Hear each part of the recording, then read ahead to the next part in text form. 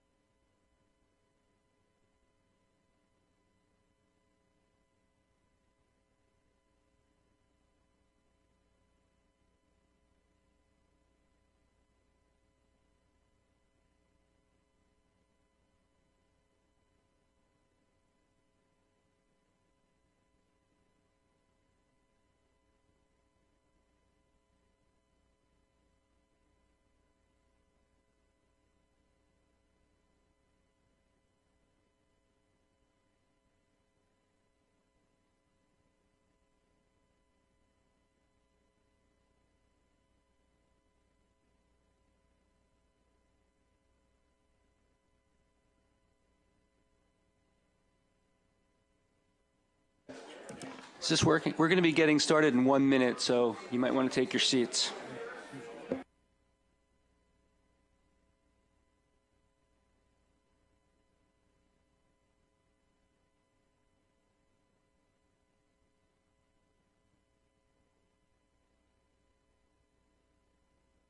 Go live at 6:30. Hey, Hans.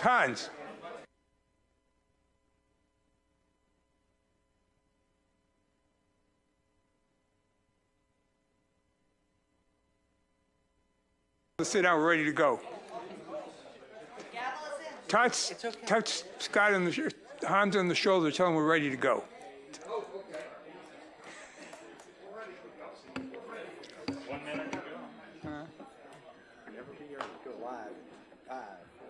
Here we go. Okay, it's 6:30. September 11, 2023 regular meeting of the Malibu City Council is now called to order on account of the ongoing COVID-19 pandemic. This meeting is being held in hybrid format that allows members of the public to participate in person or remotely via Zoom webinar. In-person participants, if you'd like to speak, please submit your request to speak form to the clerk. Remote participants, if you'd like to speak, please join the Zoom webinar meeting. Print it on the agenda and raise your hand in Zoom when the item you wish to speak on is called. May we please have a roll call? Councilmember Grisanti. Here. Councilmember Riggins. Here. Councilmember Stewart. Here. Mayor Pro Tem Urine. Here. Mayor Silverstein. Here. You have a quorum. Great, thank you. Can we get a volunteer to lead us in the Pledge of Allegiance? Maybe somebody from the Daughters of the American Revolution? Thank you. They'll all do it. Allegiance to the flag of the United States of America and to the republic for which it stands, one nation, under God, indivisible, with liberty and justice for all. Thank you so much. Okay. May we please have a closed session report? Yes, Mr. Mayor. At 5:45 p.m., the City Council convened an open session and then recessed to closed session for the items listed on the posted agenda. All 5 council members were present and no reportable action was taken. Okay. May we please have an approval of the agenda? Before we do that, though, I would like to propose that we adjourn this Mayor, evening. Would Yes? you also like to have a report on the posting of the agenda? Yes, I missed that. Thank you. The agenda for this meeting was properly posted on August 31st, 2023, with the amended agenda posted on September 8th, 2023. Thank you so much, Kelsey. So I'd like to propose that we amend the agenda to adjourn in memory of those who perished in the terrorist attacks on this day 22 years ago and in the days that followed from injuries incurred on that fateful day, in honor of their families and friends and in gratitude for the heroes who put the safety of others ahead of their own to rescue, protect, and later defend those in harm's way and the entire population of this great nation. I'll second that. So can we get a motion to approve the agenda with that I'll make a motion to dedication? I'll second. Great. Can we have a roll call, please? Mayor Pro Tem Urine. Yes. Councilmember Riggins. Yes. Councilmember Grisanti. Yes. Councilmember Stewart. Yes. Mayor Silverstein. Yes. Motion carries. Thank you. So, it's odd. There was a time when we wouldn't have thought of having a meeting on 9/11, but just in time, I guess time heals wounds. We start off with a proclamation declaring September 17th to September 23rd Constitution Week. So I'd like to invite Beth Grimes and the Daughters of the American Revolution to join me at the podium.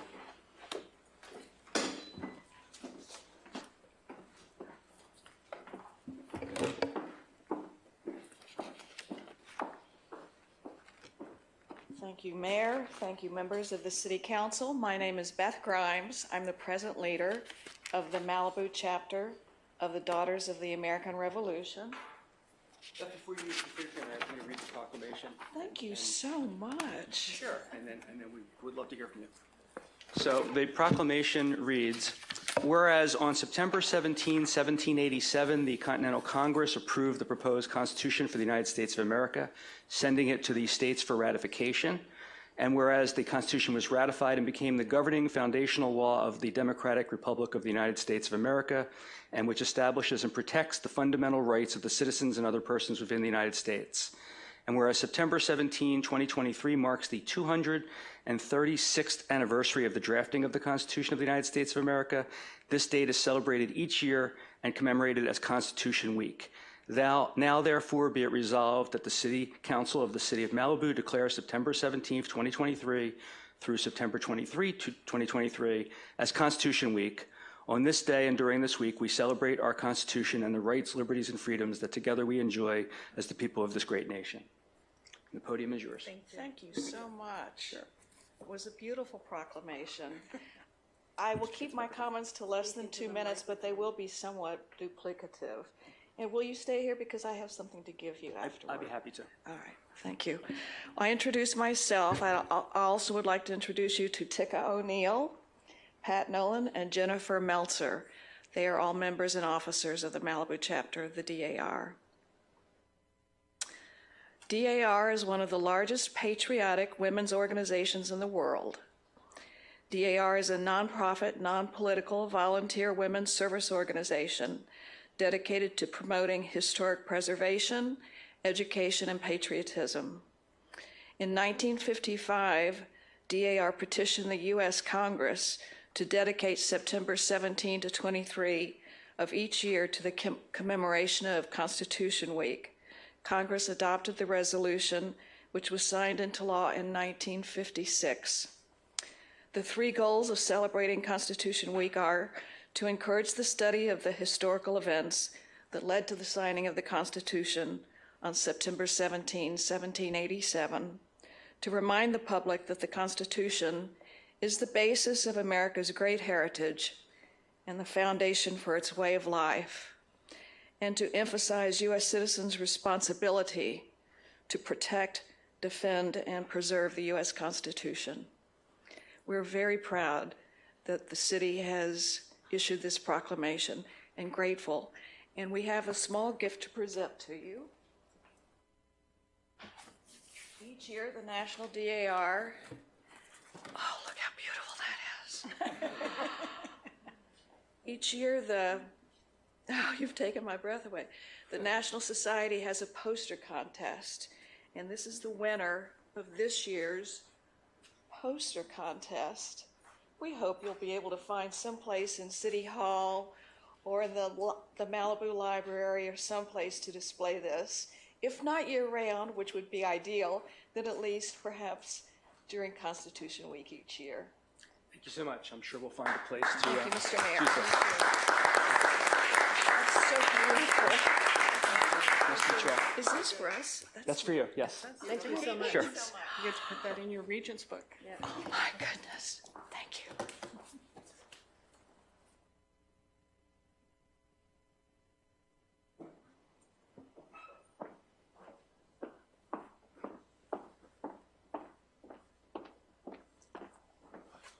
It's always a pleasure to be able to honor a worthy cause. Okay, so next is the presentation on fire season preparedness. Public Safety Manager Susan Duenas will present. Thank you. Good evening, Mayor and Council.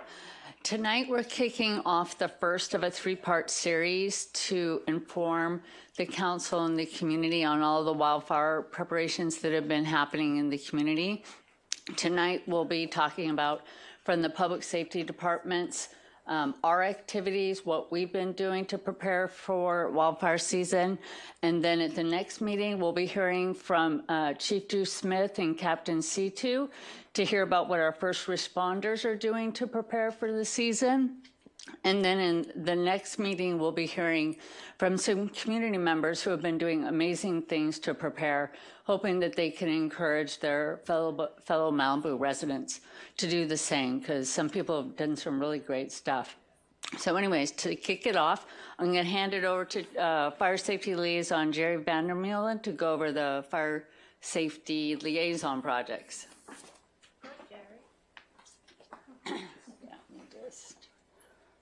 Forward. Oh. There we go.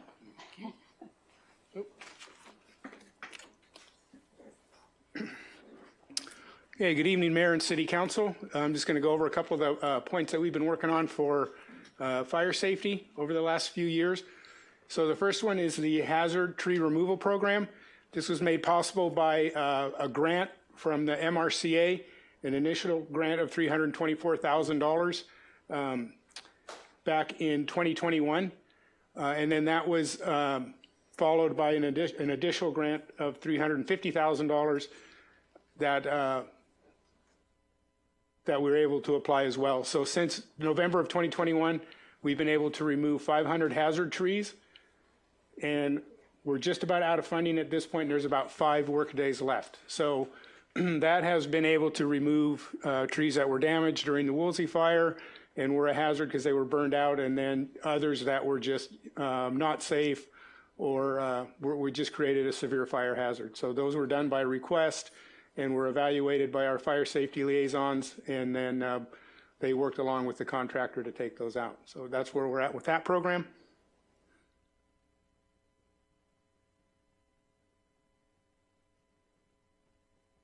Okay.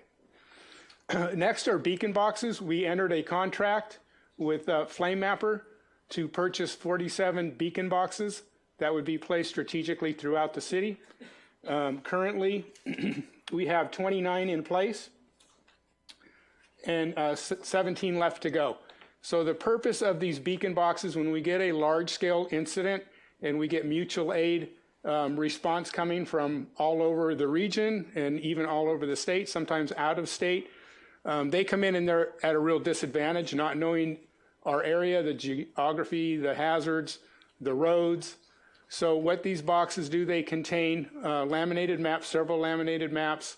They have a QR code that can be scanned, and they also have flash drives in them that these mutual aid responding companies can open those boxes, and it provides important information that they need to know before they go into hazardous areas.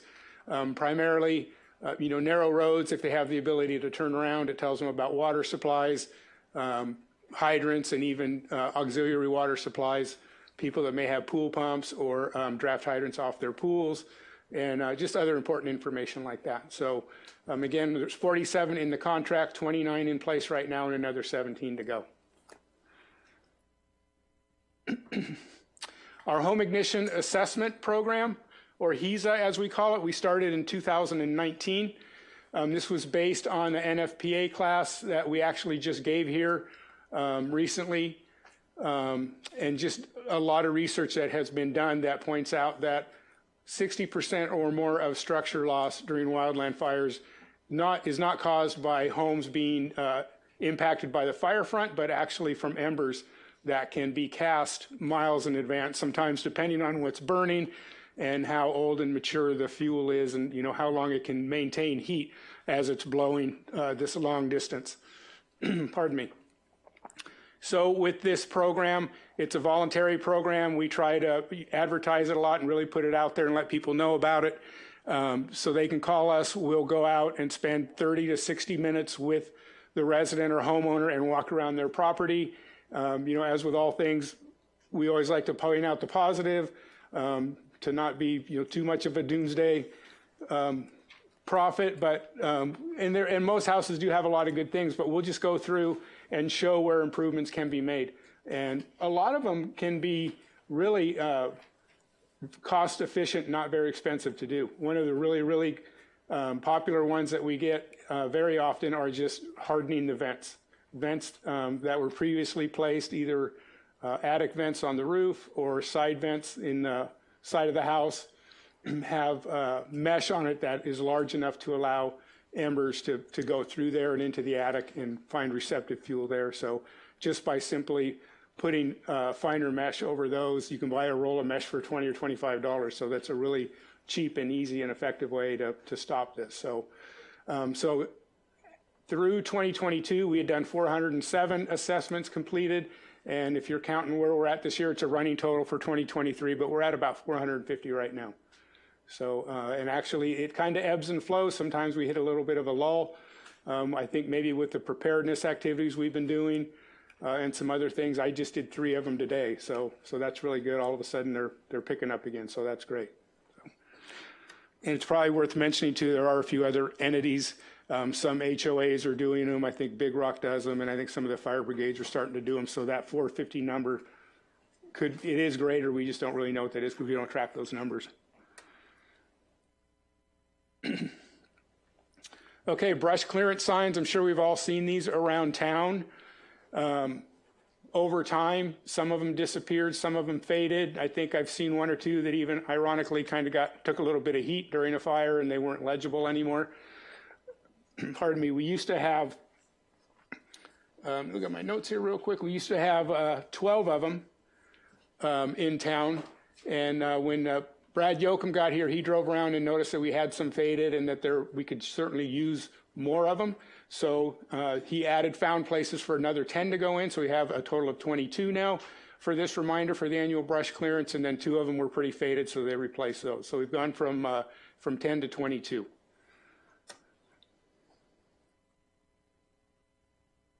Okay, and then the last one I have is the brush clearance that we did here at City Hall. The hill here on the west in the parking lot.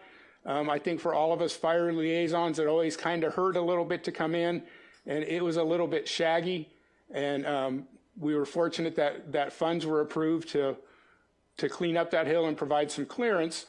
So one, it makes us feel better. 2, I think it's a living proof that you can do work and be fire safe, and it still looks good.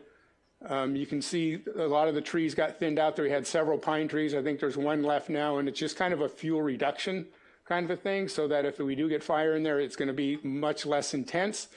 And then I'm not sure if you can see it, but there's a little blue building. It's not a house. It's an outbuilding or a studio apartment or at the top of the hill there, and you can see the before and after the clearance that we really provided for them. So, and that's the way it should look, and so we're just hoping that's a model that folks will see when they come in here, that not only are we out helping people and encouraging people, but we're living by it as well. So that is all I have on mine, and I'm going to turn it over to our Emergency Services Coordinator, Sarah Flores.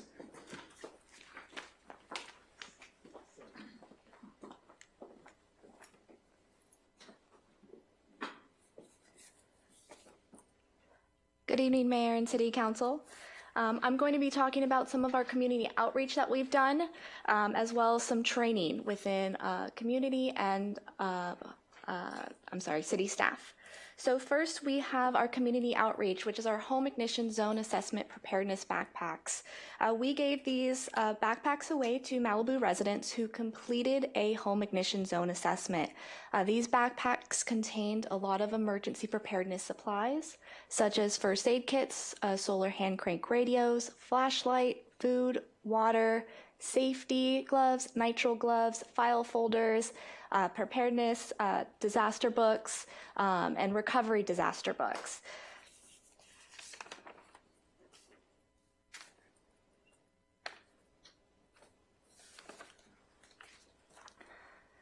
So this is our 5th annual Public Safety Expo that we conducted in June of 2023. This was one of our largest public safety expos that we have done to date. We had a total of 39 vendors, emergency preparedness vendors and public safety vendors. We also had 2 presentations, Ron Durbin from the Los Angeles County Fire Department Forestry, and Armin Sarjan, the Community Relations Outreach Analyst from the California Department of Insurance. In 2024, we are looking to expand our Public Safety Expo by adding more vendors as well as a new location.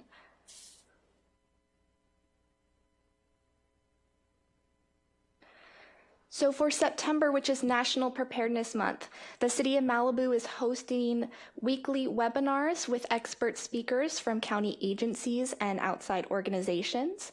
They will offer valuable guidance and answer questions on types of hazards that Malibu faces and how to prepare for those hazards. Some of the presentations include tsunamis, wildfires, earthquakes, and active shooter incidents. Our next speaker is scheduled for this Thursday, September 14th at 6 p.m. via Zoom. The information and Zoom link are posted on our city website under the Public Safety Department National Preparedness Month. The events will be recorded and posted on our website for future review.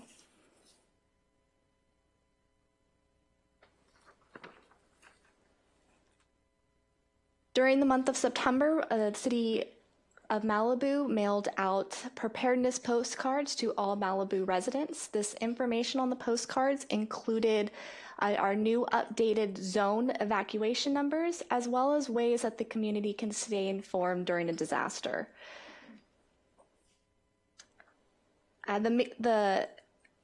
During wildfires, earthquakes, or severe winter storms, Malibu may experience widespread, long-lasting power, landline phone, cell phone, and internet service outages.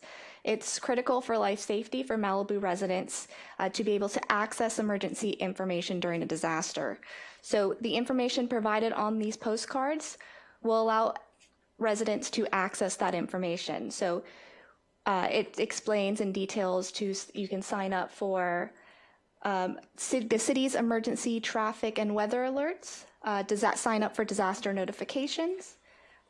Emergency alerts from LA County. Follow the city on social media. Monitor local news using battery, solar, and hand crank radios, which can be used when power and internet outages occur. You can download the PulsePoint app. And in the event of a large-scale disaster, the city will set up information stations, which will be located around the city at strategic locations.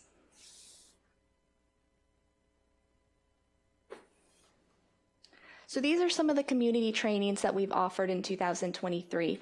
We've offered 2 National Fire Protection Association trainings, assessing structure ignition potential from wildfire training, and 2 community emergency response team trainings. These classes provide important information to the public on how they can protect their homes during a wildfire and how they can be prepared for disaster. There were approximately 54 total participants in the Fire Protection Association training and 18 total participants in our CERT classes.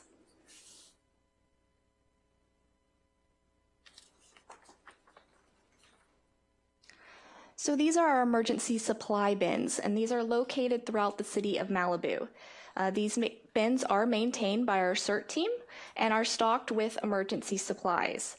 Some of these bins can serve as the information stations, providing the emergency information during a large-scale disaster.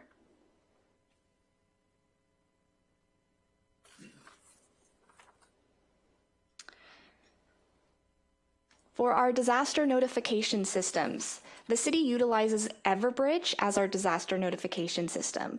For September Preparedness Month, the city is sending test messages every Thursday at 5 p.m. to one of the Malibu's evacuation zones. Last Thursday, our first message was sent and delivered to approximately 4,000 people. And the next one will occur this upcoming Thursday at 5 p.m. as well.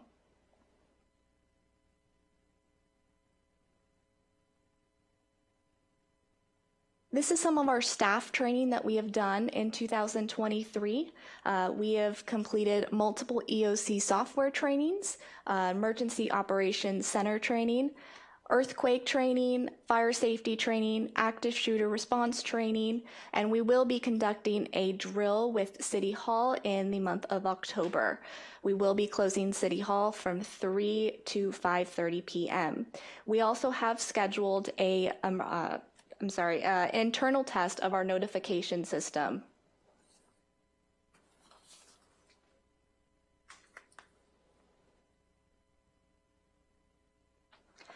I'm going to hand it back over to our Public Safety Director, Susan, to talk about our Zero Power Plan.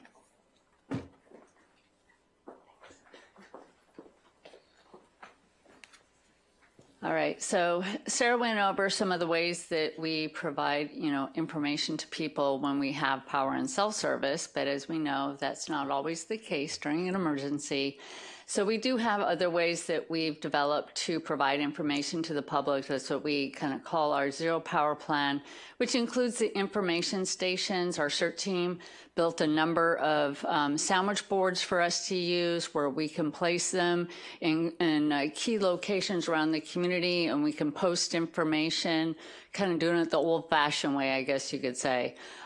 Or we could post informational posters. I don't know how many of you recall, but at the beginning of COVID, pandemic, we were doing that at all the grocery stores. We were posting information because we wanted to make sure that everybody was getting the information they needed, and we can do that in any emergency.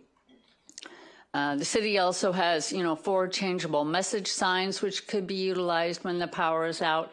And after Woolsey, we also invested in a bunch of bullhorns and flashing lights that we could put on city vehicles. So if we need to send staff out in our fleet vehicles to assist with anything, we have the appropriate emergency equipment to put on the cars so they can do what they need to do. All right, we also launched the Zone Haven Evacuation Program, which is, we launched a zone program some time ago. As you recall, we had zone 11 through 14. But then after that, the county decided to also launch a zone program, which ended up superseding our program. And they originally contracted with a company called Zone Haven. So it was called Zone Haven Evacuation Program. And they changed the numbering on the zones slightly because now it's a countywide program. So they had changed ours to MAL for Malibu, C for city, and now our numbers are 111, so 111 through 14. So similar, but a little bit different.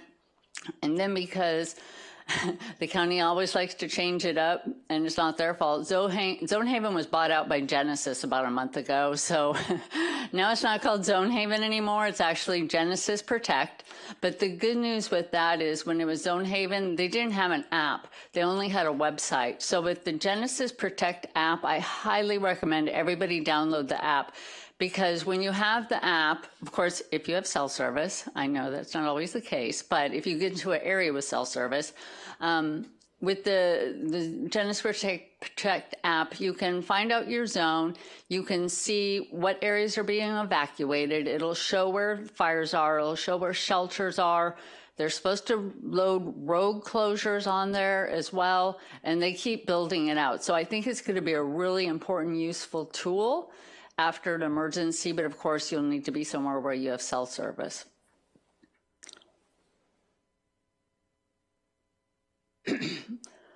All right, and although homeless outreach is a humanitarian thing, but as we all know, there's a public safety side to it. So when it comes to fire season, we work very hard to make sure that we do not have encampments in the hillsides. We already know that that is a problem. We've had numerous fires in the past with encampments in the hillsides. So we are already constantly monitoring the hillsides and trying, to make sure that no encampments are building up in the hillsides. And then in some of the areas that are not even our jurisdiction, because some of our problem areas are just outside the city, we are working with our county partners. In fact, I was in communication with the Sheriff's Host team just yesterday. They are starting to ramp up their efforts. And then along with this, when our live fuel moisture gets down to 65%, we will probably declare a local emergency that will enable us to more easily remove encampments from the hillsides. We did that the last 2 years, and it was very helpful to us. So we will do that again this year when we get to that point. All right, we also have a number of new initiatives, and I was going to tackle this one, but I asked Jerry, since he's much more versed on this, I'm going to let him explain these new initiatives, these particular ones, and then I'll be back. And just, I didn't mention it before, but we have our other 2 fire liaisons here as well, Brad Yoakum and Gabe Etcheberry, so if you could just stand up. These guys are all the best, let me tell you.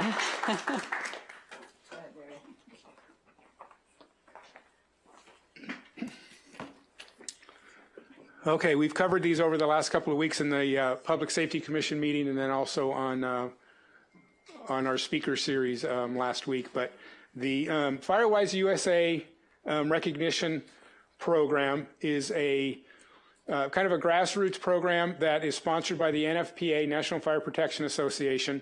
And what it does, it provides a framework for neighborhoods or small communities to establish this FireWise community to work together on wildfire safety and resilience. So what this does, we spoke earlier about our assessment program, and those are individual homes that we're looking at. And what this tries to do is bring those homes together and those communities together and spreading that out so that to get more people involved.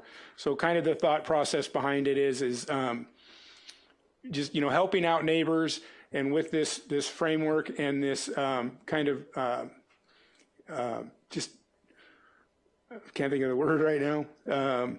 Anyway, just being more formalized, it's just going to bring people together is kind of the thought process of it. And there is a 5-step process that you go through. The neighborhood or the community is evaluated. A risk analysis is done. And then based on that risk analysis, you do a 3-year plan on how you're going to deal with the risk and the hazards that are found. And that just really helps. And even the 3-year plan that you do, there's an education component. There's a, you know, hardening your home component. There's a fuel reduction component. So all those things, again, the hope is to bring people together and work together. It does not cost any money. The really only restrictions are there has to be a minimum of 8 homes, a maximum of 2,500. So any community could do this. It could be already in an organized HOA, POA. It could be a mobile home park. It could be a condominium complex. It doesn't matter. In communities that don't have an HOA or any kind of a defined boundary or anything, if you have a group of interested people, you can draw your own boundaries by streets or geographical boundaries or whatever you want to do and declare that your area. Like I said, it doesn't cost money, but what you do have to do is every year, every dwelling within that project site or that Firewise project site, every dwelling has to contribute a whopping 1 hour of work toward fire hardening their home or doing defensible space or doing something to improve. So that's really not a lot, 1 hour. The one thing though to consider is you're probably never going to get 100% participation. So if you have a Firewise site with, let's say, 100 homes and 25 are participating, then those 25 would have to do 4 hours worth of work because you have to show an hour for every dwelling within your what you have defined. So, but even 4 hours isn't a lot. So that's the only really ongoing thing. It's really catching on right now. We went to a wonderful seminar in Camarillo put on by Ventura County Fire and heavily supported by CAL FIRE, who runs it here in California. So it's really taken off. I think we are a city and a community that is really ripe for it. And I would like to recognize Big Rock. That became our first Firewise community. They did it in 2019. And just last year, Malibu Country Estates right next door here by Pepperdine also became a Firewise community. So kudos to them for kind of leading the way on that. We really want to encourage communities to do it. And as a matter of fact, CAL FIRE has made all 3 of us regional coordinators. So we're going to be heavily, advertising and trying to get folks involved in this. And we'll be able to help through the process. So that's Firewise communities. The Fire Risk Reduction Community List, I can't ever say, it's a tongue twister for me for some reason. The Fire Risk Reduction Community List is put out by the California Board of Foresters, and they're required to do this. And communities are on this list have met certain criteria. There's certain things that they can do. For instance, one of the things is the safety element in the general plan is one of them that has to be reviewed by them. And if they sign off on it, that's one of the criteria you have to meet. One would be, even though we're a declared very high fire hazard severity zone by CAL FIRE, that we would do our own ordinance, basically piggyback onto that, declaring that we're a very high fire hazard severity zone. So those are a couple of things that they're looking at or that they require, and we're going to look at that and see if we can accomplish that as well. That became it became law basically in 2020 that they needed to establish that. In July of 2022, they established the first list that had 4 cities, I think 3 counties, and a couple dozen special districts and fire departments. So it's pretty small right now, but it's the very first one they had. They do update the list only once every 2 years, so every even year. So January of 2024, the application period will open. It closes April 1st. So we're trying to get ahead of the curve on that and see if we can meet some of that criteria and become a fire risk reduction community and get on that list. Why do we want to get on that list, you're asking yourself right now? Well, one thing it'll do for us, it kind of puts us to the top when we apply for CAL FIRE grants. It puts you to the top of the list, because I think I kind of liken it to a city or an agency version of the FireWise community for neighborhoods. It's just showing that we're being proactive, that we're doing what we need to do to become more fire safe, and kind of the reward for that is when you're asking for grant money and you want to do some things, you're kind of getting put to the top of the list. So that's one of the really big reasons we want to do it. And not only does it help once you're on the list, but if you're working toward getting on the list, that even helps you for grant money for that as well. So that's something we'll be working on. And then the next one, subdivision review program, kind of ties back into the fire risk reduction community. So CAL FIRE was required to go through and throughout the whole state, and in our county here, for us, it ends up being LA County Fire Department helping them, but they had to identify subdivisions of 30 or more homes in a very high fire hazard severity zone that only have one means of egress, access or egress. So they do a little 4-page report, and we found that we have 4 in the city. Our 4 are Big Rock, Rambla Orienta, the top of La Costa. They call it Principio, which would be Malibu West. And then the last one is Upper Trancas. Those are the 4 we have. And then in addition, Corral Canyon obviously has been identified as well. So one of the criteria that I mentioned for the fire risk reduction community list, to get on that list, one of the criteria is to address these subdivision areas in our community that that we need to address and work on. Some of the things you need to do on there, of course, all of them, the first suggestion is put in a secondary access egress, which probably isn't going to work in any of the places. But we can also, there's signage you can do, assist the communities with evacuations. That's it, I think. So that's all I have. Susan?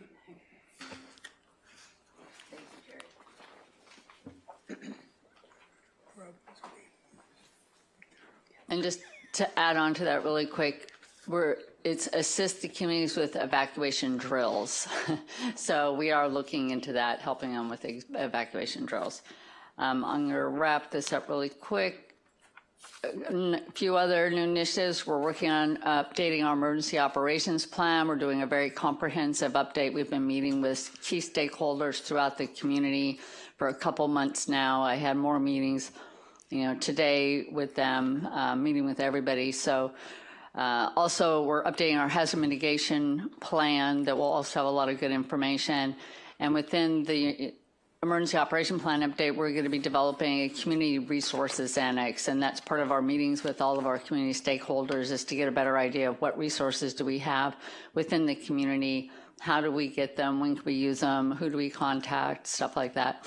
And then also developing a critical infrastructure annex that looks at critical infrastructure and helps us to be better prepared to deal with infrastructure disruption.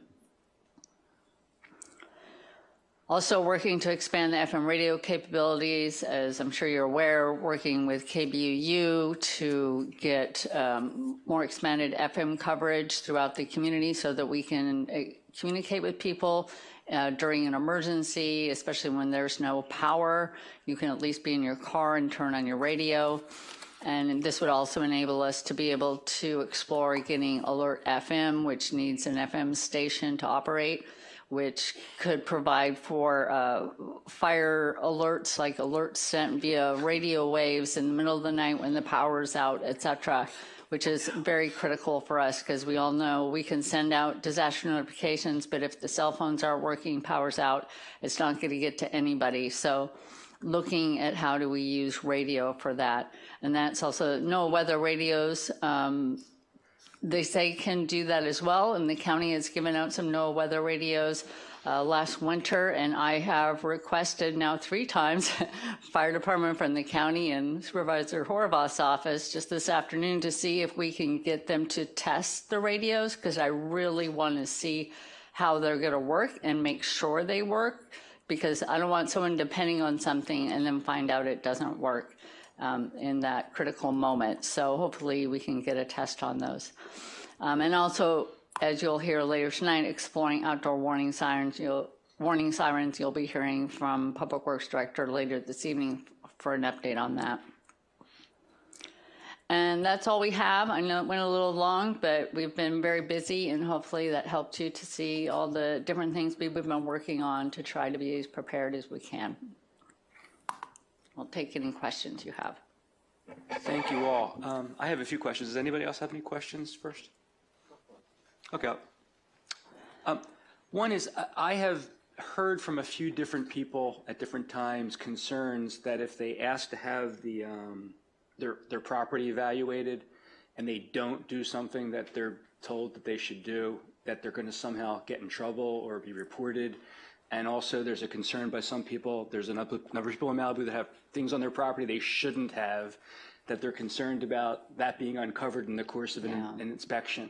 Are these inspections done, like in an off-the-record, nobody goes back and records anything basis, or are those concerns founded? I'm sure the guys can, I hear that concern a lot, and they always tell people they can write up a recommendation, or they could have nothing written down at all.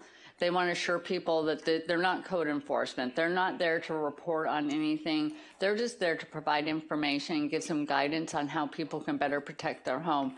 And if someone wants a written report, fine. If they don't have to have one. Let me see, did I leave anything out on that? But that's pretty much the case, right? Yeah, generally, most people do want a written report, but we just ensure that. Oh, sorry.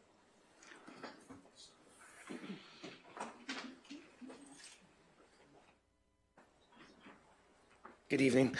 Yeah, generally, most people do want a written report that we email out to them once we come back to City Hall. But there are some people that do not want a written report, want to take their own notes. But the key thing that we do is we tell them, look, we're just reiterating what the fire code talks about and what national best practices are. And none of this is enforceable. So that's a key item.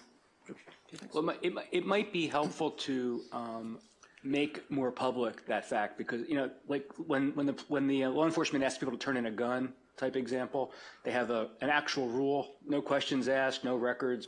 If we had something like that, it might encourage more people to ask for this service.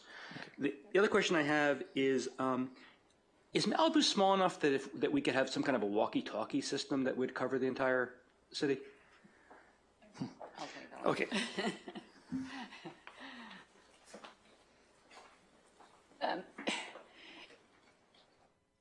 Yes and no. I mean, walkie-talkies are line of sight for the most part, right? And Malibu, the whole problem we have are all the ridge lines and the coves. And so I guess in theory, you could have a whole string of walkie-talkies, from one person to another. You could, but it's probably not very efficient. That's fine. Okay. So that's why we put a radio repeater up on, Castro Peak, and our CERT team is working on something that's a little bit more robust than just a walkie-talkie. Okay, and the last question I have is that picture of the brush clearance that was done around City Hall, and for other people to do that, are there any erosion issues that are that are on the other side a problem from right, and that was taken into consideration. I don't know if Brad, if you want to take that, because Brad here, I don't know if you know this, but he was 14 years in forestry. He's our plant guy. He's a plant nerd. He would never do anything that would cause erosion, but. Because I actually see that hill, and there's another house up there that's always eroding. Right.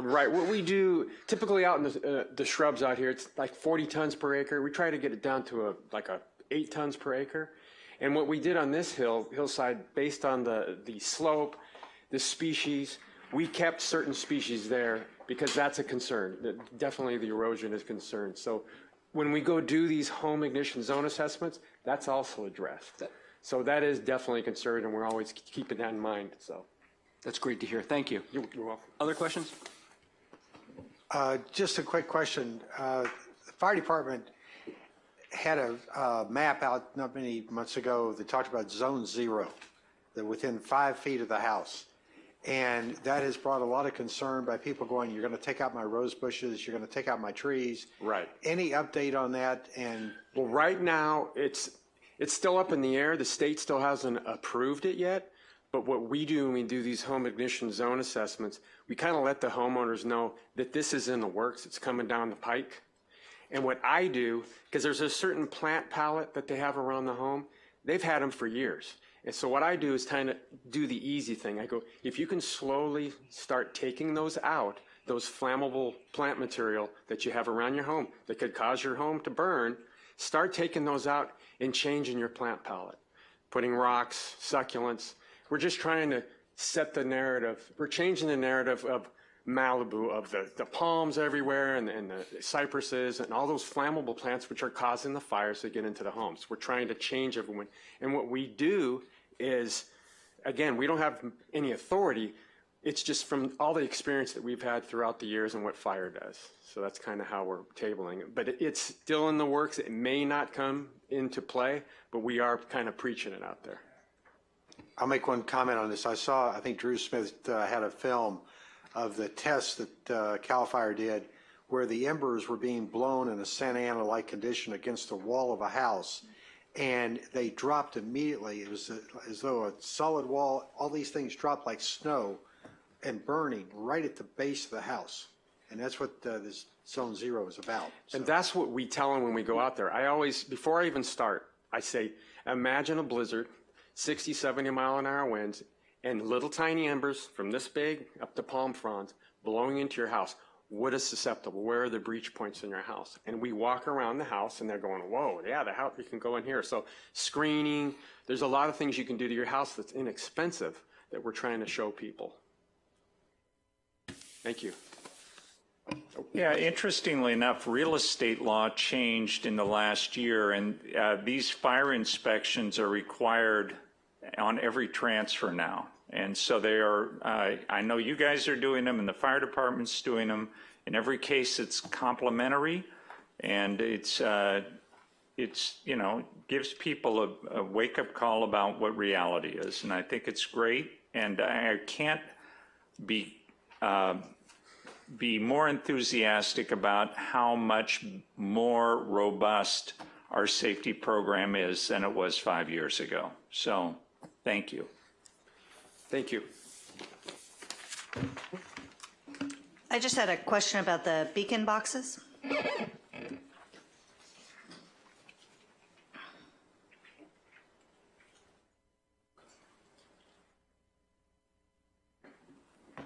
Yes, ma'am. So the question I have is just, what's the outreach that we've had to our mutual aid partners and even to our local fire stations?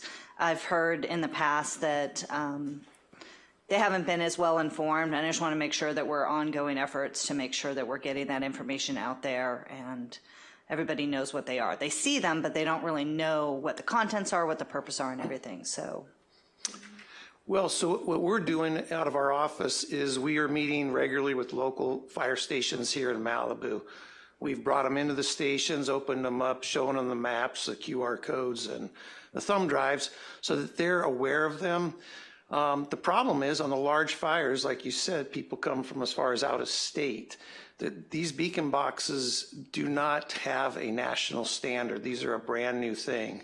So it's very difficult for outreach to go to Phoenix, Arizona and say, if you come to a fire in Malibu, you might find these red boxes.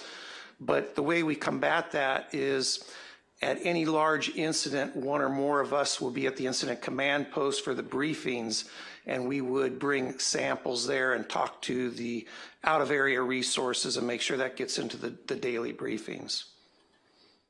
Yeah, the only other thing is news story. You know, you've got a news story from Malibu, we're going to get on the news. So just outreach we can do to any of the local news stories and national news, I think that would be a great aid in getting that information out. Maybe even, you know, get somebody to Instagram it or Facebook, someplace like that. Okay, thank you. We'll get that. Okay, another question. I hope all the residents are paying attention to this. There was a big meeting. We have this business roundtable last Friday or whatever date it was, and the topic of fire was a big major topic at that meeting, and everybody had different ideas of what they can be doing, and I don't think most of the people understand the effort you guys have put in. I know Susan's done everything except go door to door to every host of lumping up the people that won't do something. So I appreciate what you've done. Thank you very much, all of your team. I think you have made a major difference in protecting us in terms of where the next fire is coming from. So just thank you very, very much. We owe you a big round of applause for that one. Thank you. Thank you. I'd say thank you for supporting me and helping me grow my team, because without everyone back here, I couldn't do it, that's for sure. So. Okay, thank you very much. Okay. So, and for everyone in the public, this is an important subject, so sorry that we took so long, but it is an important subject. Hopefully, in the future city presentations, though, on other issues will be not quite as long. That takes us to another presentation. Environmental Sustainability Director Yolanda Bundy will present on coastal vulnerability. Thank you. Good evening, City Council. We would like to present a brief summary to our Coastal Vulnerability Assessment Project. Next slide. To provide you with the background, in 2018, City Council directed staff to conduct a coastal vulnerability assessment to analyze Malibu's vulnerability to and potential impacts of sea level rise. This project requires extensive outreach and input from the community, which is why the project was delayed during COVID-19. We are happy to say that the project has resumed, and this is our official kickoff meeting. Our next steps are to launch a robust outreach program so we can share the findings with you and with our community. Next slide. Let me introduce you to the Environmental Science Associates. This is our contract firm that conducted the technical studies. A little bit of information about this consulting firm. They have assisted over 20 coastal jurisdictions with the coastal vulnerability assessment. They are very knowledgeable about environmental codes and regulations with focus in coastal. We welcome James Jackson. He is joining us virtually. He will briefly talk to you about the status of the project, and James is a registered civil engineer and hydrologist with the firm. James, are you there? Yes, can you hear me? We can hear you. Great, thank you, Yolanda, and thank you, City Council members, for having us. I'm glad to be here to present a summary of ESA's coastal vulnerability assessment for the city. Our study includes conducting a coastal vulnerability assessment to better understand projected sea level rise scenarios and possible impacts in Malibu. We've evaluated mid-century and late-century sea level rise projections that are appropriate for community planning. Once the draft assessment report is available and approved, we will share the results with Malibu's community and seek public input. Rigorous outreach will be conducted that includes a survey to get the public's input on the coast, sending postcards to beach communities, and giving presentations. We will hold public workshops to present the results of the assessment and get the community's feedback. Next slide, please. The study evaluates several types of hazards for existing conditions and future sea level rise. These include regular tidal inundation from monthly high tides, otherwise known as king tides, or spring tides, long-term shoreline, dune, and bluff erosion, as well as temporary storm flooding and wave impacts. All of these hazards are provided by the USGS Cosmos Hazard Mapping Program. We've applied these in many jurisdictions, as Yolanda mentioned. Malibu has previously experienced impacts from coastal hazards, as indicated by the photo examples here, such as shoreline erosion at Surfrider Beach in front of the lifeguard stand, king tide inundation of coastal properties in the middle, and storm wave runoff and coastal flooding, such as during the 1982-83 El Nino. Next slide, please. So next, we mapped the Malibu coastline using several data sources to identify the location and elevation of the city's assets, such as properties, infrastructure, fire and police stations, utilities, and the environment. We will include these data in an interactive GIS web map. Next slide, please. Our technical analysis applied the asset data by overlaying each with the different sea level rise hazard maps that we collected in GIS to determine the number of assets that may be exposed. We determined vulnerability for each asset type based on the amount and timing of exposure and the sensitivity of that asset, as well as its ability to change in response to hazards. Understanding these components of vulnerability help us to understand what assets are at risk for mid or late century sea level rise scenarios. The community will be notified when the web map and draft report are accessible on the SET.edu website. Thank you very much. I'll turn it back to Yolanda. And this concludes our presentation. Please stay tuned. In the next week, the environmental group will be providing you with the workshop dates. We will also be releasing our the technical assessment, and we will have an interactive GIS webpage. Thank you very much. Any questions? Thank you very much for that presentation. Appreciate it. Thank you. Okay, so we're going to move on to communications from the public concerning matters which are not on the agenda, but for which the City Council has subject matter jurisdiction. I've been handed a list of cards. The rule is submit a card before we start, so if anyone else has one, please do it now. Also, in the past, some people have been disturbed by being cut off at the 3-minute mark. It gives me no pleasure to do that. I've had to do it to friends of mine. But what I'm going to try to do tonight is I understand the way our system works is when it gets to 3 minutes, it'll begin counting forward again, 1, 2, 3, and it'll beep every second. So we'll let you keep speaking if you have some final words to say, but they will be beeping, and you can go 5 seconds, and then we're going to stop it. So our first speaker is Joe Sikta, followed by Scott Dietrich, and followed by Hans Leitz.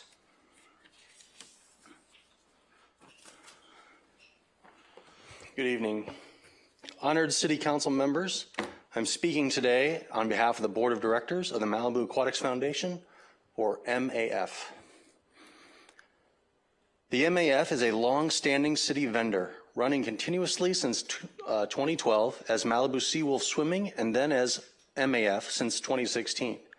Providing youth swim lessons and running the Malibu Seawolf Swim Club, as well as master swimming and aqua aerobics for adults. Our unpaid all-volunteer board is composed of individuals deeply committed to the well-being of our community and the children who participate in our programs, and have dedicated countless hours to providing these services. What's more, the MAF sourced grants and funding to keep the swim program alive after the Woolsey fire and throughout the pandemic.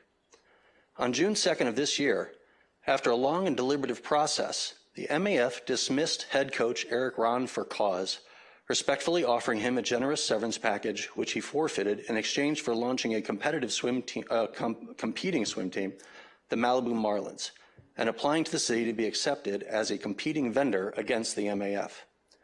It is important for you to know the decision to dismiss Coach Rahn was not made lightly.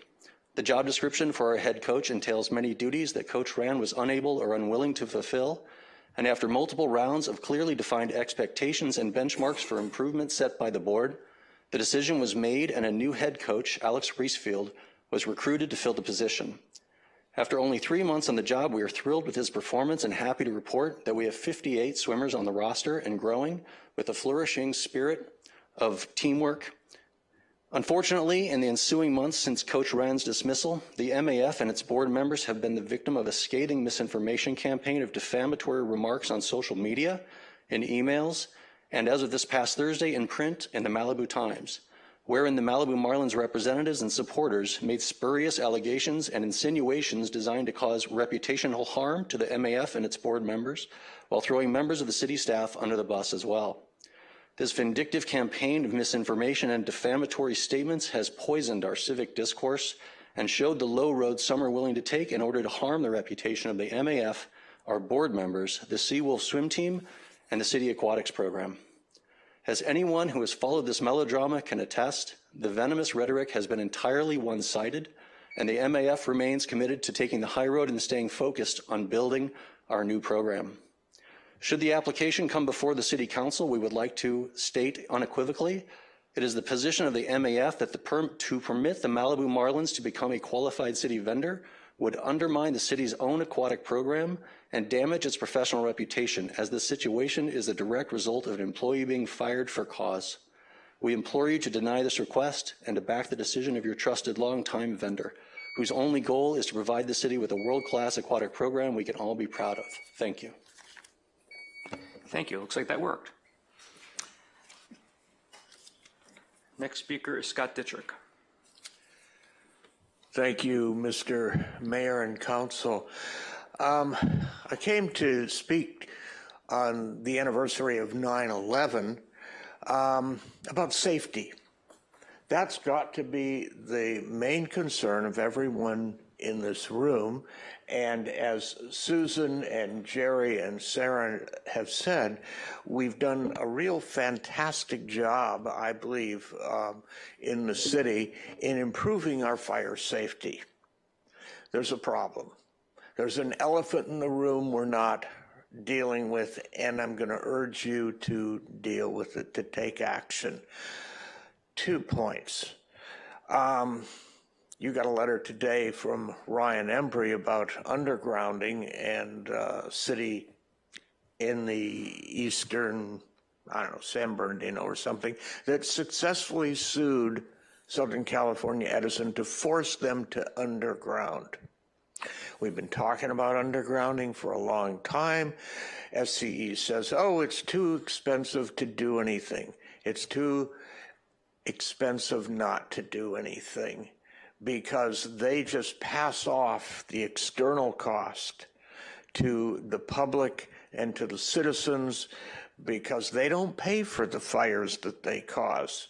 We in our neighborhood about 5 years ago had 4 fires within 2 months caused by downed power lines and by transformers blowing.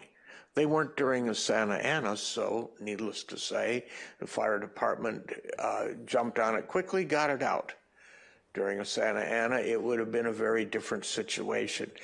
We need to just declare that we're tired of the fires, we're tired of these ugly poles, and, you know, we really need to lean on SCE and get undergrounding done, and we better do it before the next fire.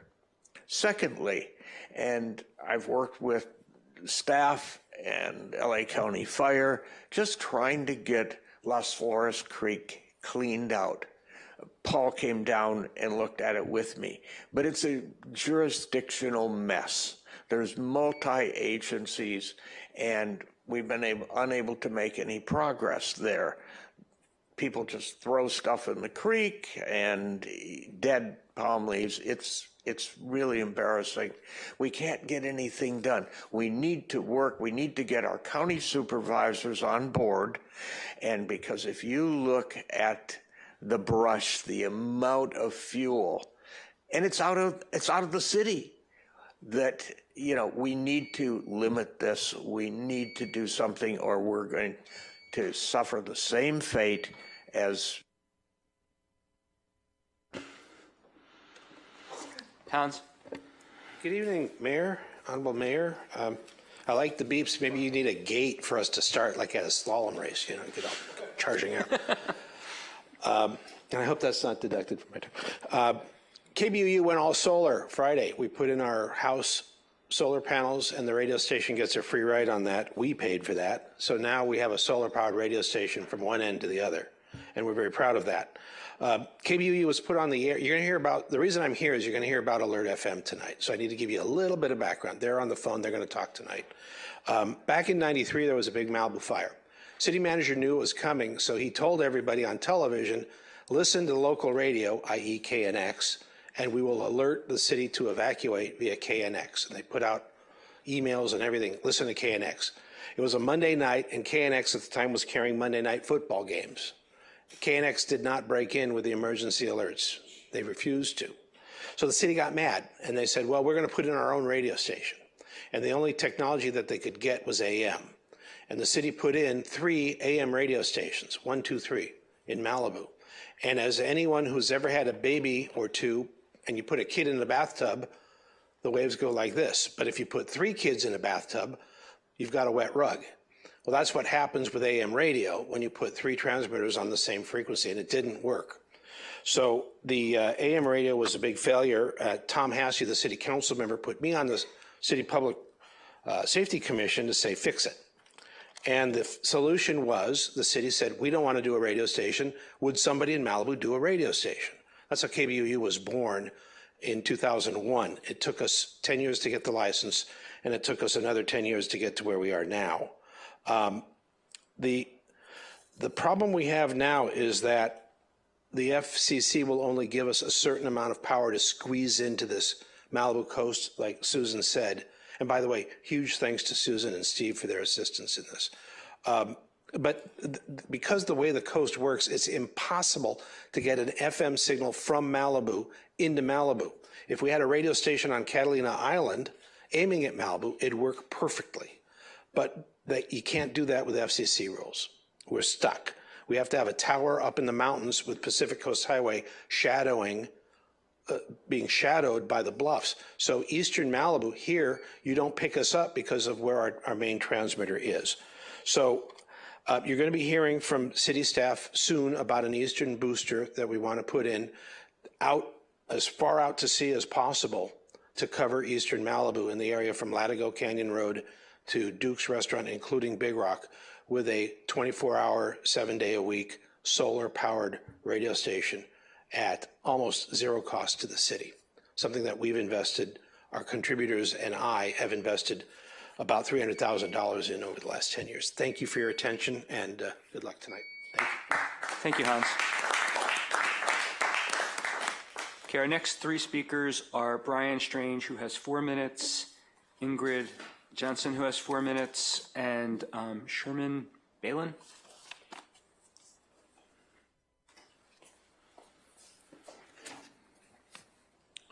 Good evening, Mayor and City Council. Thank you for allowing me to speak today.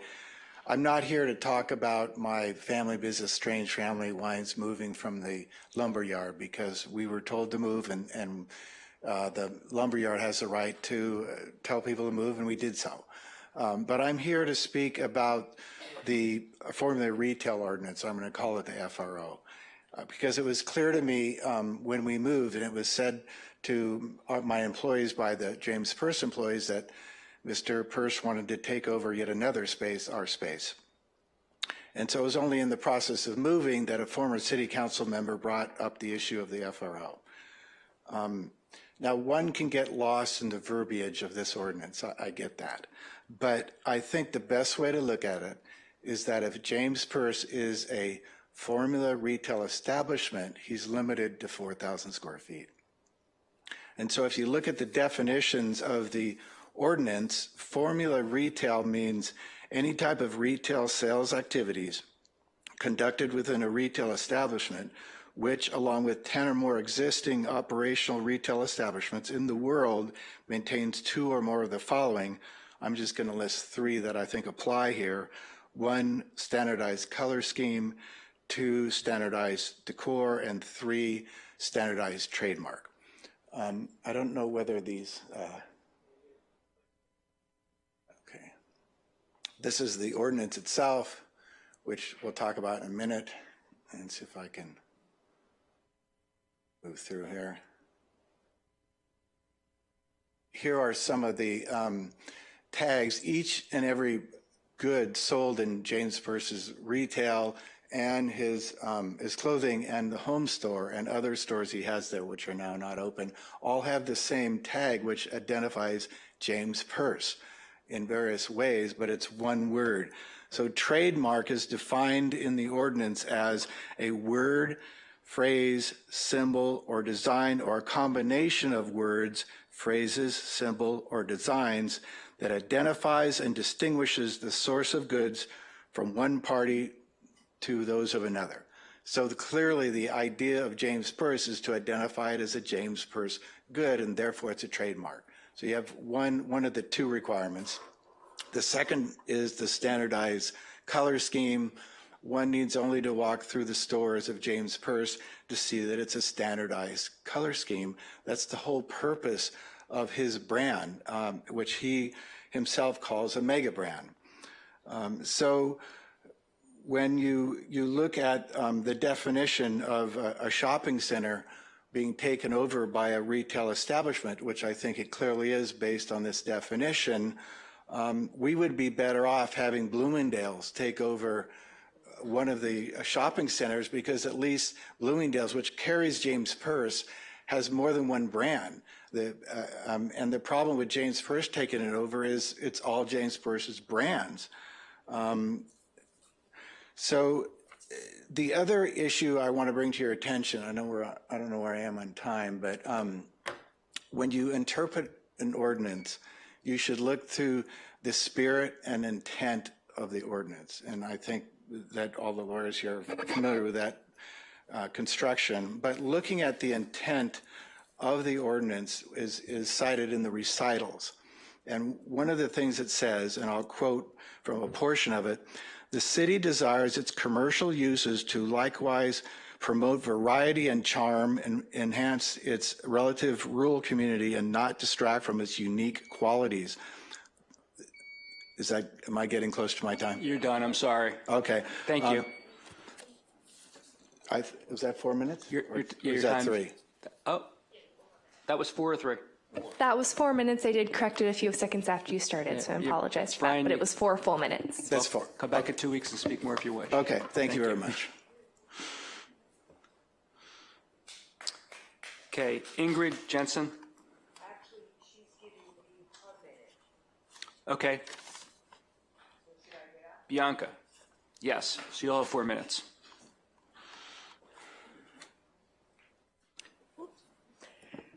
Hi, thank you very much for having me here tonight. And I have to say a few things. One, I'm really excited. The Cornucopia Foundation last month has been around for 25 years. Do you know how many times I've had to come up and speak? Anyway, we've done a lot of things. I'm here tonight to answer a few questions from the City Council a couple of weeks ago. I did email everybody, my staff emailed everybody, some of your concerns. By the way, Doug, thank you. You had really good concerns, and I hope you got the package, and I think we tried to answer each and every one of them. And honest to God, I appreciate them. I appreciate your concerns. Steve, thank you. Thank you for letting everybody know how many times there's so many people that want us up there at Legacy Park. That's not what I'm just here to discuss tonight. But I got to say, we have at least 1,000, and it's growing, and I will present that to you soon, just for the heck of it, because if I don't, they're going to get upset with me.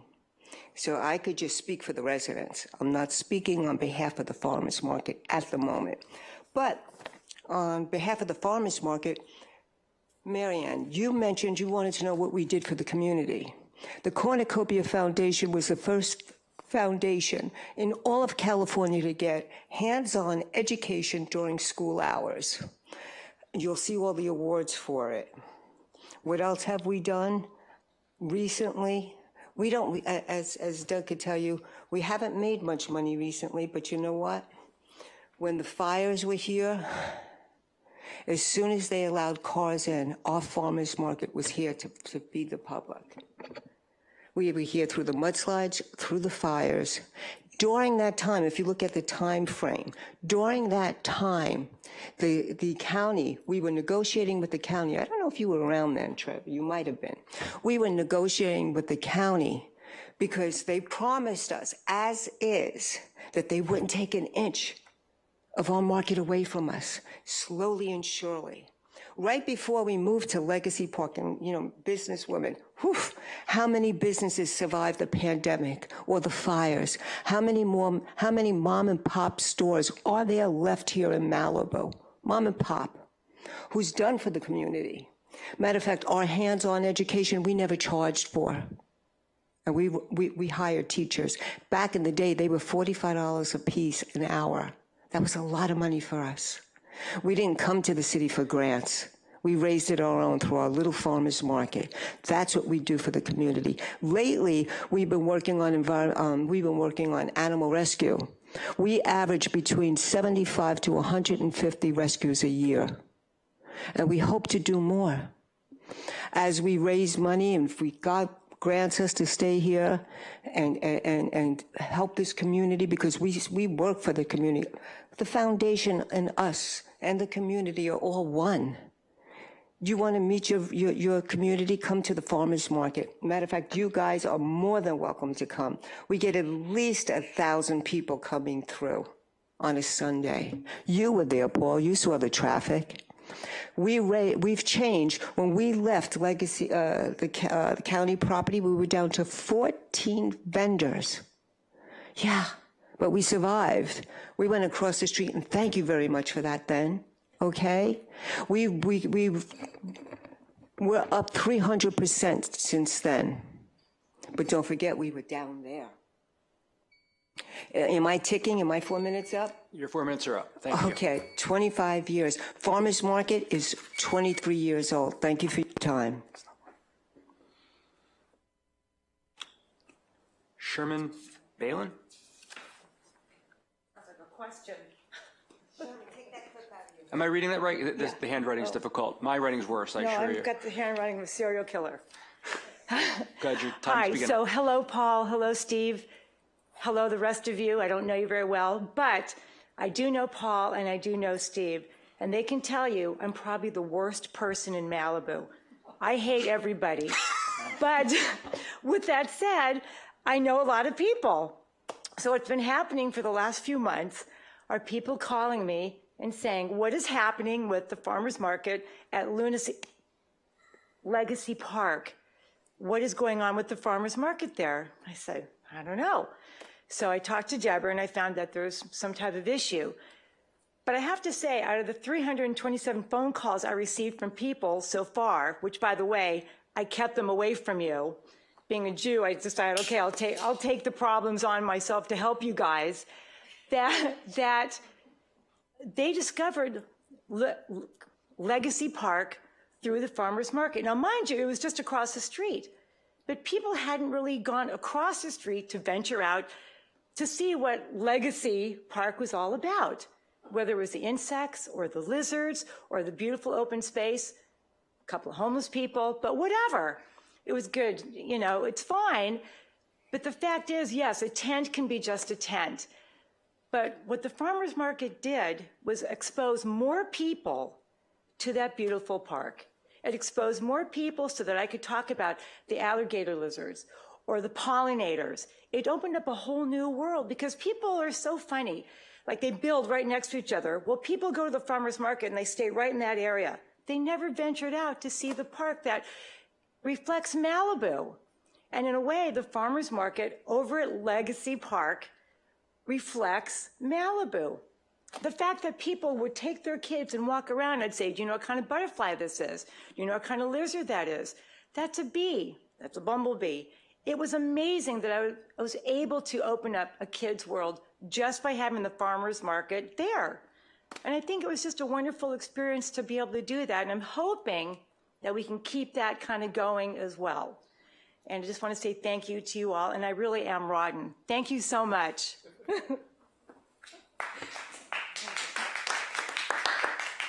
Okay, I've got no more speaker slips here. That takes us to Zoom. There are 3 raised hands. First we'll hear from Ryan.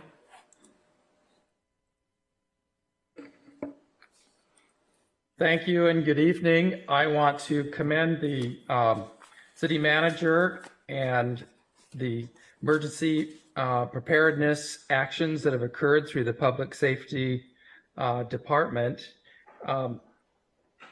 The presentation was incredible. We've achieved so much of what was established in the beginning, even before the 1993 fire, to establish neighborhood networks, to establish communications, backup plans of citizens and residents, emergency evacuation, animal rescue, and the whole 9 yards. The Emergency Preparedness Task Force, which I was on, and I did the minutes, we did a lean budget. We asked the city council for $31,000 to fund emergency supplies and so forth, which we now have today. Our city council then couldn't find the money or the will. And so our group took it upon ourselves to fundraise, and we raised money through an emergency preparedness fair at no cost to the city and funded the first emergency preparedness coordinator for 6 months and that was John Simpers, who launched the program. So it is with a big warm feeling that I say, I think, wow, I guess it's been 30 years, but we're there now, and we've accomplished this. We need to keep it going. So I want to say first, thank you for that. There was one question I had, and that had to do with the unpleasantry of having to clear out an existing encampment. And the words used tonight, Susan was very careful. She said, well, I don't know, we get to a point before dismantling an encampment. And I'd like to really have the public understand what that expectation is. Is this after the June 1st fire season or brush clearance mandate? Or what type of a delay program is there for when the public reports an encampment until the hazard is abated? I had to go through this with a nearby one that was on city-owned property, and it took a week. And I'm sorry to have badgered the city manager and Susan and the city council about it, but it still took a week, and it was a returning same person encampment with a beautiful tent, but it turned into a social relocation program, and that program took a week. So I think we need to understand that might be too long now, and the public needs to know what it is. What is that point? Thank you. Thank you, Ryan. Who's next? Matthew Straub. Yes, thank you. This is Matthew Straub. I'm with Alert FM. We're the makers of the FM-based alert and warning systems that runs the piggybacks on the FM infrastructure that's already existing in Malibu and the surrounding areas. And what I'd like to try to do is encourage you. We're being considered as an alternate under item 6A, outdoor siren systems. I'd really like to encourage you to look at bringing this out as a separate item because they're really two different activities. One is indoor alerting and one is outdoor alerting. The main reason I'm encouraging this is because in light of the Maui fires, we can bring this system to Malibu, which includes the delivery of targeted messages based on polygons that we can mirror the zones that you already have existing, to deliver fire evacuation messages, weather messages, tsunami. We are licensed with Shake Alert to deliver earthquake warning messages, and all of this can be delivered into one device that works when the cellular, internet, and the power are not available. And the reason is, so based in simple terms, we deliver these messages to the FM stations in the area, not just the ones that at KBUU, but we augment it with other FM stations from Mount Wilson down the LA area and any other stations that are needed to provide full coverage. And we deliver those by satellite. Most of those stations have some generator backup, and they're outside of the tip of the area that would be affected. So you would continue to receive messages. And then what we do is we have a receiver that is inside each home that receives text messages that are geo-targeted down to a city block if needed. It also receives FM radio. And the important thing is that these receivers work inside the house and they also have battery backup. So the worst case scenario is you're asleep in your home, power goes out, the cell network isn't working because something happened, and this device will have has a siren and a strobe light. Also, we have the ability to activate bed shakers. So what I'm encouraging is that we move this item out. We can provide the system in less than 60 to 90 days, full coverage, and deliver receivers to 5,000 households, all for the exact amount of money that the hazard mitigation grant provides today that you have available. If you wait and you just wait for the sirens to be implemented, you're going to have to go apply for new grants, and it's going to take 2 to 3, maybe 4 years to get that off the ground. So what we're proposing is that we move forward with this project. Thank you. Thank you, Matthew. Bill Sampson.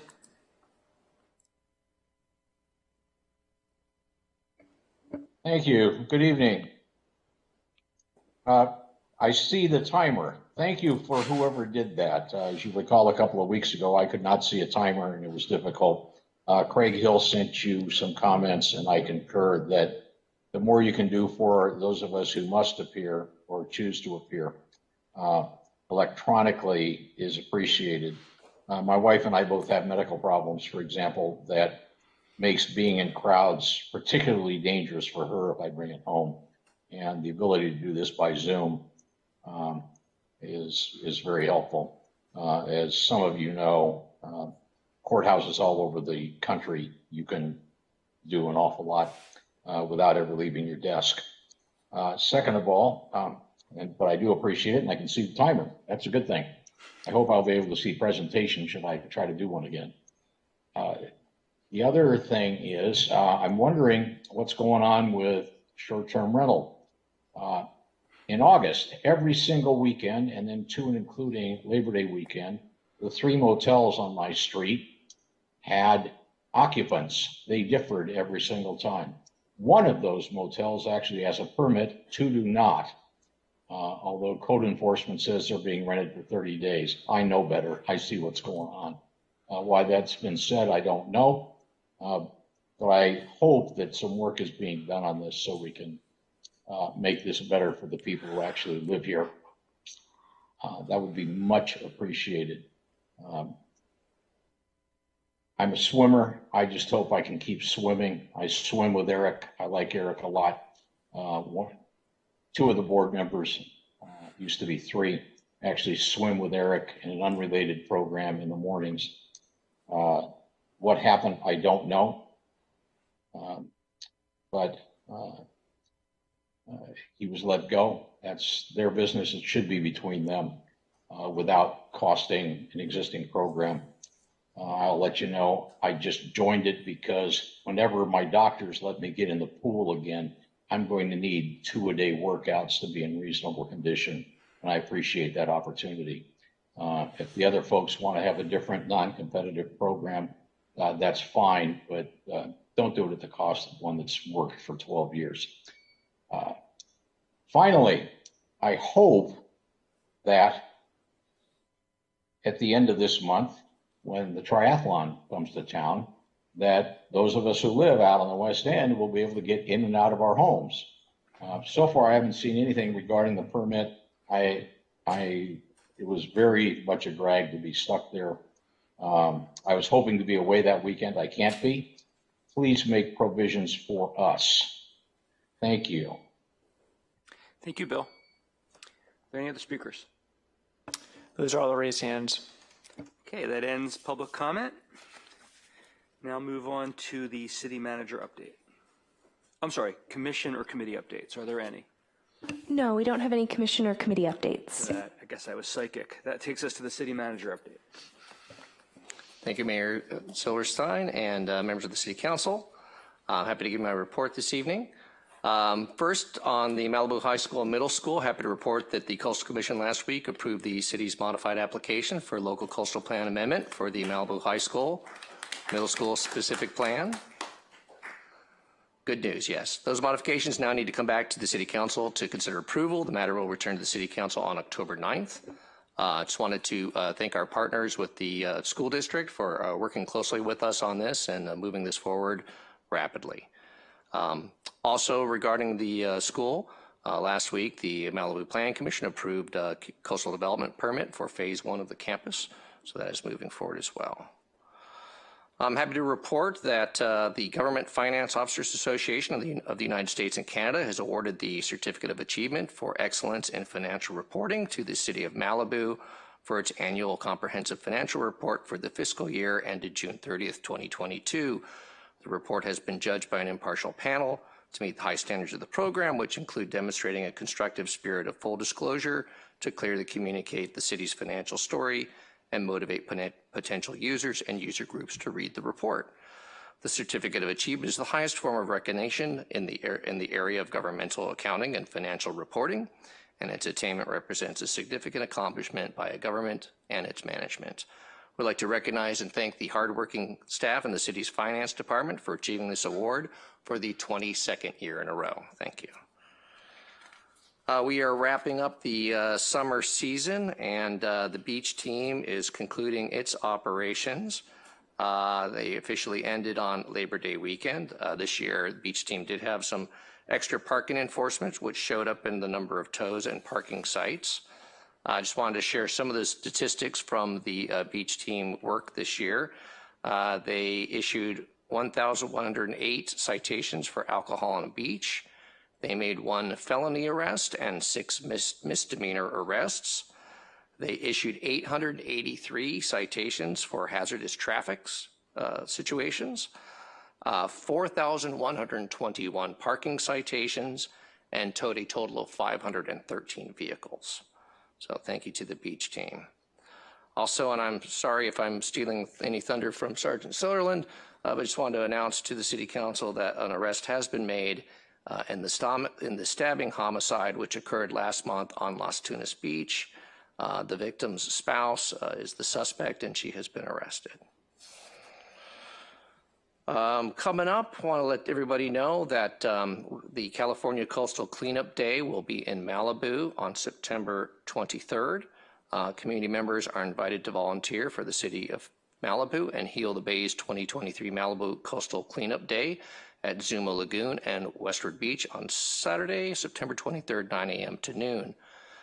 September 23rd is California's Coastal Cleanup Day, California's largest annual volunteer event when thousands of community members across the state unite to protect our beach and ocean ecosystems. The event is a great way to keep Malibu's beaches clean and protect our marine environment. Also great activity for kids to learn about environmental protection and community service. For more information or to sign up, please visit the city's website. Also want to report to City Council that we're closely watching an item that is going to be before the on the agenda for the County Board of Supervisors tomorrow. It is an item to address illegal street takeovers and racing in the unincorporated Los Angeles County area. There's a recommendation to create a task force and come up with a number of recommendations to address street racing and to report those back to the county. So we'll be watching that as to see if that goes forward, and we'll keep you reported on that as we know more. And let's see, and in terms of coming forward for next City Council meeting, we do have it's hard to believe, but we have the City Council reorganization. It's been just over 9 months since the city last elected its mayor pro tem, so that will be on the agenda for in 2 weeks on September 25th. And that is it for my report. I'd be happy to take any questions, and if not, I will turn it over to Sergeant Sutherland for a report from the police department. Does anybody have any questions? Okay, let's move on. Thank you, Mr. Mayor. Sergeant Sutherland, the floor is yours.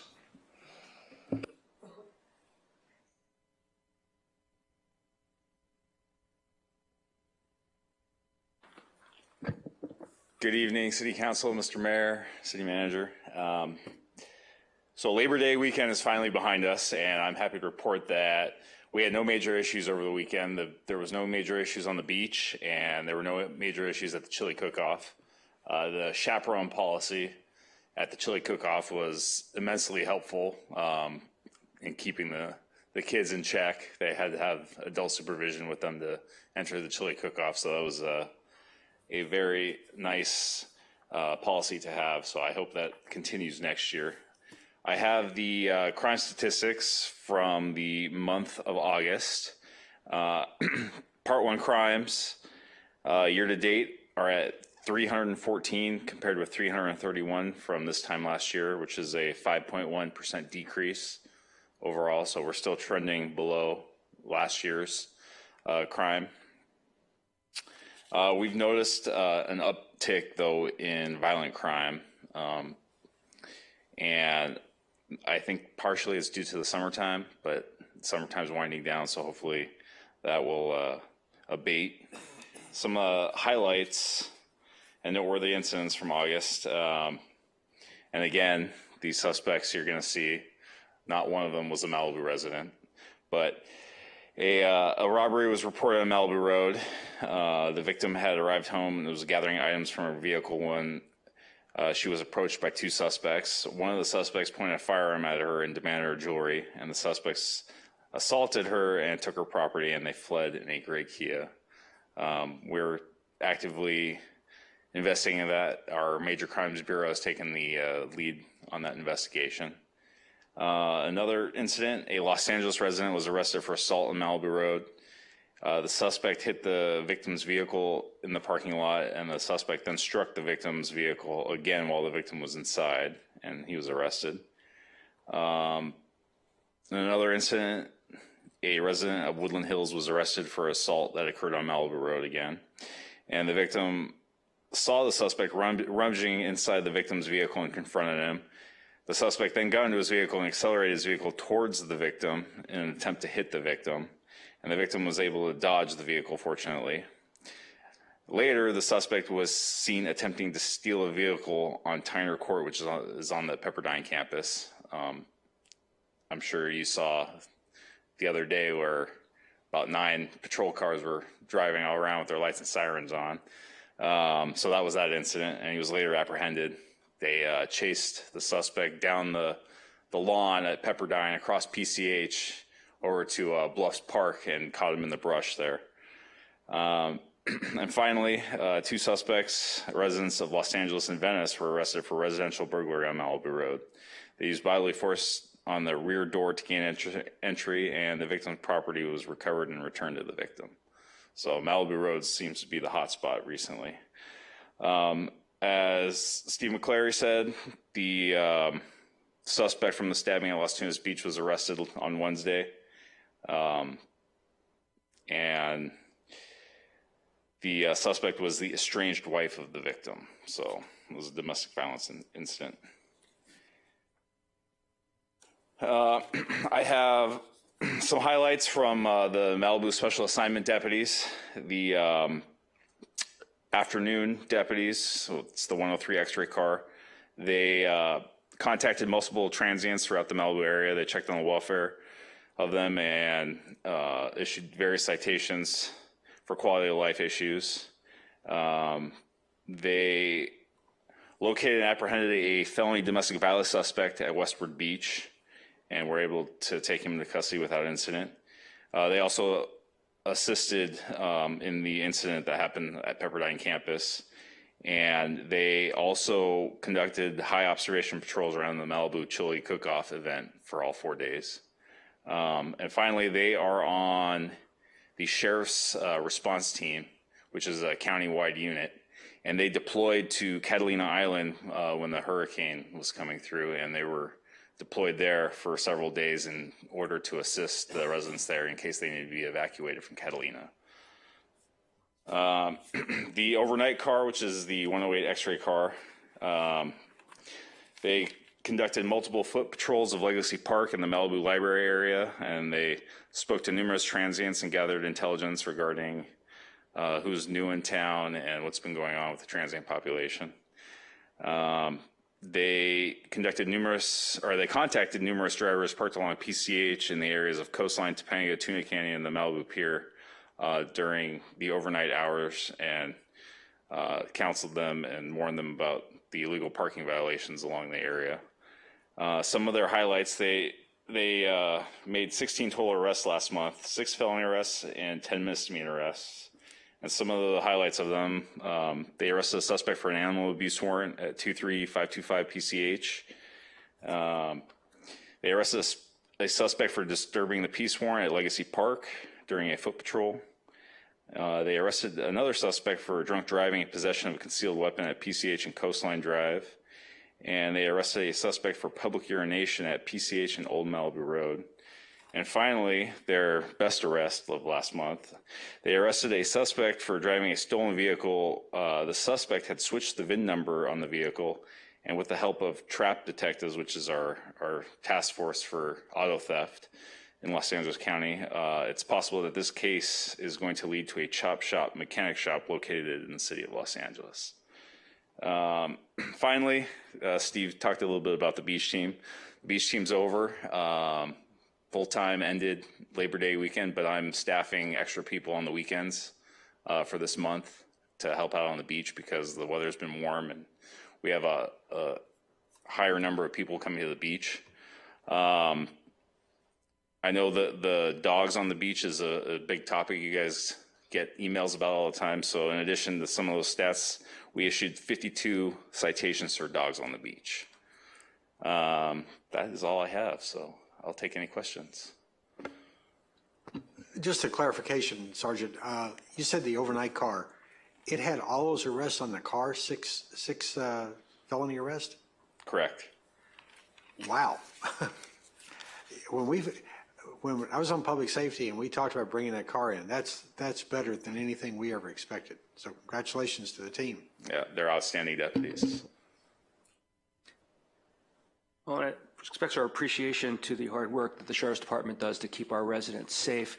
You noted an uptick in violent crime in the past, over the summer, you said, I think. Yes. How does that compare to the trend historically? Is that common, or is there something different going on now?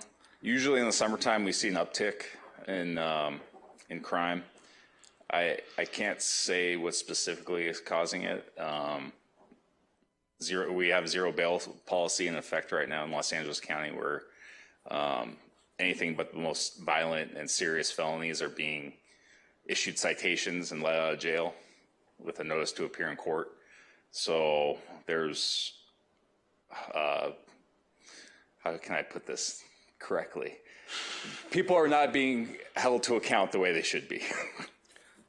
And you also said that Malibu Road seems to be the hot spot. Do you have any understanding as to why that's occurring?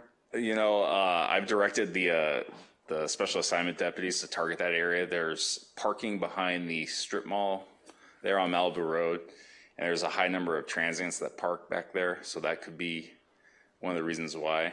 It's also, there's only one way in and one way out back there, so it's a spot where people know that it's a bottleneck. So, is the crime associated with transients? On those, no, not the past ones that I noted. Okay. So, and things I appreciate. I've asked about this before, and you commented that the crimes in Malibu are not being committed by Malibu residents. I suspect also Malibu residents aren't going elsewhere and committing crimes. You know, we have a great community, and thank you for keeping us safe from people that visit. You're welcome. Okay, thank you. Thank you.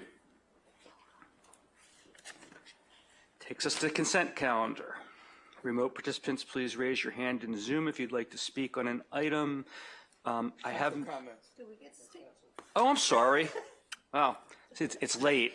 It's late early. I apologize for that. Okay, council comments. Who would like to go first? And I've called on Marianne to go first the last two meetings, so I won't do that this meeting. Paul, Doug? Okay. This is going to be very easy because in the last 2 weeks, I've done a lot of stuff, but very little of it is part of things I can report on. I have responded to a lot of emails, and I think I appreciate everyone sending me emails, and I hope that, you know, the responses I give you are appropriate and helpful. And I appreciate all the people who write to tell me something good has happened. And, you know, so once again, thanks to the fire guys. You're doing a great job. Yolanda's team is doing a great job. Doug Clevenger is doing a great job. So, you know, I think we're making progress. Thank you. Thank you, Paul. Doug, you want to go next? That's right. Can't have Marianne too close to the top there. All right. First off, let's talk for a moment about the public safety department. You go back to the 2018 fire. We had one person, and we had the greatest fire that's happened in decades then. One person and a city manager, and that was it. Today, there's 5 people, part of them are part-time, but we have the ability now to operate, pardon me, 6, operate in a FEMA compliant supportive way. You've got people that can be at the FEMA incident command sites, the sheriff's sites, and our own EOC. I mean, we are so much better prepared and better trained thanks to everybody in that department, Susan, especially you, and Steve McClary. A lot of this happened on your watch. Thank you very much for it. We hopefully never have to find out how good our depth is, but it's there, I assure you. On the home ignition inspections, when I was president of the HOA that I used to belong to, used to be on the board of, we offered a deal, which I'd recommend that you guys try to encourage others to do. We said we'd take $250 off your monthly HOA fee if you got an assessment. We've got about half the homeowners to do it. And, you know, put a little cash in there, make them know it's important. It doesn't hurt. Also, when we had the Woolsey fire, we just had a fire safety expo a few weeks before. One of the things that they talked about there was talk to your insurance agent and make sure you're covered. I would encourage everybody to do that right now. It's something that I know when we were evacuating out of our house, I had looked back and I thought to myself, I know I'm covered. I just talked to my agent. So, you know, those are the kind of things that I would encourage you to add to your list of things for people to do. On Hans, FM alert. You know, I've been a proponent for that ever since you showed it to me a few years ago. I have a little bit more knowledge about radio than most people do. There's, for those who don't know, I think there's 165 ham radio licenses in the city of Malibu. I'm one of them. We've got a lot of the members on the CERT team have those licenses, and we know a little bit about what radio can do. FM alert may be one of the best things we could bring into the city, and you know you've got my support for that. And we want to try and encourage that to make sure it covers the city. Maui has to be a lesson learned where FM alert could have been a good help. Some notes that I've got here. I just make a comment. We're going to talk about this at the end of the agenda tonight, but I want to say without enforcement as a tool for compliance, laws and regulations are just on paper. And if nothing else, these last 3 months from Nobu to the party houses just highlight how little we've been able to enforce or put a bite in our enforcement. This isn't because the city staff isn't doing their job. We just don't have enough city people, and there's not enough bite in some of these. So I look forward to adding this task force ad hoc committee a little bit later on tonight. Next item, Jeff Jennings, who's my appointment to the Planning Commission, is resigning once we have a replacement for him. And honestly, we never can replace Jeff, so maybe on a technicality basis, he isn't really ever going to be able to leave, but I'm just kidding, Jeff, if you're listening to this. Jeff's been a stalwart to this city for decades. When you listen to what he has done, I mean, before this city was even formed, he was everywhere doing everything, and he is a real asset to the city, and I hate to see him go off the commission if for no other reason than he is such a benefit to the town. I will say to anyone who's listening here, if you have an interest in a planning commission, please make sure you turn in an application to the city clerk. I'm going to be looking at these very soon for a replacement for Jeff, and hopefully we get some good people. Let's see, next item, we're also going to say goodbye to Mary Linden this week. And everybody at City Hall knows you can't replace Mary Linden either. I wish her the best in retirement. And I got to wonder who's going to keep the Public Safety Commission in line, especially the chairman, without her and her school mom instincts. She's very nice, but she's tough. So take it from somebody that used to be under her wrath. Last Friday, I watched the Coastal Commission meeting for the school board, for the school. We owe a debt of gratitude and thanks to our city staff and the school's staff as well. You guys pulled those what seemed to be not major items into clarity for the Coastal Commission, got it done. Thank you very much. Hopefully in the fall of 2025, we've got a new high school. And then lastly, I'd like to make a comment as we're going to adjourn tonight in memory of the September 11th victims. I just want to say this is September 11th, 2001 is a date that those of us who watched the horrors of that event will never forget. I want to express my appreciation to the Pepperdine for continuing to flag memorial each year. That's an inspiration to everyone that drives by there. It's a remembrance that is not soon forgotten. I also want to express our forever gratitude to those who ran into the burning buildings, fought the hijackers over Shanksville, Pennsylvania, and saved the lives of others at the expense of their own lives. We'll never forget you, and that all that were lost on that terrible day in our history. And that's all I have. Marianne? So I attended a monthly CPA meeting for everyone. That's the Clean Power Alliance. And they're doing great work getting renewable energy resources brought online.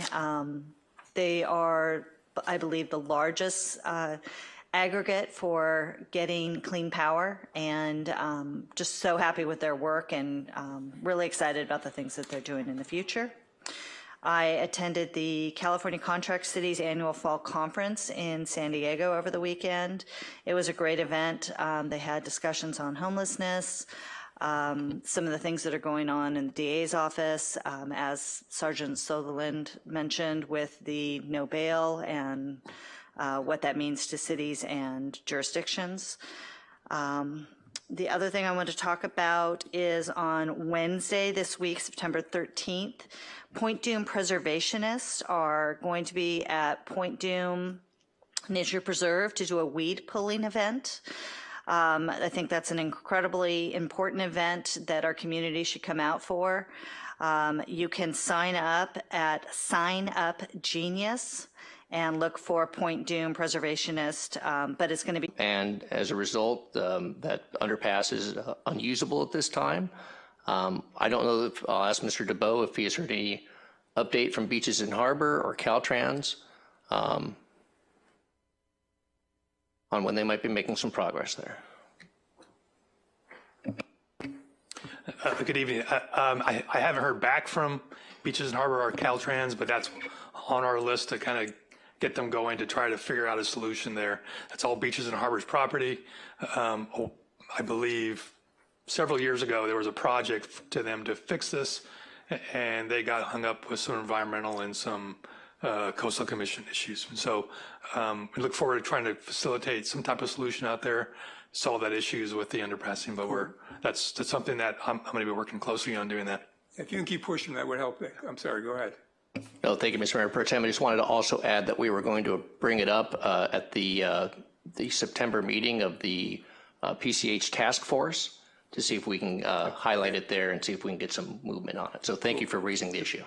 Okay, two other items. One, at the last Planning Commission meeting, I mean, I know we've been talking about school enrollment and all that stuff, but at the last Planning Commission meeting, Craig Hill, the Planning Commissioner, did a fairly complete analysis of where some of the enrollment numbers are going in the school. And I just encourage, look, he voted to approve the new high school, so it's not in any way he's opposed to the school. It's just if you look at some of these numbers, it's something we just should have on our radar screen because it gives us a look over the horizon. It may change some of the things we want to do going into the future. So if you haven't heard that, you may want to tie into the Planning Commission meeting and catch that. And the last thing I want to talk about is the lumberyard. I know it's been kicked around. I've spent more time on the lumberyard than I want to do. A little background for the residents. The lumberyard is owned by the city. It's our piece of property. And we have a lease with Washington Prime that allows them to manage that property for us. The lumberyard must comply with all of our ordinances. They don't get away with anything. And when that lumberyard was built, it was promised to the residents it would be used for a venue for hosting local businesses. Malibu cemented that promise to the residents by including specific conditions in the ground lease with Washington Prime. These conditions included a desire for locally based subtenants, local businesses, preferred space, and reduced local rents. Now, the prior city manager convinced the prior city council to remove this language for reasons I have no understand why. I do not understand why from the lease, and no one at that point in time was aware that those changes had been made. There's a message there. You folks got to pay attention to what the hell we're doing up here. All right, there's stuff going on. If you don't know about it, you're going to get surprised, and you shouldn't be surprised. We're supposed to be working for you, so pay attention. This guy included. All right. To further solidify our desire to support local businesses and keep Malibu unique, we passed a formula retail ordinance. And the ordinance sort of reads, Malibu desires to remain unique in its primary rural nature its small-town feel and its low-key commercial character. Maintaining this community characteristics creates a desirable, distinct visitor and resident experience. A diverse retail base should be comprised of a balanced mix of businesses, small and large, familiar and unique. The city finds that an overabundance of formula retail establishments will unduly limit or possibly eliminate the availability of local businesses that tend to be non-traditional. And as Dick Van Dyke wrote in a letter a number of years ago, we need local stores where he can buy underwear and a screwdriver. And I agree with him 100%. Now, that said, on August 23rd, I received a phone call from some residents of some businesses in Malibu Lumberyard that the Washington Prime was canceling their lease and chasing them out of the lumberyard, and apparently they suggested that it happened to a number of additional businesses. On August 24th, I sent an email to the city manager with two basic questions. Was the lumberyard in compliance with our formula retail ordinance, and what the heck was going on up there? 2 weeks later, maybe over 2 weeks later, matter of fact, yesterday, Sunday morning, I finally got an answer that said the lumberyard was not in compliance with our formula retail ordinance on August 26th when that was done. And I still haven't heard anything back in terms of what was going on up there with all the local businesses. So I'm not going to spend a whole bunch more time on this. I think there's still a lot of work that has to be done. Just so you understand, over the last 2.5 weeks, we've had the city staff, we've had the city attorney, we've had the city manager, we've had city compliance, and I don't know how many other people working on trying to figure out what the hell is going on in the lumberyard, okay? There's something wrong with that, right? I mean, there's something. How do we get to a process where we've got to spend that much time on a simple process that we should have been monitoring all along? So I'm going to let it go with that. What I want to do down the line, though, once we get this thing solved, and I don't know how long that's going to take, city manager, I'd like to get some analysis that said, what the hell went wrong? How do we get into this mix? 2, how are we going to prevent it from happening in the future? And then 3rd, I want some assurances that we are, in fact, enforcing our formula retail ordinance in the other businesses in the city, because that's what we're supposed to be doing. So with that, Mayor, I'll turn it back over to you. Thank you. Thanks, Steve. Okay, so as I always do, I want to thank all the public speakers as well as the people who submitted written comments. As far as the written comments go, we often receive, and today we did receive a number of them on the day of our city council meeting. It's difficult to digest all that the last minute and be prepared to deal with them, so it would be helpful in the future if as many people who have comment could submit them at least on Friday or Saturday at the latest before the meeting. Steve mentioned the Wiener bill, which is basically a bill, and there's a good chance it's going to become a law, that is going to remove substantial local authority over multi-family construction. I'm going to discuss that during our ADU discussion, because I think there's some tie-in there. So I'll leave that for later. The mention, we had a lengthy public safety presentation that was great. It's great to see all the things that are going on. It's great to hear so many people talking about how we've made so much progress. As best I can tell, we did not make all that much progress following the fire for some period of time. And last meeting, I complimented our relatively new senior staff. We have new senior members in most positions, and it's great to see that all of this progress is occurring now. Steve and I took a lot of grief over the first 2 years of our tenure. I took more than anyone else in pushing for change, and the change is actually occurring, and it's paying off, and it's really good to see.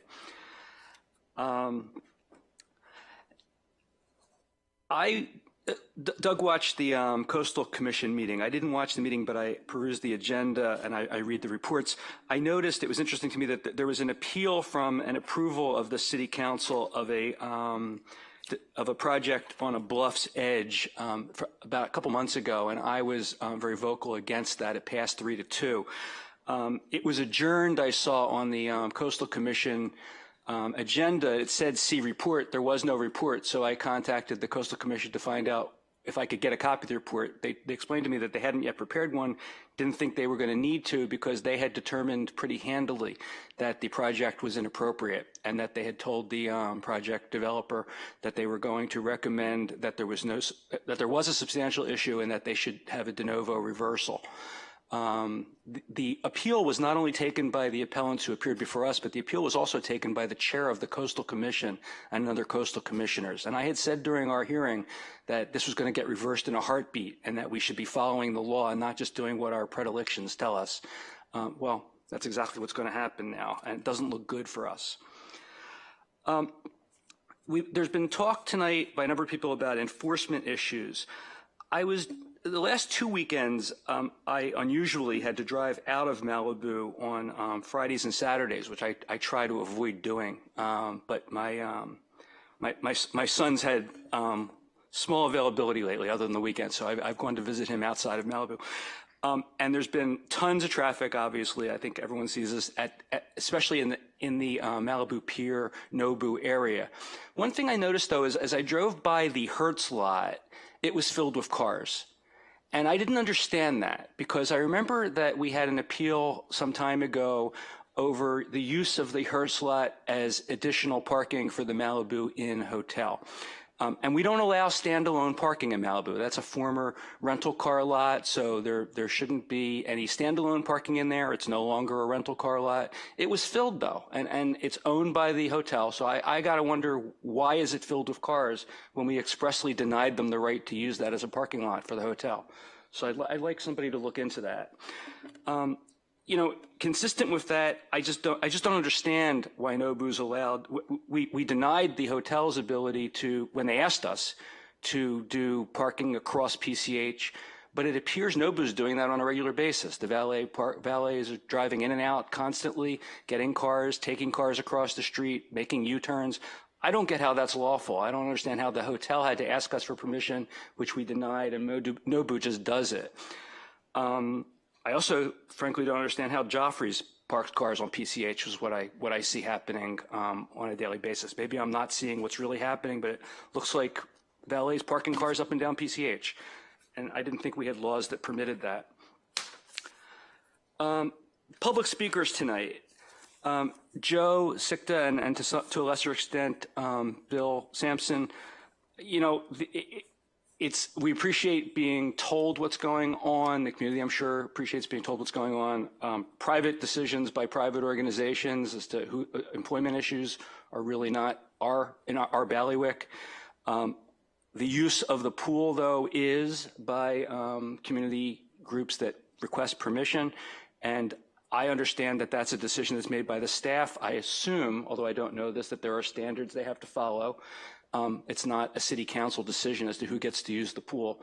So if you've got issues there, take them to the staff. And if you think the law is not being followed, let us know. But I'm not hearing anything about the law. I'm just hearing people expressing preferences.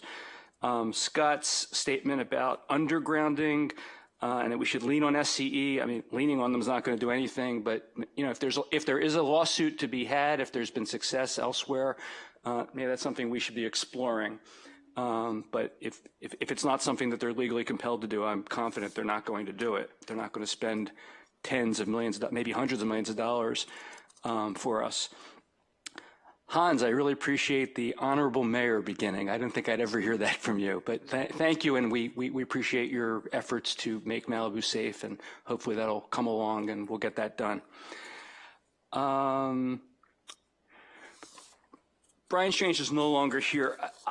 Steve talked about the lumberyard. I probably have spent 20 hours or more over the past week researching the formula retail ordinance, which I hadn't previously studied, and trying to understand how it works just generically, as well as how it works in particular with the issue that's been bubbling up. It's a mess. And I'm going to talk about that when we talk about the ADU ordinance later as well. But it's a mess. I've been a lawyer for 35 years. I find problems almost in every other sentence I read in that code, in that ordinance.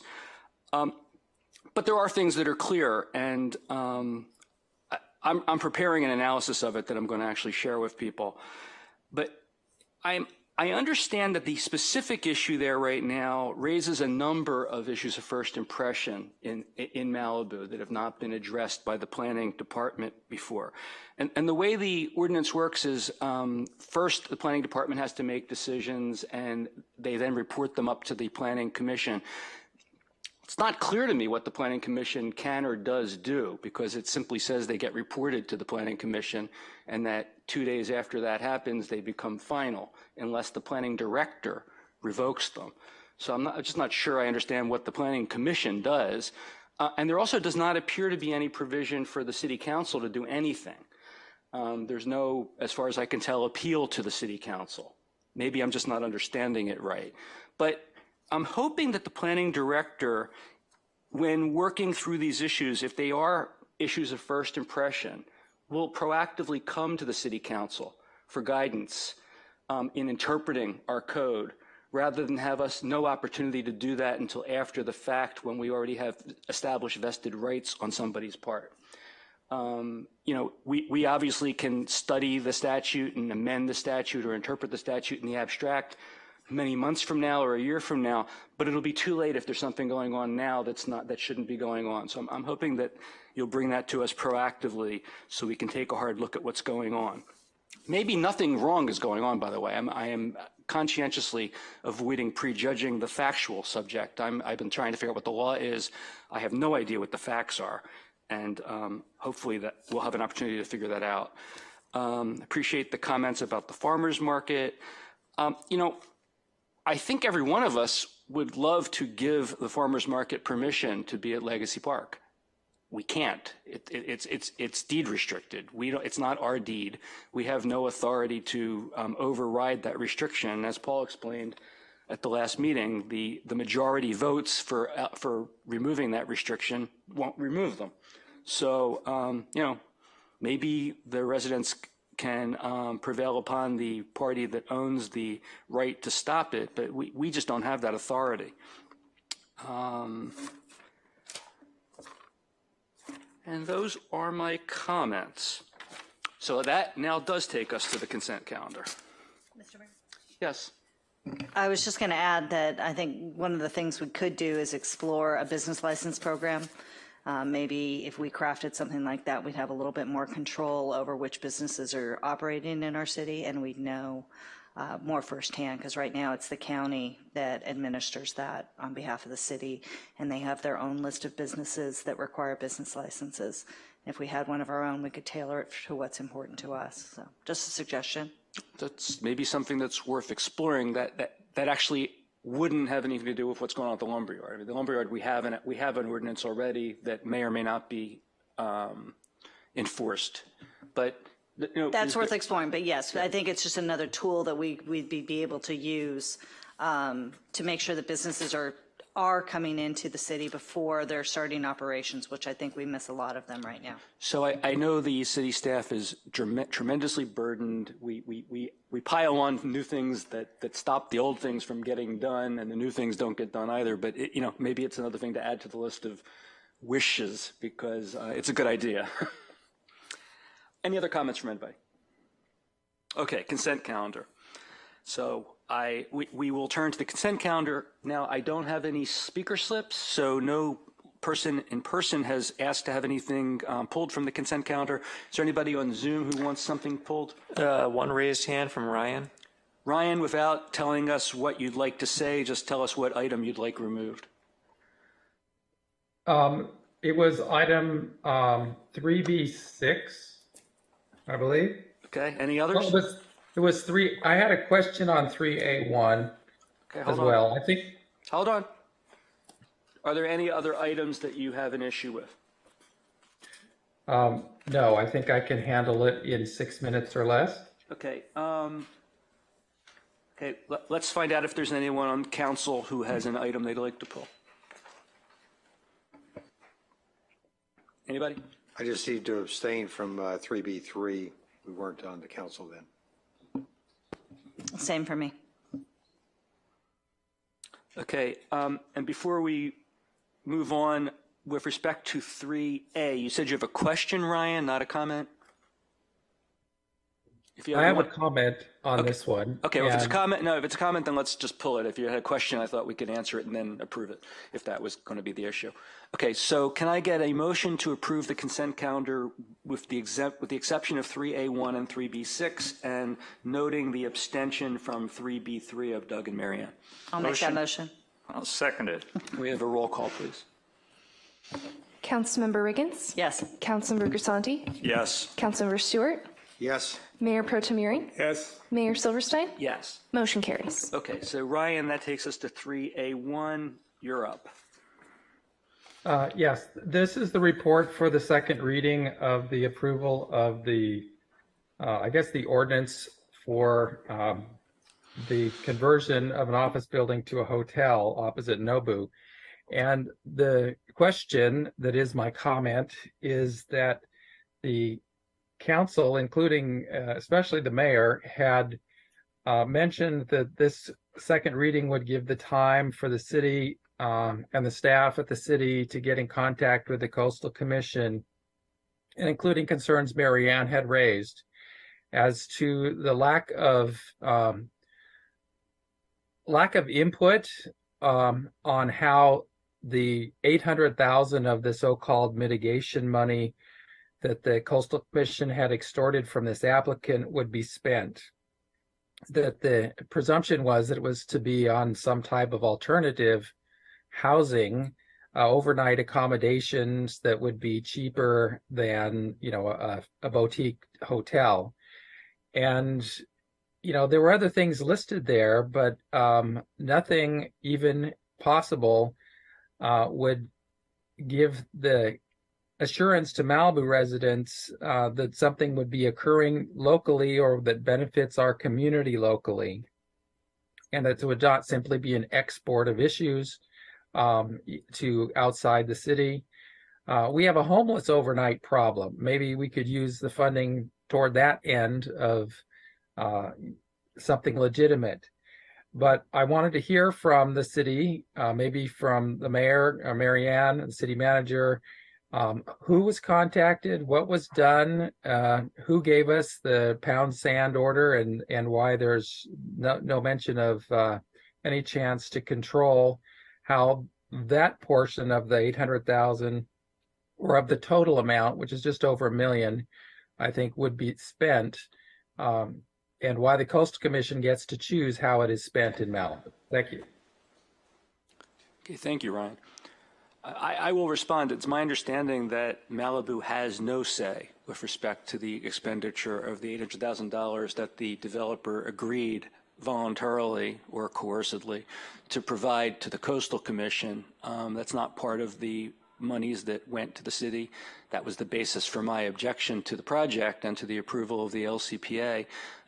But it's not a question of why we're not directing where it goes. It's not money that comes to the city. We can ask them to spend it different ways, but good luck. Marianne, do you want to comment? No, I'll just look to the city manager or the planning director or city attorney. Yeah. If there's any additional information beyond what we received back in August, July. Yeah, and there's no obligation to say anything, but if you have something you want to volunteer, by all means. No? Okay. So, don't know if that's satisfactory to Ryan, but that's the answer. Do I have a motion to approve 3A1? I'll make the motion to approve it. I'll second. I'll third it. All right. Can we get a roll call, please? Councilmember Stewart? Yes. Councilmember Riggins? Yes. Councilmember Grisanti? Yes. Mayor Pro Tem Euring? Yes. Mayor Silverstein? Yes. Motion carries. Thank you. Takes us to 3B6. I think Ryan also pulled that. Ryan, do you want to report on 3B6 or just want to speak? I'll listen for the report first. Do we have a report on 3B6? Yes, quick report on this, and this is just an authorization to change the name. It's a name transfer. California Code Check was the original consulting services for the Woolsey Fire. Bureau Veritas North America, Inc. has bought them out. And so this is just to consolidate that transfer and put the new name on the company. This company still provides reviews for plan check for Woolsey Fire projects. So it's incredible important that we continue having the support from council. That concludes my presentation. Ryan, you have comments? Yeah, I think this will be easy. I just want to take it because it's listed on the agenda tonight. We heard a month or so ago about what amounted to essentially a no bid situation because two bidders decided to join forces and submit one bid to the city for professional review services to the city. And I wanted to know if this company or through this merger is kind of doing something similar. And the basic bottom line is the people who are actually doing the work, it's probably a handful or less of named people. I don't see why there'd be any problem with naming the people who do the work or did the work or will continue to do the work for the record. And if any of these people used to be direct employees of the city, I think that's general public concern and we should know about it. Thank you. Thank you, Ryan. To respond to your question, this is not the same situation. In fact, California Code Check the company does no longer exist. The new name is Bureau Veritas North America, and none of the employees is a former employee for the city of Malibu. Yeah, thank you. My expertise as a lawyer is corporate law. This is really not even necessary. When a company is acquired by another company, the contracts become the contracts of the successor corporation if it's being done through a merger, and if it's not done through a merger, but the company simply now owns the stock of the other company still exists. Either way, the contract is now the contract of the acquirer, unless we've got a provision in our agreements that terminates the contract upon a change of ownership, which I don't believe we do. So this is a mere formality. And with that, I'll ask if I can get a motion for this. I'll make a motion to approve. I'll second it. Can we get a roll call, please? Councilmember Riggins? Yes. Mayor Silverstein? Yes. Councilmember Grisanti? Yes. Councilmember Stewart? Yes. Mayor Pro Tem Uri? Yes. Motion carries. Thank you. Okay, that takes us to what is probably going to be a relatively lengthy compared to the other issues, the ADU ordinance. I think that's next. Yeah, so why don't we take a 11-minute break and come back at 9 o'clock.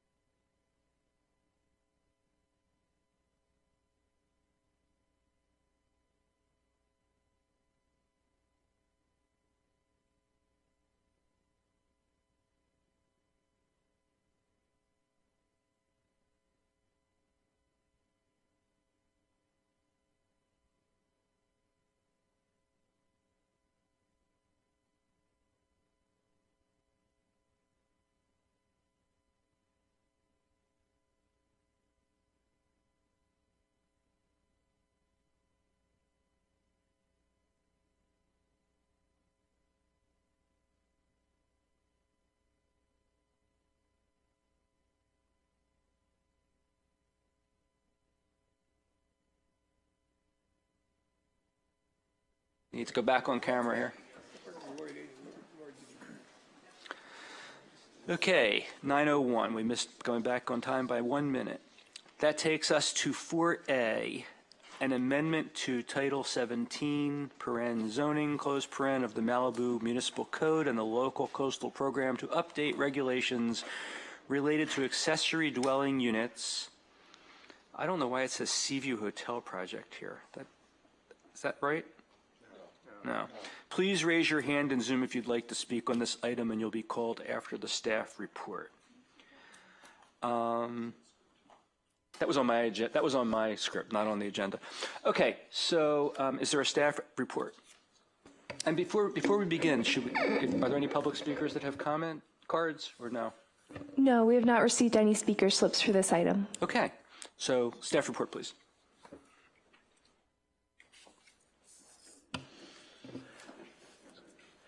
Good evening, Mayor and members of the City Council. We have, in addition to the staff you see in the room, we also have Todd Leishman online from BBK, who is the specialist in this field. And to give our presentation tonight will be Joyce Parker Bozolinski, our consultant that we retain to work on this project with BBK and the city. Thank you, Richard. Mayor Silverstein and members of the City Council, good evening. The item before you is consideration of a local coastal program amendment and a zoning text amendment to adopt the city's accessory dwelling unit, or ADU, regulations. By way of background, the Planning Commission has held several hearings on the ADU ordinance. These were delayed in part due to the Woolsey Fire and COVID-19 meeting restrictions. In March of 2022, the Planning Commission directed staff to complete additional analysis and studies, and this was due to their concern about adopting the ADU ordinance and how it might cause additional development, and there would be a cumulative impact from that development. On August the 22nd, 2022, the City Council met to discuss the request for additional studies and analysis, and determined that if the ADU ordinance used the same or similar requirements and standards that were currently required for second units, then the additional studies and referrals were not needed. The council at that time directed staff to minimize any changes to the existing LCP by utilizing most of the existing second unit regulations because they are currently protective of coastal resources and public access. On March 14th, 2023, the Planning Commission held a public hearing on the ADU ordinance and recommended approval of the ordinance. There are two main documents that regulate the ADUs in the city. The first is the Local Coastal Program, the LCP. All detached ADUs, attached ADUs, and ADUs created from converted accessory buildings are defined as development, and those all would be processed under the LCP. The ADUs that are created from non-habitable space, such as the garage and single-family dwellings, are also defined as development and would be processed under the LCP. Under the MMC, ADUs created from habitable space inside of an existing single-family dwelling would not be considered development and would be processed under the MMC. The next two slides provide an overview of the both the permit process and the development standards. Included in this exhibit is the existing requirements for second units so that the council can see the changes are consistent with the second unit ordinance. So first, for attached, detached, and converted, they currently would require an administrative coastal development permit under the second unit ordinance or the ACDP. That remains the same in the LCP. In the municipal code, and I hope this does not get too confusing, but in that last column for the municipal code, that is intended to provide the standards that are proposed in the municipal code. Oftentimes, these standards will not come into effect if the ADU will be processed under the LCP. So under the MMC, if a unit was attached, detached, or converted, ever processed under the MMC, there are two categories. Building permit only, there are 4 types of scenarios in which they would be building permit only. The remaining would be processed with an administrative plan review or APR. ADUs in side of multifamily buildings would not be allowed. They are not allowed currently under the second unit ordinance, and that is because all ADUs have to have an exterior separate exit from the ADU. In the municipal code, if somebody was proposing a ADU in an existing multifamily building, they could only do so in non-habitable space, and that would be garages and storage areas. Again, once they propose development in a non-habitable area, it will kick in the LCP. So while this language is in the municipal code in order to be consistent with state law, this type of proposal would be subject to the LCP, and it would not be allowed in the LCP.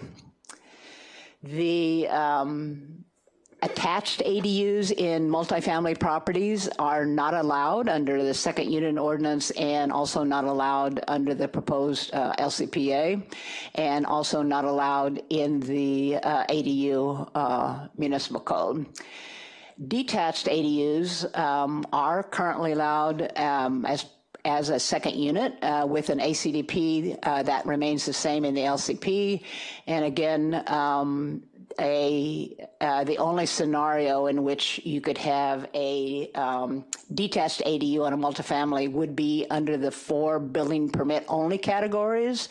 But since a detached ADU is processed under the LCP, again, the LCP would be the document that staff would use to process this, and it would be an administrative coastal development permit. The decision authority is the same, and that is the planning director. Currently approves the ACDPs for second units. They would do the same for the LCP, and they would also be the review authority under any permit issued under the MMC. Reporting to the commission, yes, the director's approval is reportable on second units and will be reportable to the planning commission on the under the LCPA. Under the municipal code, because municipal code requires non-discretionary approvals, they would not be reported to the Planning Commission and would not be appealable, whereas the ADU under the LCP would be an appealable action to the Planning Commission. For junior ADUs and ADUs inside of an existing single-family dwelling, currently, if they were deemed a second unit, they would require an ACDP. However, the amendments before you, they would be processed under the MMC. So a junior ADU is an ADU that is 500 square feet, typically converted bedroom, whereas an inside of a single-family dwelling could be any room that they may wish to convert. And there are no size limits on that, which I will get to on the next slide. Those are building permit only projects under the municipal code. And they're not exempt from the LCP, but they're just not covered under the LCP because they are not development. So coastal does not consider them development, therefore they don't need an exemption. They're just not subject to the LCP. The decision authority for second units is a planning director, and in this case, for the LCP, since these junior ADUs and inside are processed under the municipal code, it would be the planning director under the municipal code. They would be the second units are reportable to the Planning Commission now, processed under the MMC. Again, this is the junior or ADU inside of an existing or proposed single-family house, would not be reportable to the Planning Commission and would not be appealable. Joyce, before you move on to the next slide, maybe I'm just missing something and others understand this and I'm just confused. Is the information you're giving us right now what the current law is, what the proposed law will be, or both? For the municipal code, it is what the proposed law would be, similar to like the middle column is what the proposed law would be for the LCPA, and then the last column is what the proposed law would be for the MMC. And so in many instances, those wouldn't even kick in, if you will, because they would not be processed under the MMC. So this is what is being proposed? That's correct. And do we have before us what is currently, so that we can compare what's being proposed from what is? I believe it was attachment 5 of your staff report is a red line that shows what existed, but, and Tyler, you can correct me if I'm wrong. Are you going to do that in a slide, though, I mean, in a digestible way, rather than us having to fly spec the statute? So I do not have a slide prepared, but there is no existing detailed second unit provisions in the municipal code.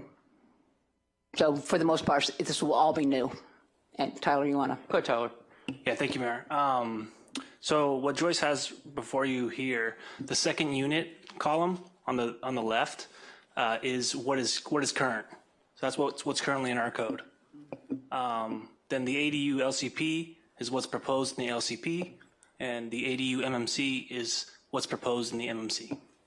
So we do have both there, not just the changes. Okay. Thank you for that clarification, Tyler. Okay. And the other question I have before you leave this is, how can the MMC have a lesser requirement for the same thing than the LCP has? Is it just ignored when that happens? A lesser requirement in terms of the permitting process? When the exact same thing is subject to both the LCP and the MMC has a less restrictive provision, how can that be? So the ADUs will be subject to either the LCP or the MMC. And so in the instances where we have provided the process in the MMC, that is what is proposed in order to be consistent with state law. However, if somebody were to come in and ask for an attached ADU, staff would review the request and determine that it was subject to the LCP, so the MMC requirements would not be used. Mr. Mayor, the municipal code would apply only if the project was exempt from the requirement for a coastal development permit, and the terms of the municipal code are dictated by state law. It has to be compliant with state law. The LCP does not, because the Coastal Act exempts us from, the legislation does not supersede the Coastal Act.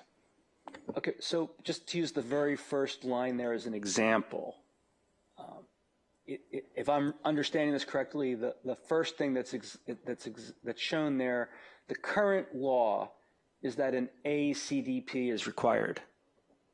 And I actually thought a regular CDP was required, but it's an ACDP is required for that under current law. Yes, okay. For a second unit. Okay, and it says that would still be the same under the proposed LCPA, But it also says for that exact same thing, we would be approving a municipal code provision that allows a lesser approval standard for what the LCP would require an ACDP. I don't get how we can do that. I just don't understand that. Sure. Our municipal code and our LCP do not have to match. They're separate codes, and there are differences in them. The issue is that in general they pretty closely mirror themselves in Malibu. In this case, our municipal code must change to comply with state law. That's the requirement, is that the municipal code complies with that, but our LCP does not. So we actually have to have this whole code in place, even if it won't often be used, or some of the sections may never be used, so long as, because the project will require a coastal development permit and will be evaluated under the LCP. Okay, and last question on this, on that for now. Accepting that as accurate,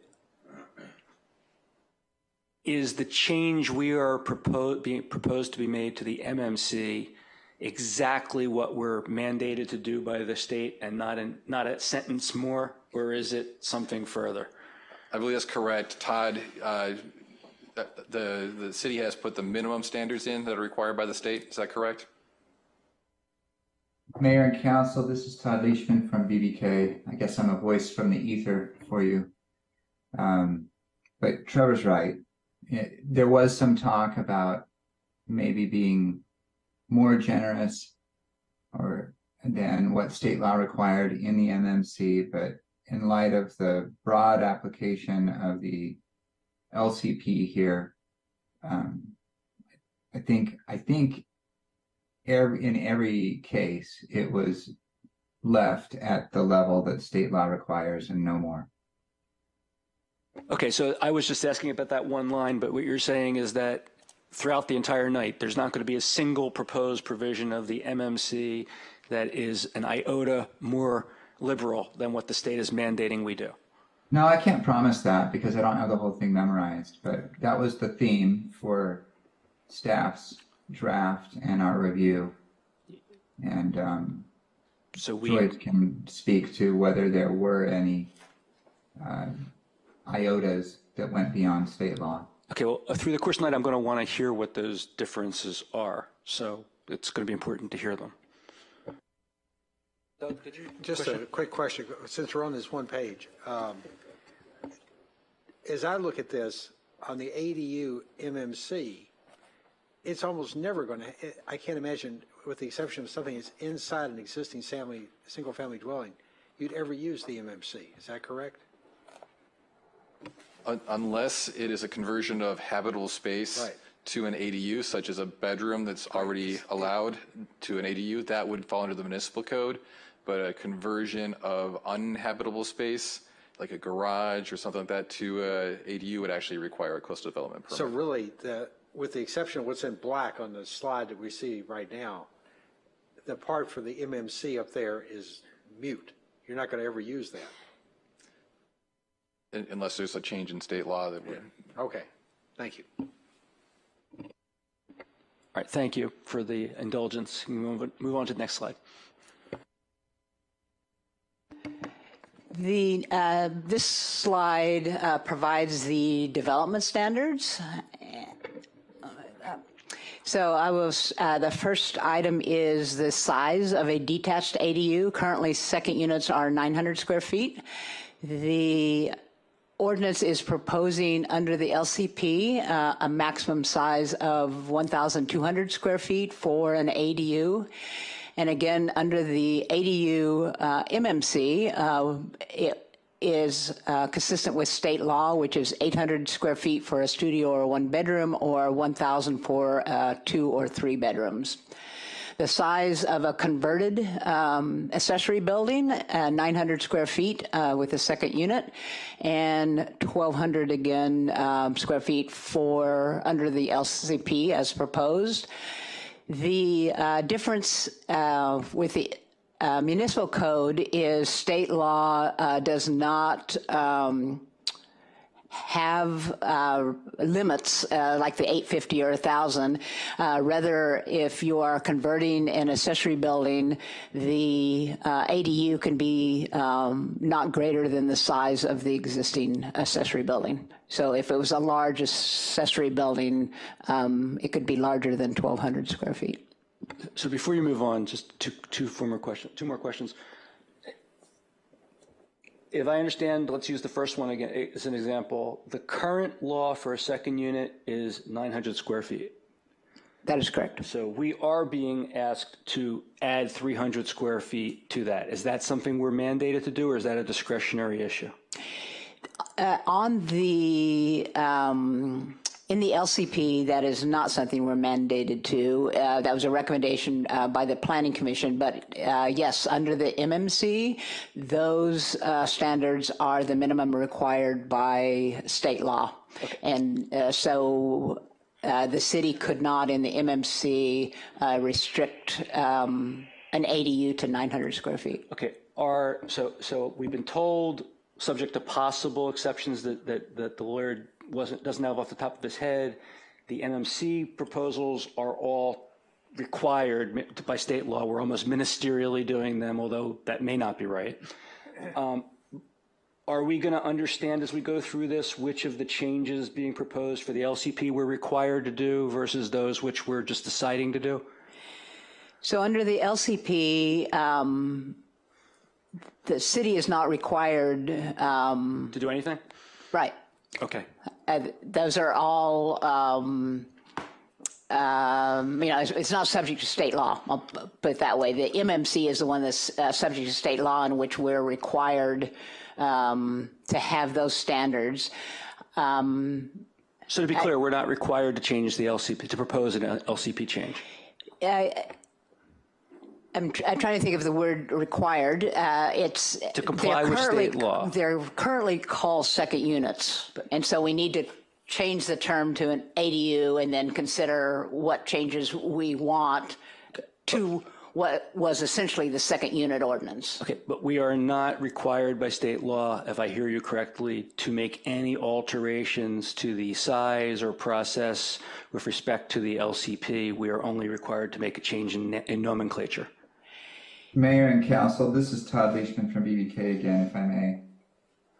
I don't want to put words in anyone's mouth, but I think the intent there was to say that the ADU statute, the ADU law from the state, doesn't require us to do anything with the LCP.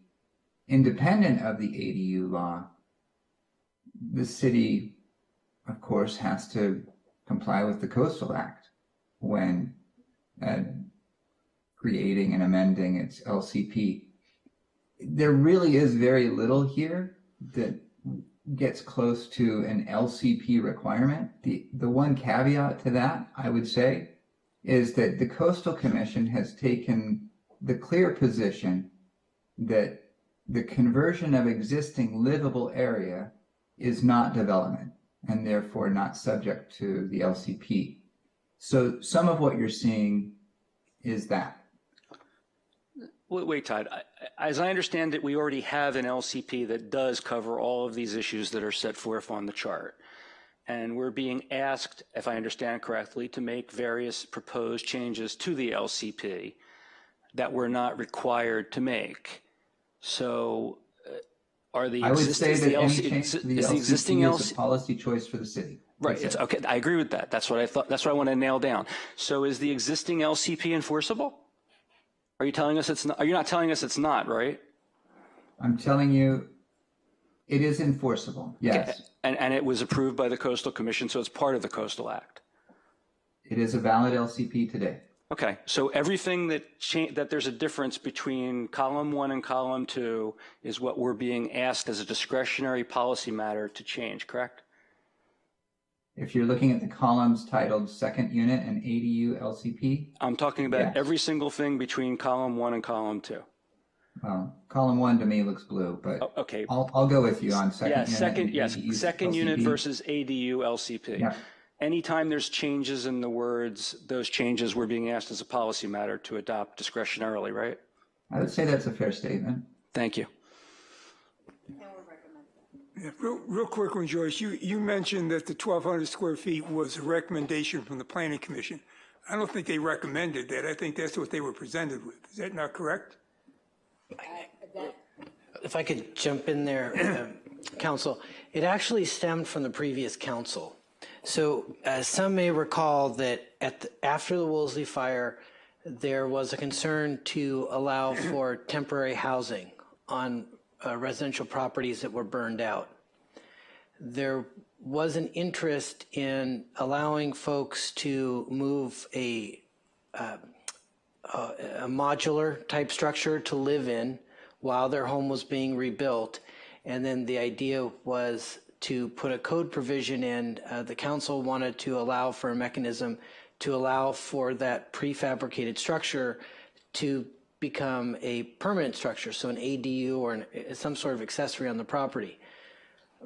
My understanding is that the building official at the time explained that it was almost next to impossible to get a 900 square foot double wide unit. They mostly came in 1,200 square foot, the size of the two modulars that would get put together. And also because it's a prefabricated structure, the city cannot issue a building permit to chop up or alter that structure. And so the 1,200 square feet was born from that. So when we originally started this for the council, the intention of that council was that we would increase from 900 to 1,200 to put a mechanism for all the temporary housing that was installed during Woolsey to become permanent. And so I go back, it was not a recommendation of the Planning Commission, it was this prior thing that took place. And the second thing, we've only got about 13 of those or 12 of those, right? I can get you the exact number, but Is that close? I think you're close. I could look it up. I mean, so and that's sort of what we gave the people after the fire. And now we're saying we want to take that whole process and make it available to everybody, even though the rest of the community wasn't under the fire process, right? You have a correct, council member. Thank you. Okay, thanks again.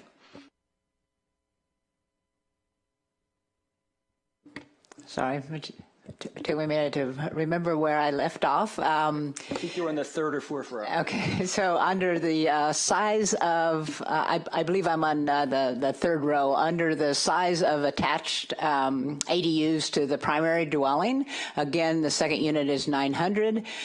For the LCP, the recommendation is that it would be 50% of the living area of the existing primary dwelling, or 1,200 square feet, whichever is less. And for the municipal code, it's back to the state standards of 850 and 1,000 square feet, or in this case, 50% of the existing single-family dwelling, whichever is less. And again, that is consistent with state law. And again, an attached ADU would be processed under the LCP. In terms of the size of a junior ADU and ADUs in the existing single-family dwellings, these are the ones that would be processed under the municipal code. Currently, second units are 900. The junior ADUs would be 500 square feet in the municipal code, consistent with state law. And this is another change where the ADU inside of an existing single-family home, there would be no size limit. So they would not be limited to the 850 or 1,000. There would be no size limit.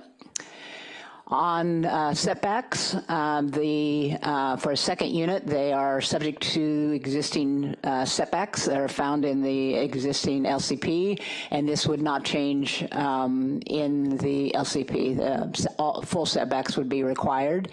In the MMC, it would be 4 feet for rear and side yard setback. For setbacks on demolished accessory buildings, they currently, if you demolish an accessory building, you must meet current setback standards when you rebuild, and so that is what is proposed in the LCP. In the MMC, state law indicates that if you demolish an accessory building in order to build an ADU, you can maintain the existing setbacks of that accessory building which you demolished. The next item is height. Currently, second units are at 18 feet and 24 feet for flat roofs and up to 28 feet with a site plan review.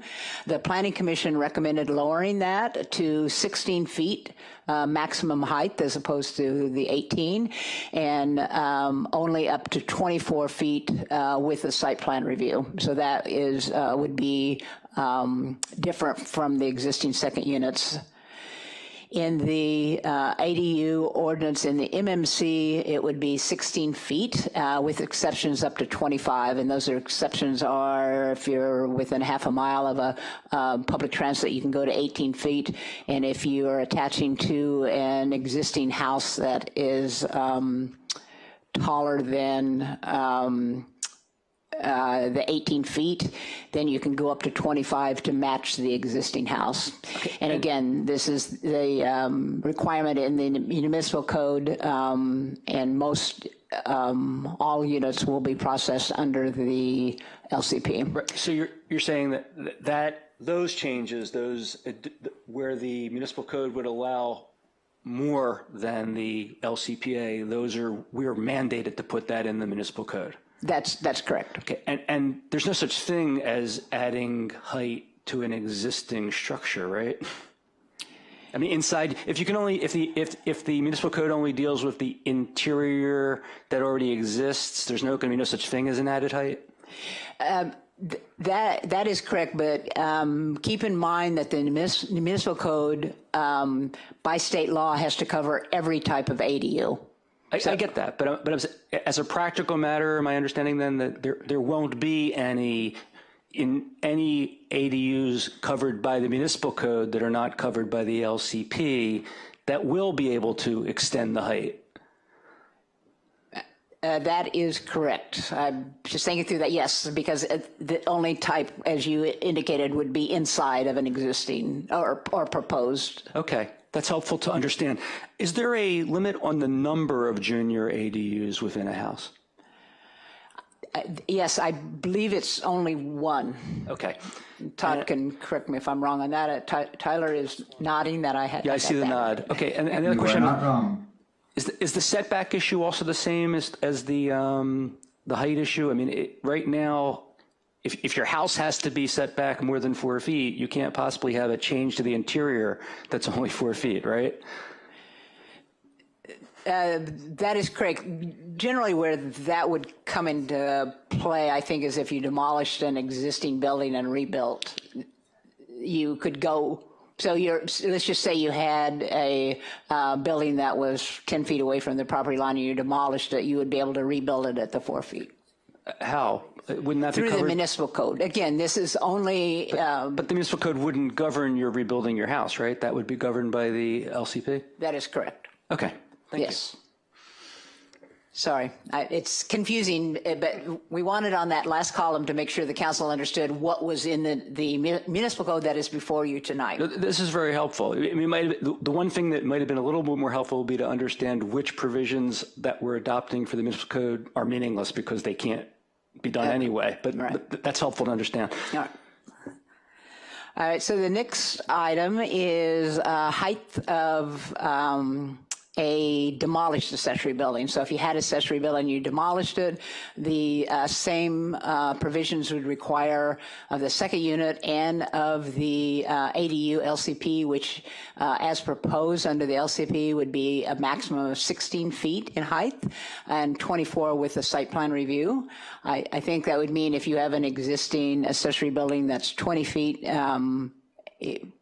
you probably would not want to demolish it because then you'd be limited to 16 feet in height. For the municipal code, again, this is consistent with state law. It's 16 feet with exceptions up to 25. And then the last item is all other development standards. For all other development standards, they would, under the LCP, they would be consistent with the second unit regulations. The only exception to that is the Planning Commission recommended requiring a 20-foot wide street in order to have a ADU, and that provision does not currently exist for a second unit. So what would be the law if we didn't make any change there? Then there would be no requirement for street widths to get to have an ADU. So it could be 10 or 15 feet if we didn't adopt this? That is true, but my understanding is the fire department has their own requirements, and if you're serving more than 2 dwelling units, you would need to have a minimum of 20 feet anyway. In some cases, 26, but they allow it go down to 20. Steve, you had a question? I mean, it may come up later. ADU cars parking, they park on the site or they park on the street? So for parking, as proposed for the LCP, all parking must be off-site, or on-site, I'm sorry. It must be off-site in a garage or on the property. Okay. Thank you. And then for the last column for the MMC, the remaining standards are, as all previous standards, consistent with state law. But we did add the 20-foot wide street requirement in the municipal code as well.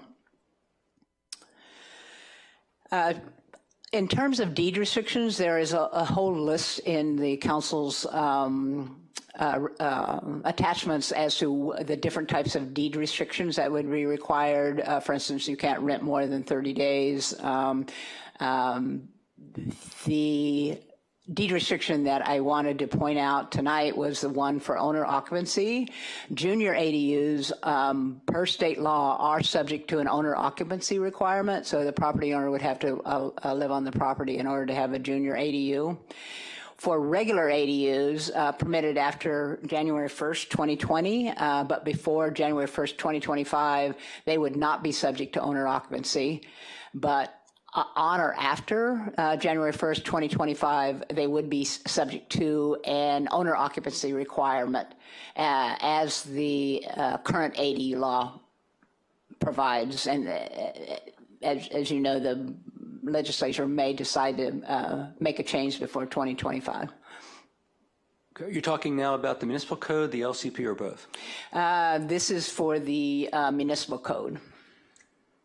Are these provisions addressed in the proposed LCPA? Yes, they are. And are they? How do they compare with the existing LCP? There are no requirements for any type of owner occupancy for second units. Okay. And with respect to the middle category, are we required in the proposed LCPA to exempt owner occupancy, or are we just permitted to do so? Just permitted to do so in the LCP. It would not be a requirement to not require owner occupancy in the LCP. In other words, we could require owner occupancy for the LCPA? Yes. Okay. Trevor or Todd can correct me if I'm wrong, but I don't see any reason why the city could not require owner occupancy of an ADU in the LCP. The only restriction is whether it's compliant with our LUP, if it would be consistent with those policies. Doug, and then Paul. All right, Joyce, I want to make sure I heard you correctly. I think you said that the length of rental had to be less than 30 days. You mean it's longer, greater than 30 days, right? No short. Yes, thank you. Greater than 30 days. Okay. And then I'm confused about must be owner occupied. Are you saying that the main house or the ADU has to be owner occupied and the other unit can be rented? Or because when you say owner occupied, to me that means both of them are. Yes, either the main house or the junior ADU must be owner occupied. Okay. And just to clarify, junior ADUs, which we're speaking to here, are only covered in the, or are processed in the MMC. Right. Okay, thank you. Not in the LCP. So we do not have any regulations for junior ADUs in the LCP because they are not subject to the LCP. Thank you. Paul? Actually, Doug asked the questions I was going to ask, so thank you very much. Right. In terms of the relationship of the ADU... One more question before you move on. Are you going to subsequently address the 2 versus 1 highway entrance, or was that covered by the other in the chart? That was covered by the other in the chart.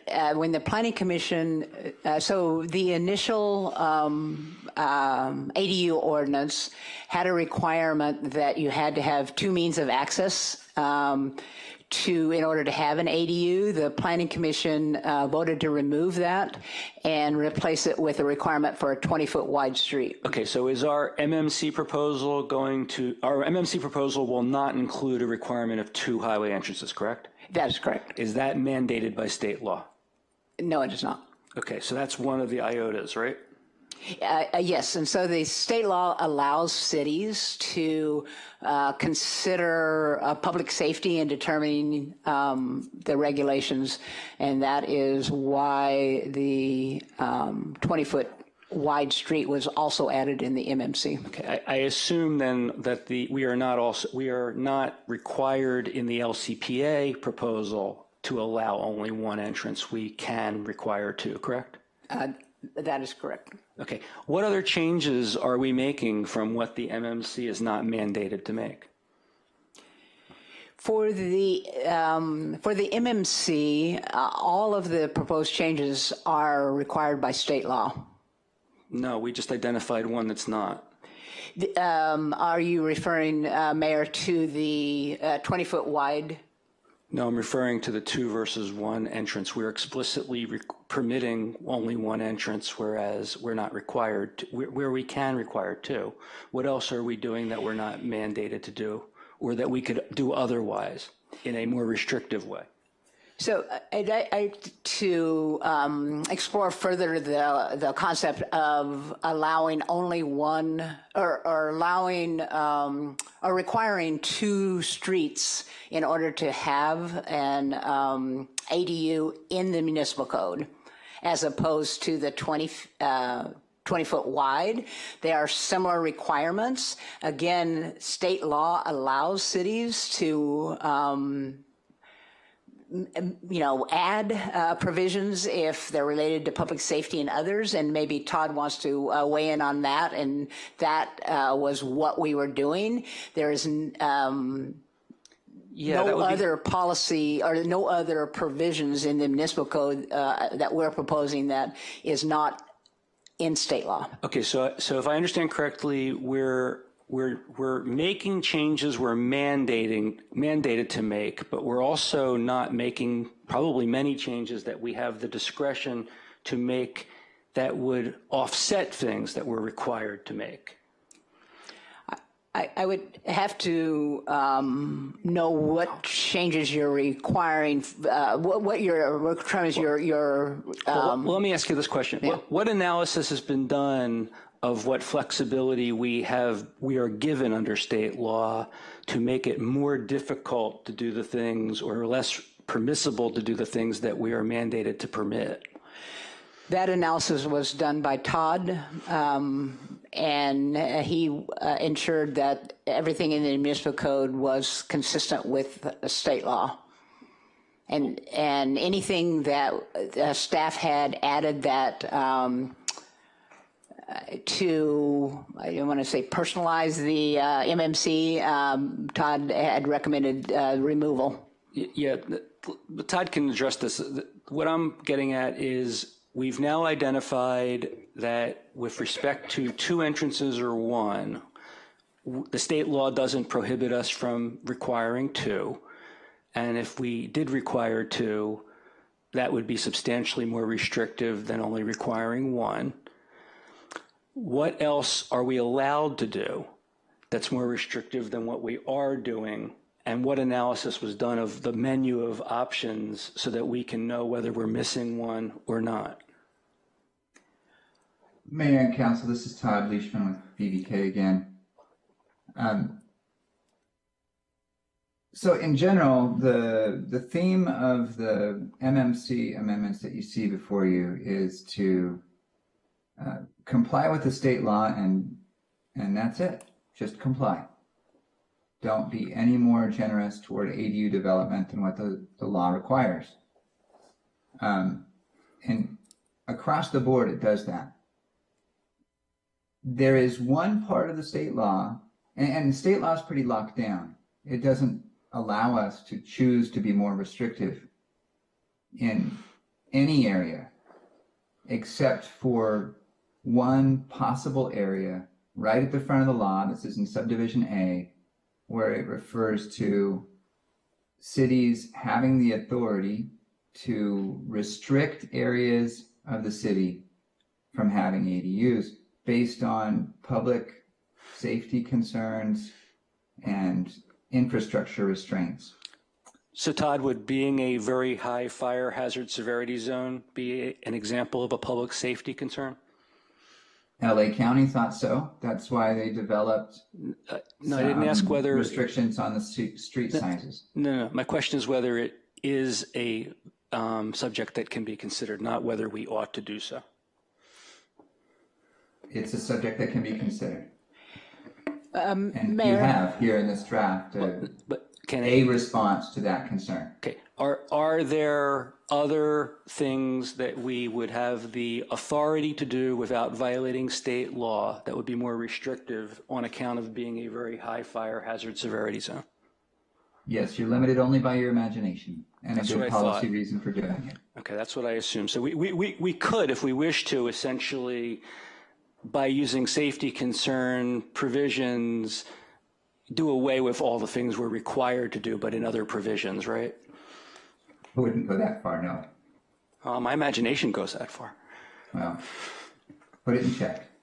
Okay, well, you told me I could use my imagination. so Mayor, I would just say Agora Hills put in restrictions. They were using a similar language that was in the city's first ordinance about increased setbacks and that sort of stuff, because in their areas that were under the very high fire hazard area, and so after this ordinance is complete, the city has to send it up to HCD for review within 30 days, and they did that, and HCD rejected the ordinance from Agora Hills and told them that the state law does not allow increased setbacks and the like in. I appreciate that. So here's where I'm headed with these questions.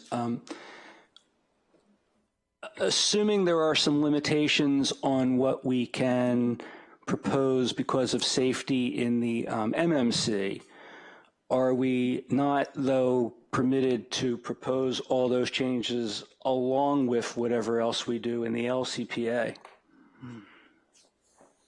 which will govern 90+% of what is going to happen? And that is correct. Probably more than 90% of the would be under the LCP. And again, under the LCP, the council can add additional restrictions if they wanted to. And we haven't been given the menu of all the restrictions that are available to us in the LCP for purposes of this proposal tonight. Is that correct? The direction from the council was to pattern the ADU ordinance after the second dwelling unit ordinance, and that's what staff did. Yeah, I knew I was on council at that time, and I didn't even I didn't understand what we're now learning tonight. I will say that. Just a question, Joyce. I mean, going from the 2 roads needed for exit to a 20-foot driveway, you said something about it's more safe. It was done to increase the safety, or? So in both of those instances, yes, state law allows you to consider public safety in the regulations in the municipal code. The change from the having 2 entrances and exits to the 20-foot wide street was a recommendation by the Planning Commission. I know, but is it more, you believe it's more safe that way? Or somebody believes it's more safe? No, I don't. I don't have an opinion over whether which one would be more safe, 20-foot wide or 2 exit ways. No. Or both. I'm not an expert in that area. Okay. Anyone else have any questions before we move on? Just one more. Oh. Well, Steve, let's go. I'm sorry. Go ahead. All right, Steve, Doug, Marianne. A lot of this has to do with safety, right? I mean, that's part of what we're talking about here, whether I've got areas like, high fire zones, I've got roads like, areas like Big Rock where I've got, small roads. Was this sent to the Public Safety Commission to get their opinion of what the heck we're doing? No, this did not go to the Why not? Public Safety Commission. Why not? That's what their job is. Isn't that what they're supposed to be doing, is helping us make good decisions about safety? So one of the requests by the Planning Commission at their meeting in March, I believe it was, when they asked for additional studies and referrals, those referrals were to the Public Safety Commission, thank you. And the council at the time indicated that they did not believe that it needed to be referred to the Public Safety Commission, again, if the ordinance patterned the second unit ordinance. And so one of the things we considered as we were developing this is if we added more restrictions to an ADU than is currently allowed of the second unit, that is a policy change. It would be changing the existing second unit regulations. Okay, so let me go, you got me confused a little bit. Did this ever go to the Public Safety Commission? No, it did not. In no way, shape, form, or manner? No, it did not. Okay. That seems a little strange to me, but. Doug. Joyce, help me out here just a minute, because I had a question about this anyway. On page 7 of the presentation, the summary, it's about road width, very high fire safety, and exactly what we're talking about here, about 20-foot wide. And let's use Big Rock as an example, and go back a little bit earlier tonight, and we had the fire liaisons talking about the 4 areas in town that are basically single access points. Using Big Rock as an example, there's only really one 24 wide road out of there, but there are homes that are built inside that have two street access to them, or access to 2 streets because of all the subdivision work. Is that compliant with the 2 streets? Or is it only the highway? Just help me out here. Does Big Rock qualify because we've got the 20-foot wide single street? And if we had the 24-foot 2-street access, it would not.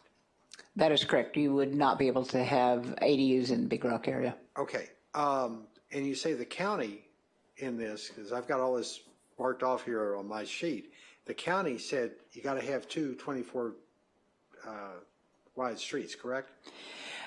That is correct. So the county has 2 different requirements. First, there is the local coastal program, which is immediately adjacent to the city. That is subject to the LCP. Beyond the coastal zone is the LA County provisions, which is not subject to the LCP. So those changes never were considered by the Coastal Commission because it's not in the coastal zone.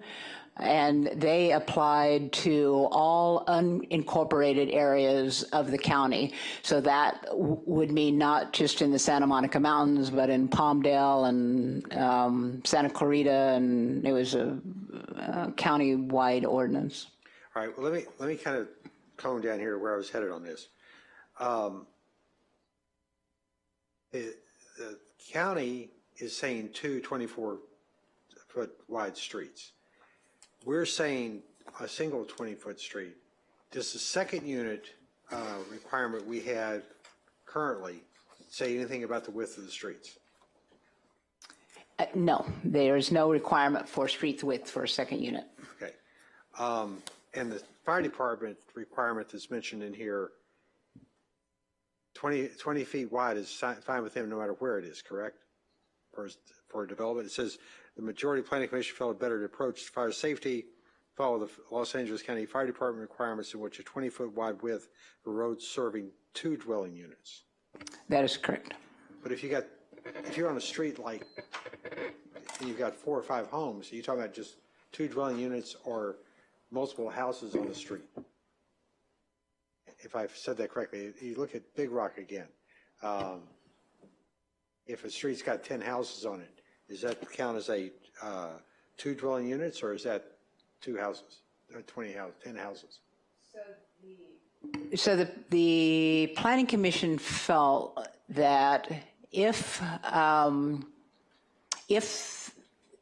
the fire department only required a 20-foot wide street, that would be all that the city would need to consider is what the fire department would require, not anything beyond that. But we potentially are doubling the number of residences has the potential to double the number of residences on a particular street, and we're actually letting it be a 20-foot wide street. Sounds like we're going in reverse on fire safety, especially with the liaisons we're talking about earlier. Yes, please. Thank you, council members. As Joyce mentioned, as directed, we were directed to not make that many changes to the current ordinance, and the current ordinance doesn't have any restrictions in terms of street width or number of streets, and so this will actually make it harder to get an ADU. And it really does it really only affect the 4? Maybe you weren't here when the fire liaisons were talking about it, but is it limited to just the 4 areas of town that we had in the fire liaisons that said it was a one-way in, out type situation? No, the 20-foot wide street requirement is a citywide requirement. Right. And the Planning Commission voted to require that instead of 2 means of access. So the 2 means of access is no longer in the ordinance before the council. Okay, but I hate to belabor this, but I'm trying to get back to how many parts of the city is this going to affect? Does it mean, well, I say it means everybody, but are we actually blocking out parts of town by doing this other than just those four sections of fire liaisons talked about? So, the question is whether, so if the council votes to require a 20-foot wide street in order to have an ADU, then it should not negatively impact any area in Malibu. Okay, all right, but let me take you a step further. We got the four parts of the town that the fire liaisons mentioned. Take Big Rock, for example. Is Big Rock, we're going to be blacked out of this because there's not 2 24 wide streets? I would think not. It probably fits the definition for approval as opposed to rejection. Yes, Councilmember, just to be clear, the 20-foot wide is just for one street. So there wouldn't, the proposal before you tonight does not require 2 20-foot wide streets, only one 20-foot wide street. I understand, but I'm just saying, I want to be careful if we were to make a change to this, are we basically taking ADUs out of the city, or do we know? Because I understand Big Rock, but where else would it be similar to Big Rock? One thing that I would say that the draft ordinance has always been written to require additional development standards, a larger setback, fire sprinklers, and those sort of requirements, not to prohibit an ADU if you didn't have two means of access. So no version of the ADU ordinance that has been presented to the Planning Commission ever proposed prohibiting ADUs if you didn't have two means of access. It only required additional safety factors like greater setbacks. Okay, but if you put that restriction in for the two streets, then you would be limiting ADUs. That is correct. If the restriction is you just can't have an ADU unless you have the two means of access, yes, you would be limiting them. All right, thank you. I think I got the answer to my question. Marianne? Well, I'm more confused. When we're talking about two means of access, are there any properties that meet that currently? Yes, if I could, I'm going to forward through. The exhibit on the video right now shows how the two means of access were determined.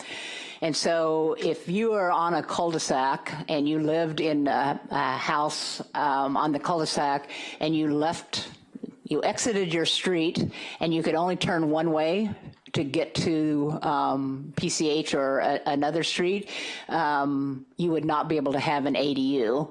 Or as proposed initially, you would have to have greater setbacks and distance between buildings.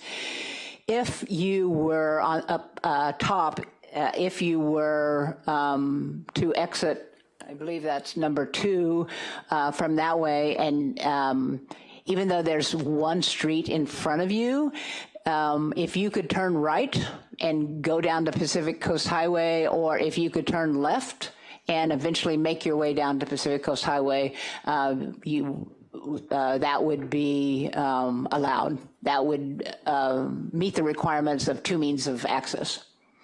And we have not done a citywide analysis of how many properties in Malibu has only one means of access, like the cul-de-sac situation.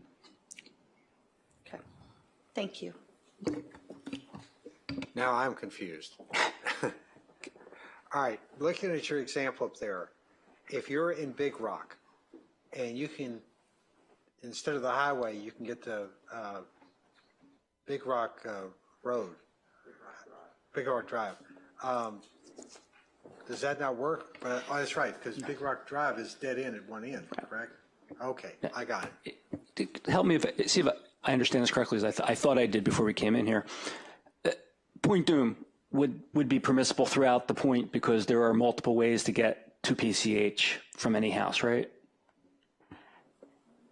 I believe so, although Richard knows the city a little better than I do. Maybe there are some roads that, the key is if you can turn one way and you can't get out. For the most part, Point Dume would be, if there were two exit requirement, for the most part, Point Dume would be free of that requirement. It would be the portions of Point Dume that are not in the appeal zone. If you looked at the city's appeal map, that'd be a quick way to figure it out. Okay.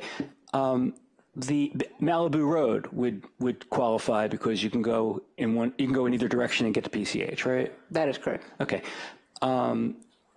The various, I live in the Knolls, the various houses on the Knolls, none of them would qualify because there's only one way to get to Malibu Canyon.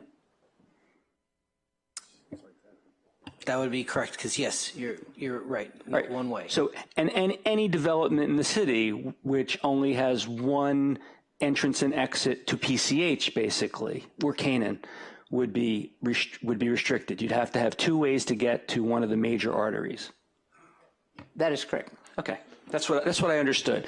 So, tell me if this is an accurate statement. The LCP currently does not require two entrances, but it only permits smaller units than we're proposing.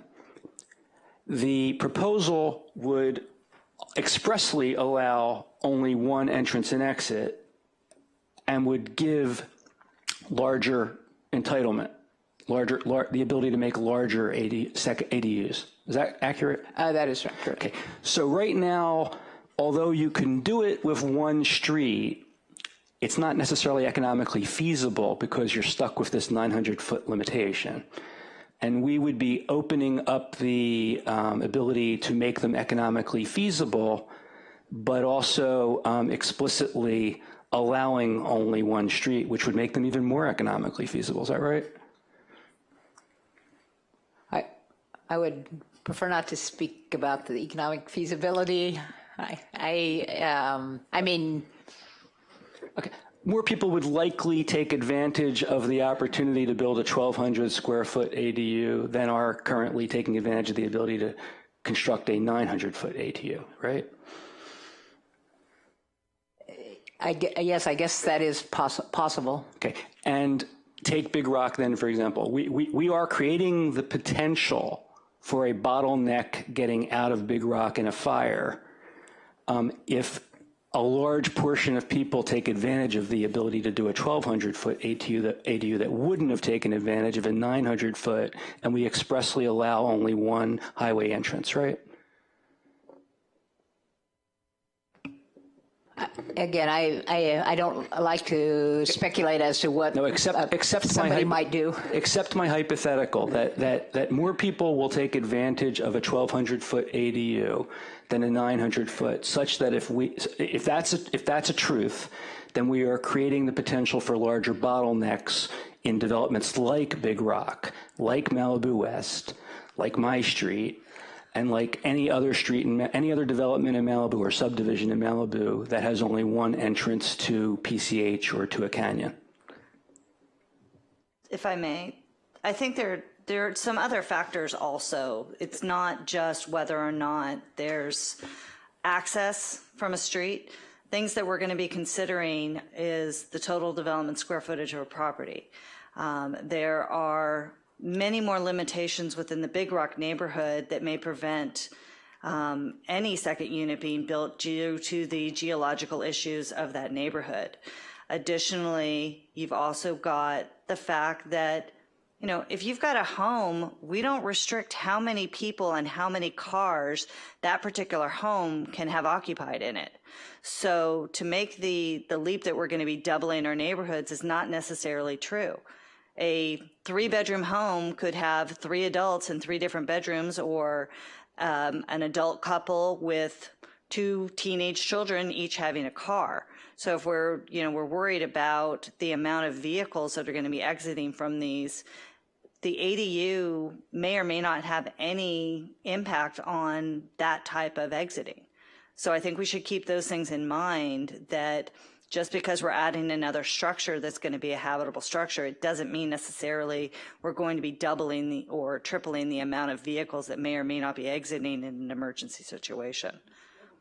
A quick question to tag along on what Marianne just said. Is the TDSF going to apply, if you've maxed out your TDSF on your main residence, are you going to not be allowed to have an ADU, or is this an additional authorization?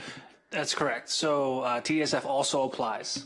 But they would be able to convert some of that habitable space that's in that current existing structure to an ADU. If they're over TDSF, is what you're saying, and they convert some of their existing habitable space, that is an option, but that falls under the building permit only. Okay, but you wouldn't be allowed to build an ADU if you've already maxed out your TDSF. A separate one, not a junior one. TDSF still applies, so okay. Yeah. Thank you, that's helpful to understand. Would it be helpful to talk for just a moment about the primary limitation most properties are going to have when it comes to putting in an ADU? Paul, hold on. If you have a question, ask the question. I have a question. Okay. And I intend to ask it. Perfect.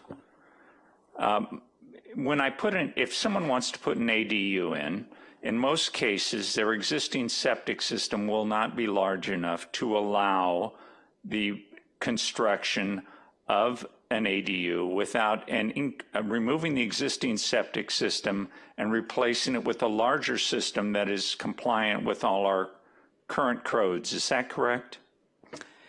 That is correct. There are other restrictions, as you indicated, septic, and as Councilman Riggins indicated, the TDSFS. There will be other restrictions that will prevent some properties from building at all, and some definitely increasing to 1,200 square feet. And also to tag on the wastewater issue, if you're in the fall within properties affected by the Civic Center wastewater treatment plant, you still have to adhere to the allowance for your particular property.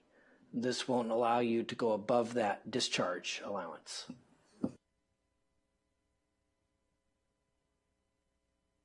Even after the sewer, I mean, every home has got their allowable amount documented right now, right? Do we already know? Yeah, we already know which properties have what allowance based upon their existing condition. So even in phase 3, they're already determined what the size can be? Okay. I'm getting a shaking head from the Public Works Director, so. Yeah, once the sewer comes in, that takes away the restriction, doesn't it? No. I mean, no.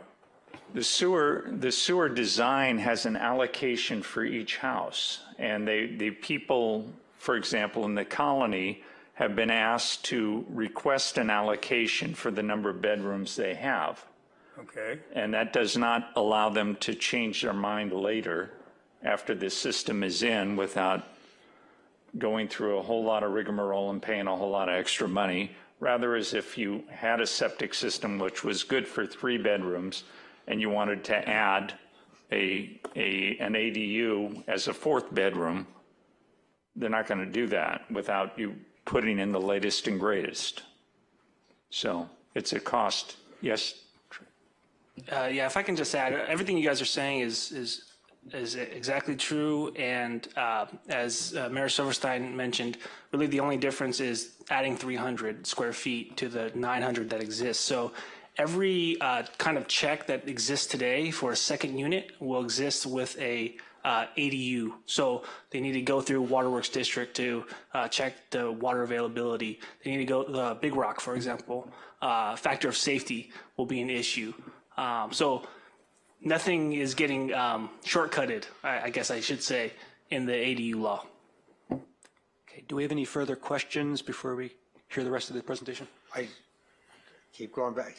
Still confused about the road. I know Richard's looking at me going, Doug, come on, get it right. You can figure this out. Malibu Knolls, let's go back to the house number 1 here on the cul-de-sac. Why is that not the same as Malibu Knolls? Because they can turn out of their driveway, it's dead end on one end up on Malibu Road. Malibu Canyon. What you would have to do when you exit your house is be able to turn both right and left and get to the highway.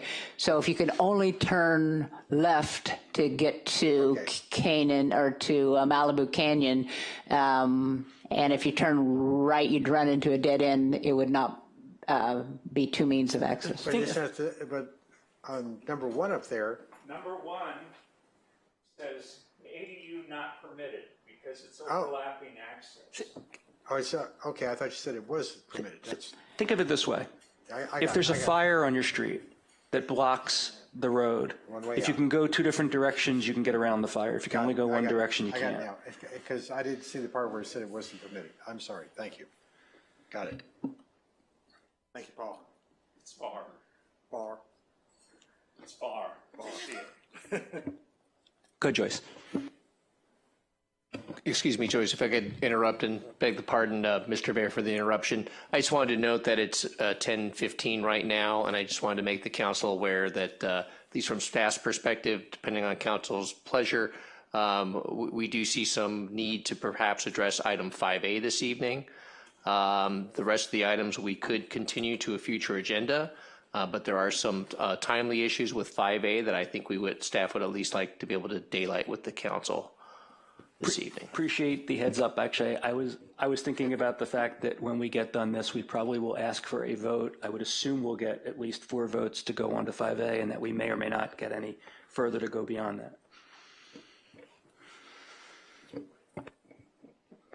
Let's continue. Thank you, Mayor. Members of the council, I was actually at the end of my presentation. On the recommendation slide, staff is recommending adoption of Resolution 2343. That was the Exhibit 1 in your packet. That would amend the land use plan of the local coastal program. After the city attorney reads the title of the ordinance, introduce first reading of Ordinance 510. That was Exhibit 2. And that would approve the LCPA amendment and portions of the Malibu Code amendment, and to update the ADU regulations and determine that the amendments are exempt from the California Quality Act, or CEQA.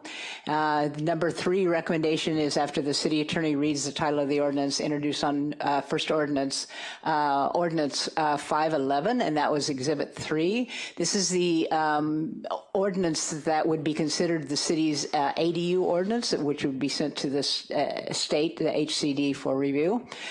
And recommendation number 4 is to direct staff to schedule a second reading and adoption of Ordinance 510 and Ordinance 511 for the September 5th, 2023 City Council regular meeting.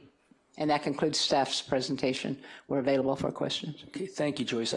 Does anybody have any further questions before we go to public? Is there anybody on Zoom who has public? Okay, so before we go to public comment, does anyone else have any further questions as contrasted with our discussion? Okay, let's go to Zoom. And because there's no speaker slips. Okay. There are 5 raised hands. First is Pat Healy, followed by Elizabeth Riddick.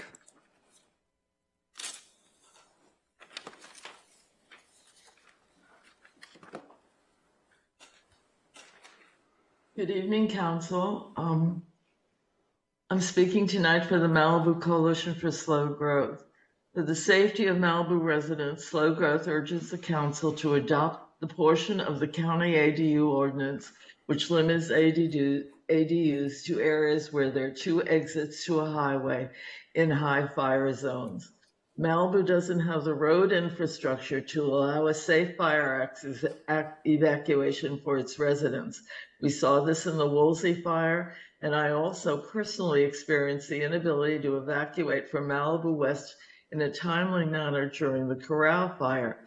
A potential tragedy was only averted because the wind died down and the fire never reached Trancas. With a second escape route to a highway, the residents with only one escape route could very well be trapped in their cars when the firestorm passes through, with traffic backed up at PCH, which will likely be gridlocked. The Woolsey and Corral evacuation was during the day. One can only imagine if the evacuation was after dark and visibility is bad because of the smoke. Chaos could occur.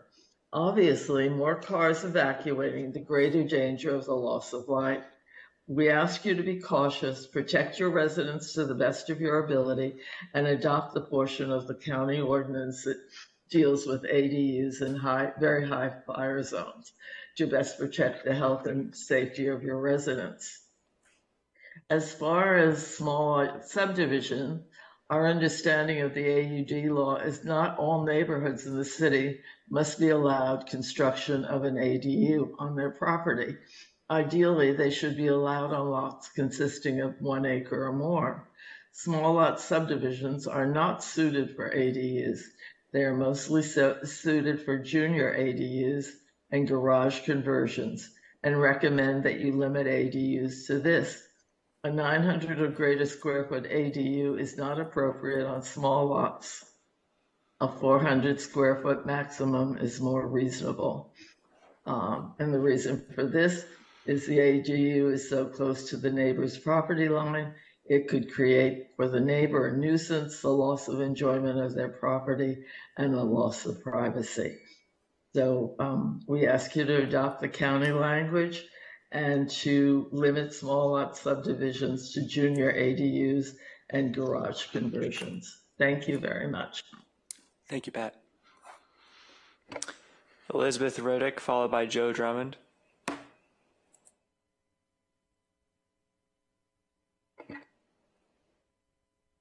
Okay. Hi, I'm Elizabeth Riddick, and I'm just going to let Jeff Jennings speak for me. So go ahead. I'm going to play a little clip here. Why put together an ordinance that basically is designed?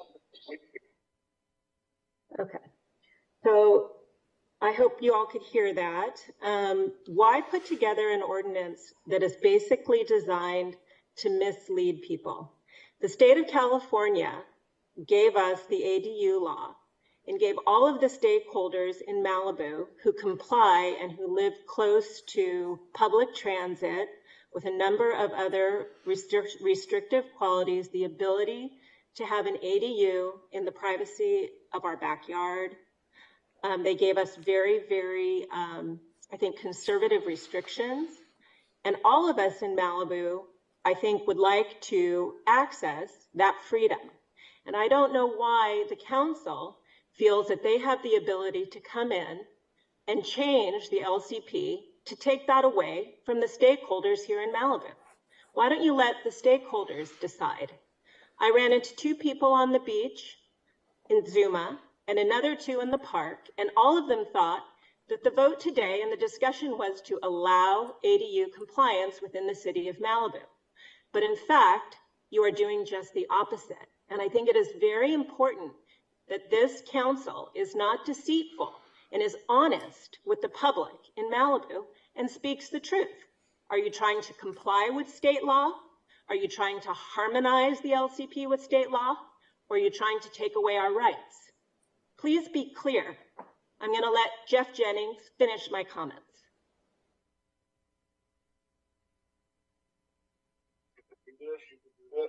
But unstated in that is, sorry? You can do this, you can do this, but unstated in that is, no, you can't, because you're never going to get to the zoning ordinance because it's all going to be tied up at the LIP level. So basically what Jeff is saying is all of this discussion and 100 pages of jargon is BS. You'll never get out of the LCP. You'll never be able to have an ADU. All of this talk is a silly waste of time. If you're looking to restrict ADUs, tell us that's what you're going to do, because that is what's happening here. Changing the words in the LCP from second unit and guest house to ADU takes away our rights as citizens. Please let the public know that that is what you are doing. And I'll wrap it up with this. There's already been a ruling in LA Superior Court that attached ADUs and the language in our LCP allows the stakeholders of Malibu to have an attached ADU according to state standards. The city of Malibu is using taxpayer dollars. Thank you, Elizabeth.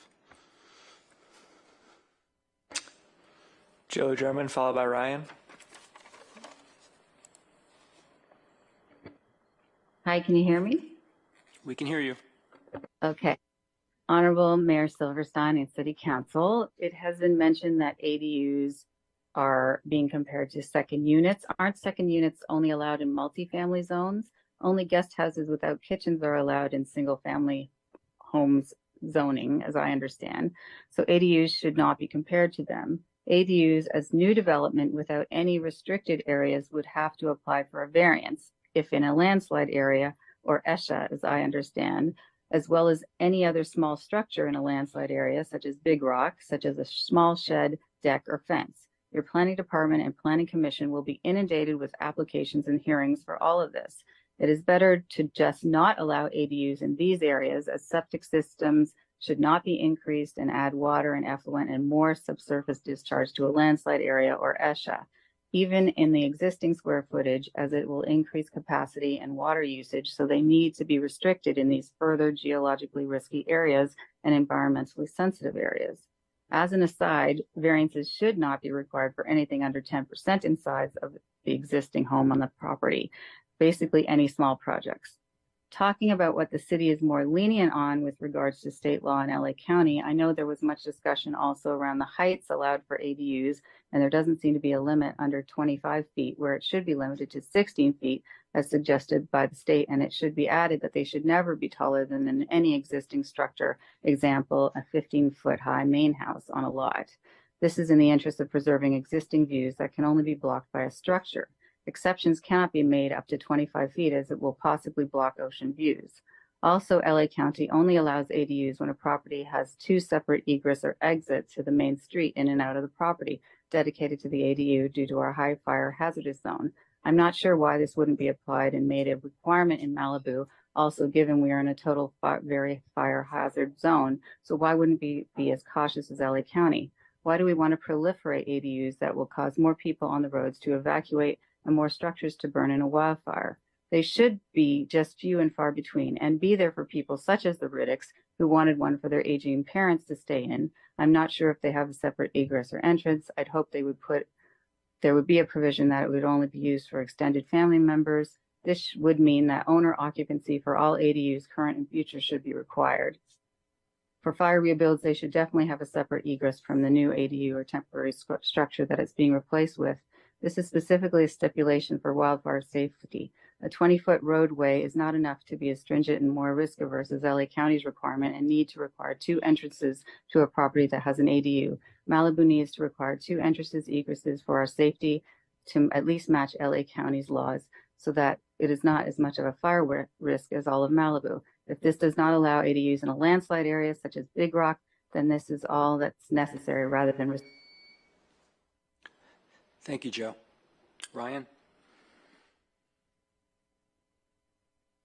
Yes, I think I was chairing the Public Safety Commission during the time that the council wisely gave us the assignment to evaluate the narrowness of the streets and the capability for fire trucks to enter and defend the Rambla neighborhoods in general.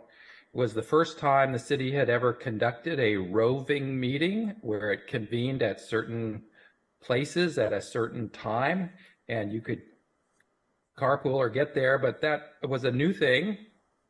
And we established that parking on both sides of the streets in those neighborhoods compromised public safety. And it was very important for those neighborhoods to be safe after they were rebuilt after the 1993 fire. So I support this item being vetted by the Public Safety Commission. I think it's prudent. I think it's not so time sensitive that it could not be or should not be. And it would be consistent with the City Council's policy of public input with decision making. And this is a big decision. The risks that are associated with this are off the charts because you're talking about essentially and possibly doubling the occupancy.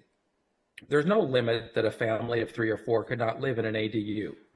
And you're now injecting unrelated persons into the neighborhood community that would need to be evacuated, and they may be the least equipped or knowledgeable on how to do that. They may be recent additions to the Malibu area, not be versed in public safety or evacuation. The city's burden of extra occupants to evacuate and to administer aid to feed, shelter, house with alternate accommodations, whatever, is a thing. It's a real thing. But what's most important is the risks. Is you're risking the other people in the neighborhood. You're compromising the ability to administer to all of the remaining property owners. So I want to be clear that adding occupancy to a neighborhood that is compromised by any type of a road access issue is a neighborhood that the fire department is going to pass up. They want 2 exits. They want to be able to turn around.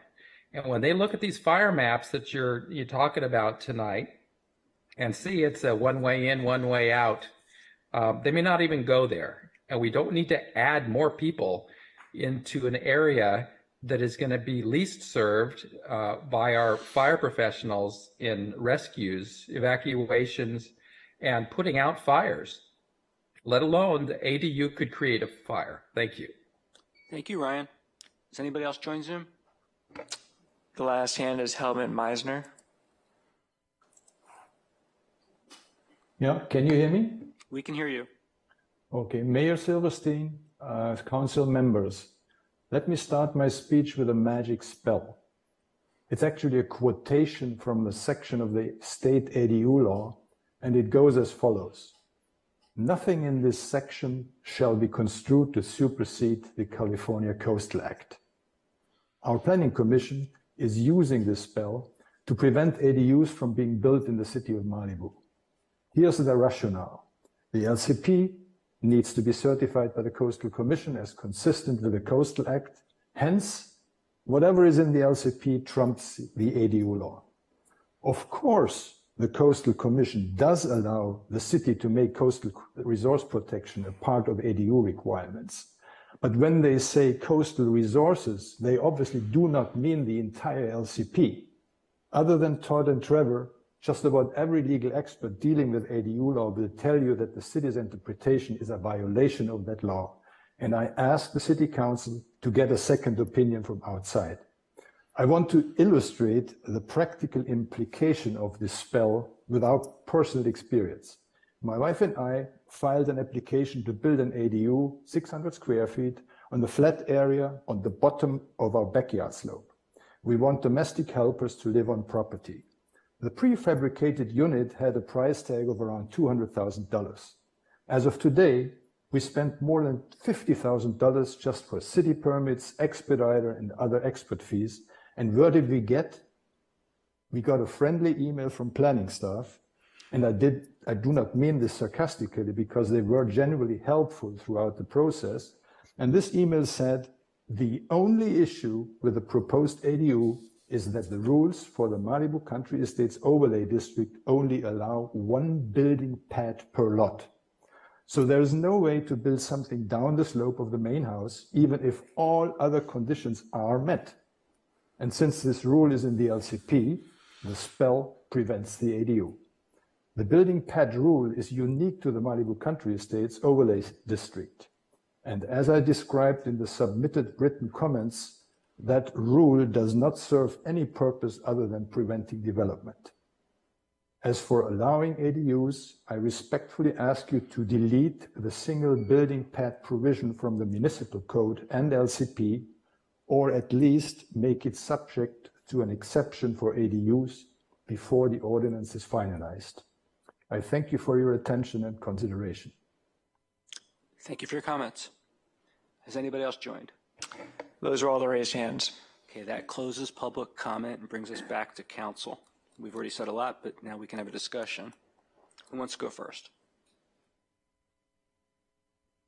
I'll take at least identify some of the issues that I'm concerned with. One, I think it's sort of a statement for the staff. One of the things I find concerned with is, we're saying that you did what you did because the city council said, here's what we want you to do, design this to match up with our second unit law or whatever.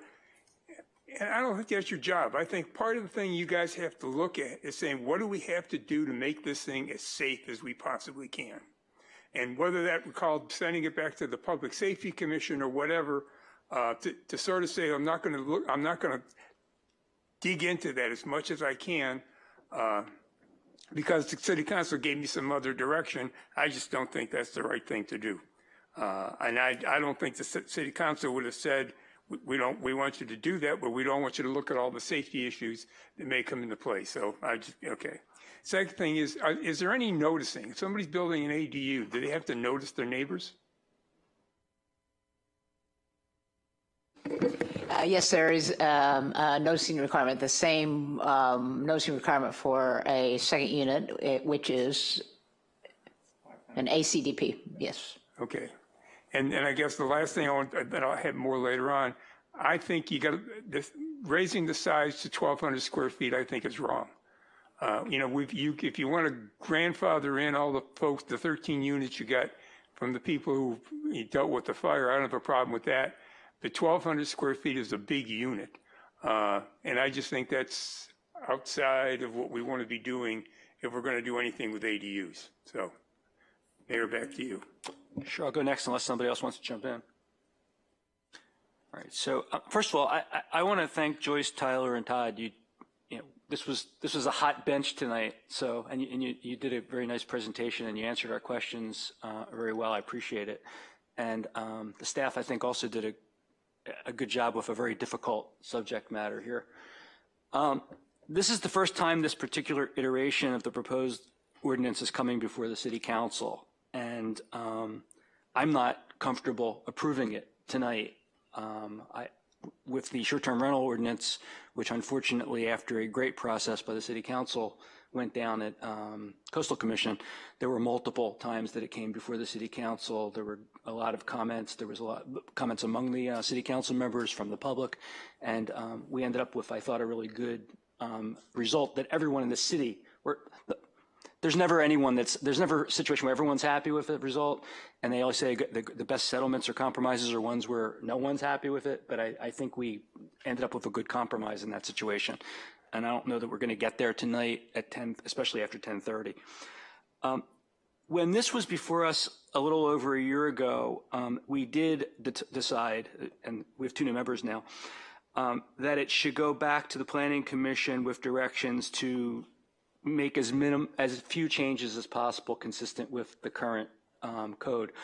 I'll tell you, I didn't understand at that time that meant adopting new things that were mandated to adopt, but not adopting countermeasures that would offset things that we wouldn't otherwise want to do in the abstract if our hand wasn't being forced. So to the extent that I didn't appreciate that then and didn't do enough homework, my bad, but I understand that now. And I think what we're doing, although what the staff has come to us for the most part does adhere to that, it nonetheless is expanding the ability to add second units and potentially add more population to the city. And in the abstract, there's nothing wrong with that, but I'm going to talk in a few moments, we're an unusual city, aside for the vision statement and mission statement. The entirety of Malibu is formally and officially designated a very high fire hazard severity zone, a VHFHSZ.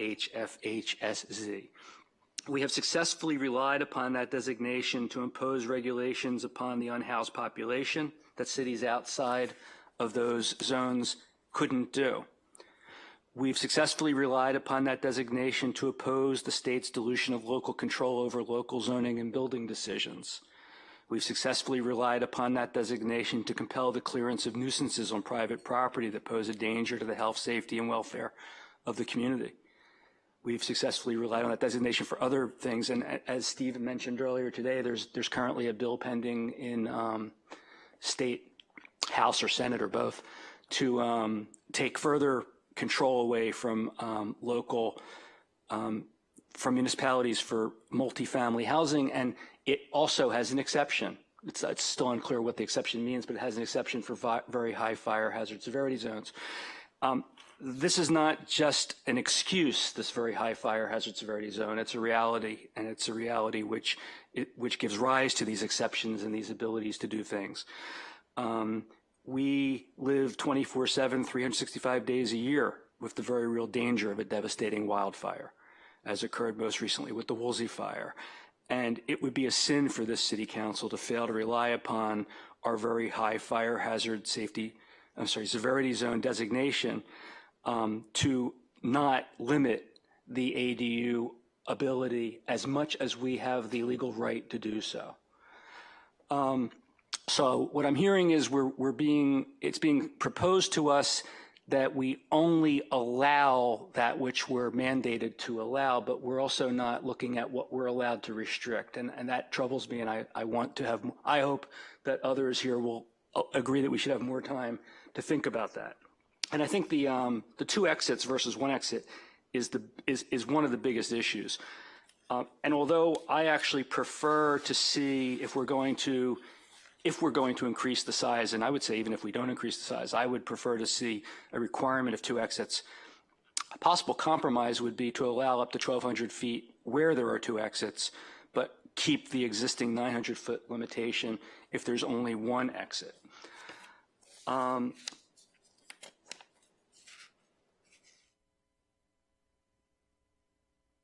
It was said tonight at one point, well, there's no limit to people living in houses, the number of people that can live in a house right now, so people can overstock their house anyway. Actually, I think there's probably some limit, but houses certainly can accommodate more people than they accommodate now, and there's nothing we can do to stop that from happening. Although maybe we can explore that. But that's not an answer. That's what's called a straw man, because that's going to be the case whether we allow more ADUs of larger size or don't, because that's still going to be the fact. So all allowing larger ADUs to do will be to create the potential for even more population on top of the already existing potential for people to put as many people in a house as they're lawfully permitted to put. I have to say as far as I understand, the vast majority of people who live in Malibu don't favor increasing the second homes on properties in Malibu. The people who are in favor of them are the ones we hear from, but they're a vocal minority. The majority either don't want to see increased population through this vehicle, or don't really understand or know what's going on at all. And if they did, they'd more likely fall into the camp, I believe, of wanting to maintain the rural nature and protect against the very high fire hazard severity problem we have here. The only reason I can think of why members of the Planning Commission or members of council would vote to do things which would make it easier to build larger second homes, and a 1,200-foot home is a home. I mean, there's a lot of single-family homes that are 1,200 feet or smaller. So the only reason I think that somebody would support that here is because they're listening to the vocal minority, or they've got a personal reason why they would want an ADU on their own property, perhaps. I don't want one on mine. I don't think I could have one on mine no matter what. I don't want to see them proliferate in the city. I don't want to see I doubt there's clearly not going to be a double population. But if we allow 1,200 foot, I think we'll have a materially larger population because, as I said before, it's not economically feasible to build 900 foot square foot additional housing. It's extremely economically feasible to build a 1,200 foot house. So I have a lot of other specific comments, but I'm hoping we won't make a decision on this tonight because I think it's too complex to do. But those are my comments for now. Marianne? Okay. One, nothing about getting a CDP in Malibu is easy. So anybody who has to go through that process can attest to how difficult it is, and nobody goes into it voluntarily unless it's their dream to build a home here. So a couple things. With the junior ADU, it was listed on the matrix that it required a building permit only, but that so how does it get to the planning director to make a determination? I was a little confused about the nexus there. So all ADU applications would first come to the planning department, and then the planning department would analyze them and determine whether they would be processed under the LCP or the MMC. And then from there, if it was the MMC, it would be go to the building department. So are we requiring some type of permit application or planning application being submitted on that? And what would that application be titled? So for the building permit only, no planning permit, discretionary planning permit can be required, but planning would need to look at it to see, which document or which, how it would be processed and whether it could be processed under the municipal code. And for instance, the planning would have to look at it to see if, and refer it to septic upgrade to see if there's septic upgrades which might require a CDP, even though it could be processed with a building permit. And so you should think of the planning department as sort of the repository of all ADU permits, and they would be analyzed and a determination would be made as the type of permit that would be required. And I think Tyler has something to add to that. Yeah, I think how we imagine it as of right now, because it could change, is similar to a planning clearance where you come and you we have some fields for you to fill out. And if you meet all the specific requirements, then you get your planning clearance that then go to building safety for your building permit only. At least right now, that's how we envision the process. Okay. So there still would be some type of tracking mechanism, and there'd be a number assigned to it. And okay, perfect. Let's see. We talked about the total development square footage. I think we were pretty clear that just because you have the ability to apply for it, if you've already maxed out your square footage, then that's a limitation as to the approval of it. Yes? Okay. You had mentioned there was a recommendation on the height that it be not the 18 feet that's established by the LCP and the MMC, but it be the plan. I believe the Planning Commission made a recommendation to lower that to 16 feet. That is correct. For me, I'm a little concerned about having different rules for an accessory dwelling unit than a different structure. I know some people do propose the additional accessory dwelling unit on top of a garage. And since that we have the requirement of a site plan review for anything over 18 feet, my recommendation would be to just keep it 18 feet. If it goes over that height, then you have to apply for a site plan review, and it's captured that way for the impacts on neighbor views, et cetera. So it's just more of a statement than anything else. Really the biggest concern I have about the language that's both in the LCP and in the MMC is the reference of a guest house. I think a lot of people walk in and they'll make a statement saying, I want to get a guest house. So I'm a little concerned about keeping that terminology in both the LCP and the MMC, because I think it's going to confuse not only the residents that are looking to apply for an accessory dwelling unit, but it's also going to confuse staff.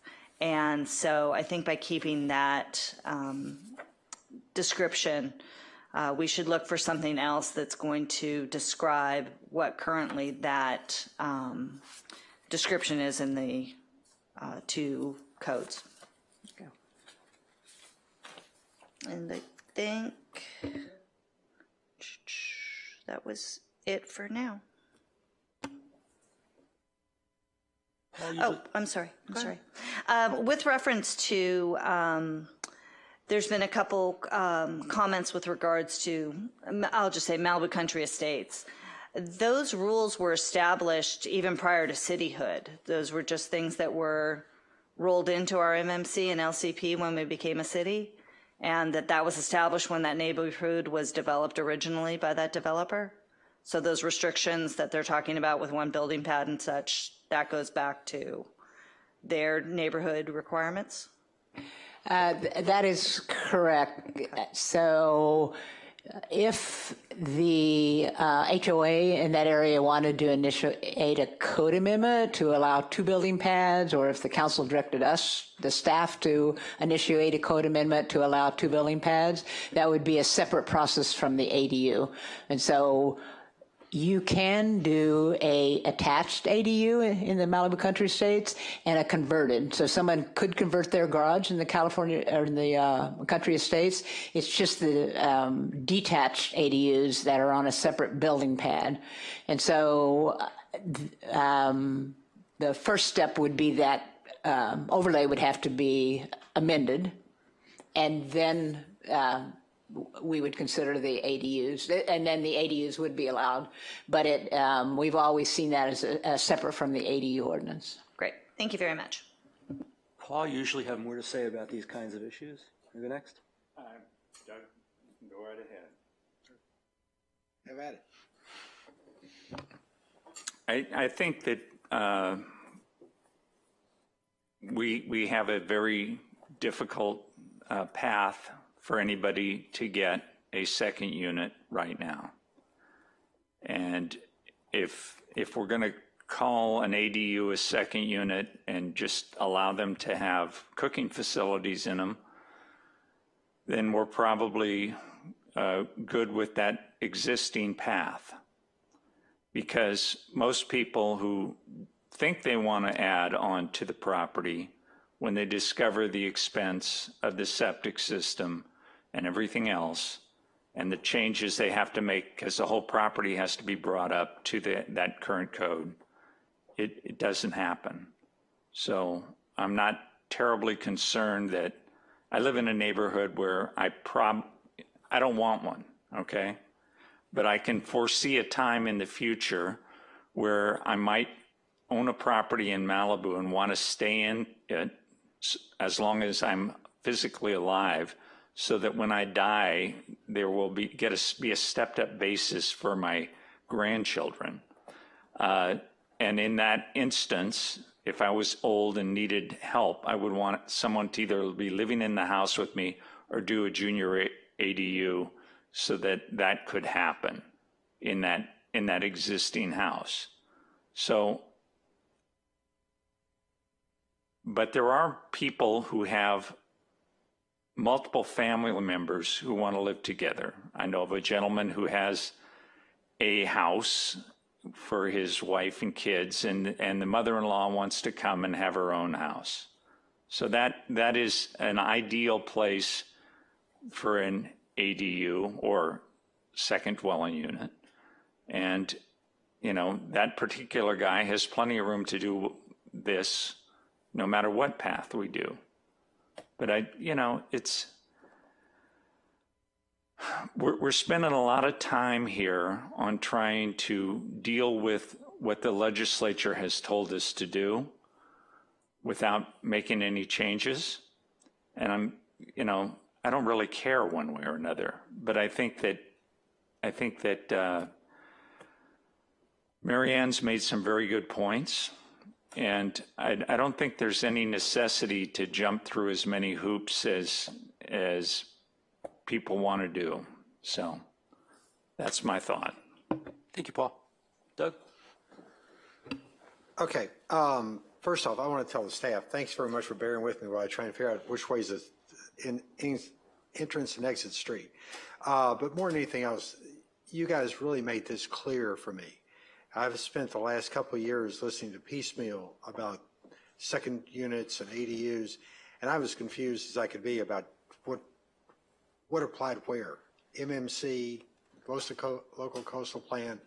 I needed a roadmap, all right? You did that in this package. I read it thoroughly. There's brain damage in here to go through all this, and I really appreciate all your work on it. It's nicely done. Getting down to what I think is really the substance of this, now that you've described it well for LCP versus MMC and what really drives this is the LCP, I think the only thing I really have a objection to is the two-street issue. Other than that, I think we've got a workable document here.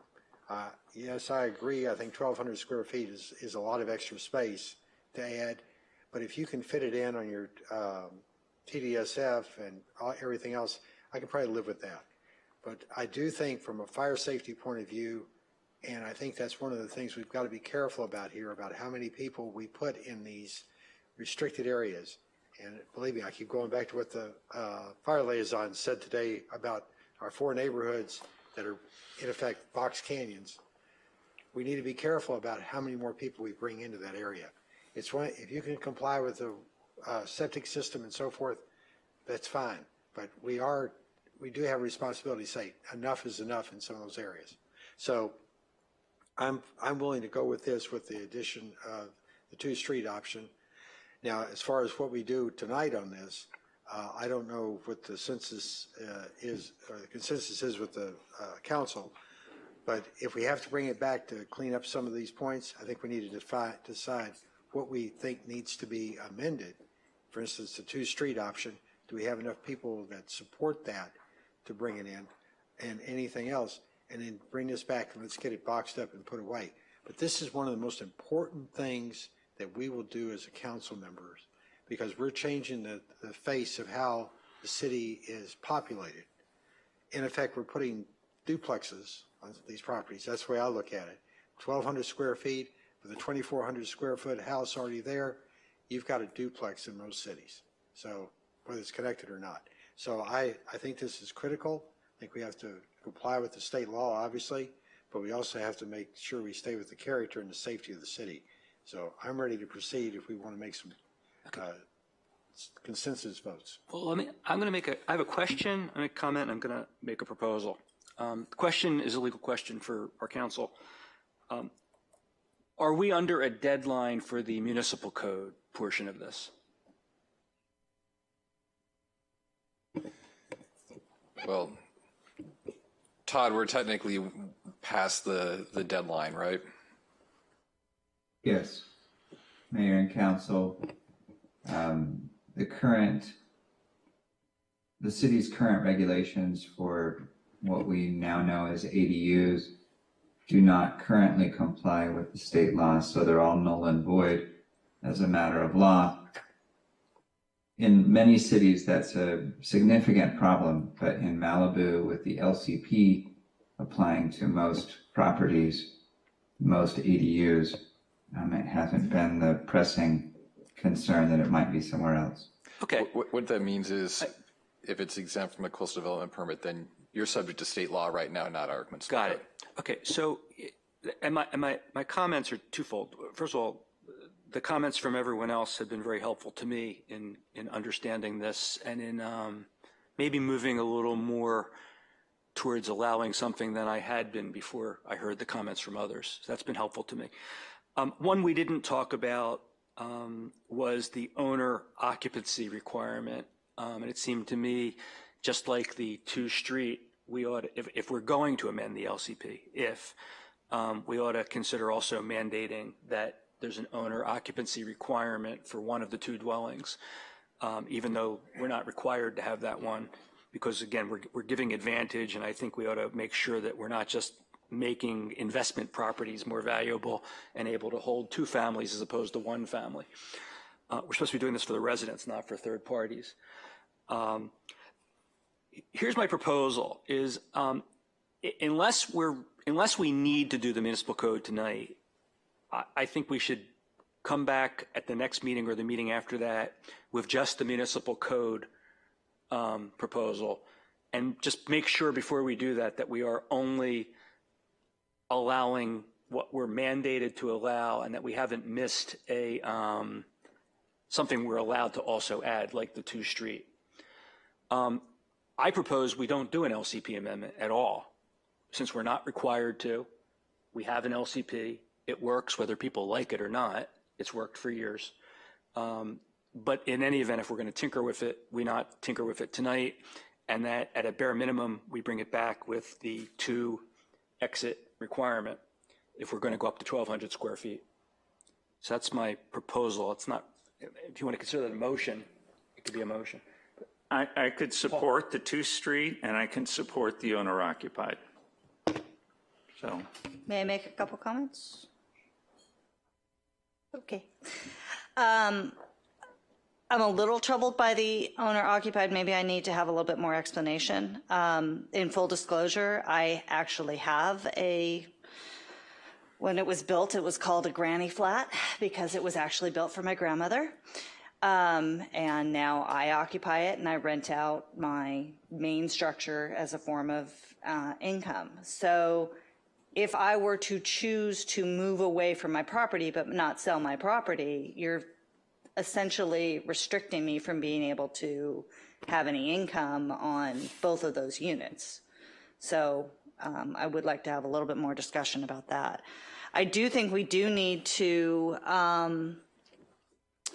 get the LCPA initiated, because we currently have a planning commissioner who believes that we don't allow second residential units and or accessory dwelling units. So I think the better we can get this cleared up, the clearer it's going to be for commissioners and also our residents as to what is allowed within our city.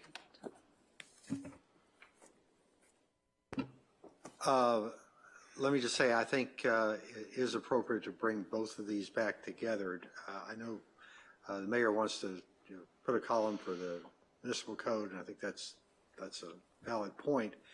But with Paul's comment as well, I'm in favor of this with the two-street option and the owner-occupied. So we can start building a consensus of what we'd like to see come back. But I do think we can do these two together, and I agree with Marianne, I do think we need to do the LCPA. Okay. Well, if we're going to bring it back and we're going to make those two additions, I think it would be helpful to me, and I think it would be helpful to everybody, for us to be told what is our menu of other options that weren't even put on the table that could be, that would further make this an even safer option if it were pursued by people. Because again, what we were as I understand the exercise that everybody went through up till now is, one, there was a determination of what are we required to do, and two, there was a debate over whether we should or shouldn't require 2 streets or a 20-foot road.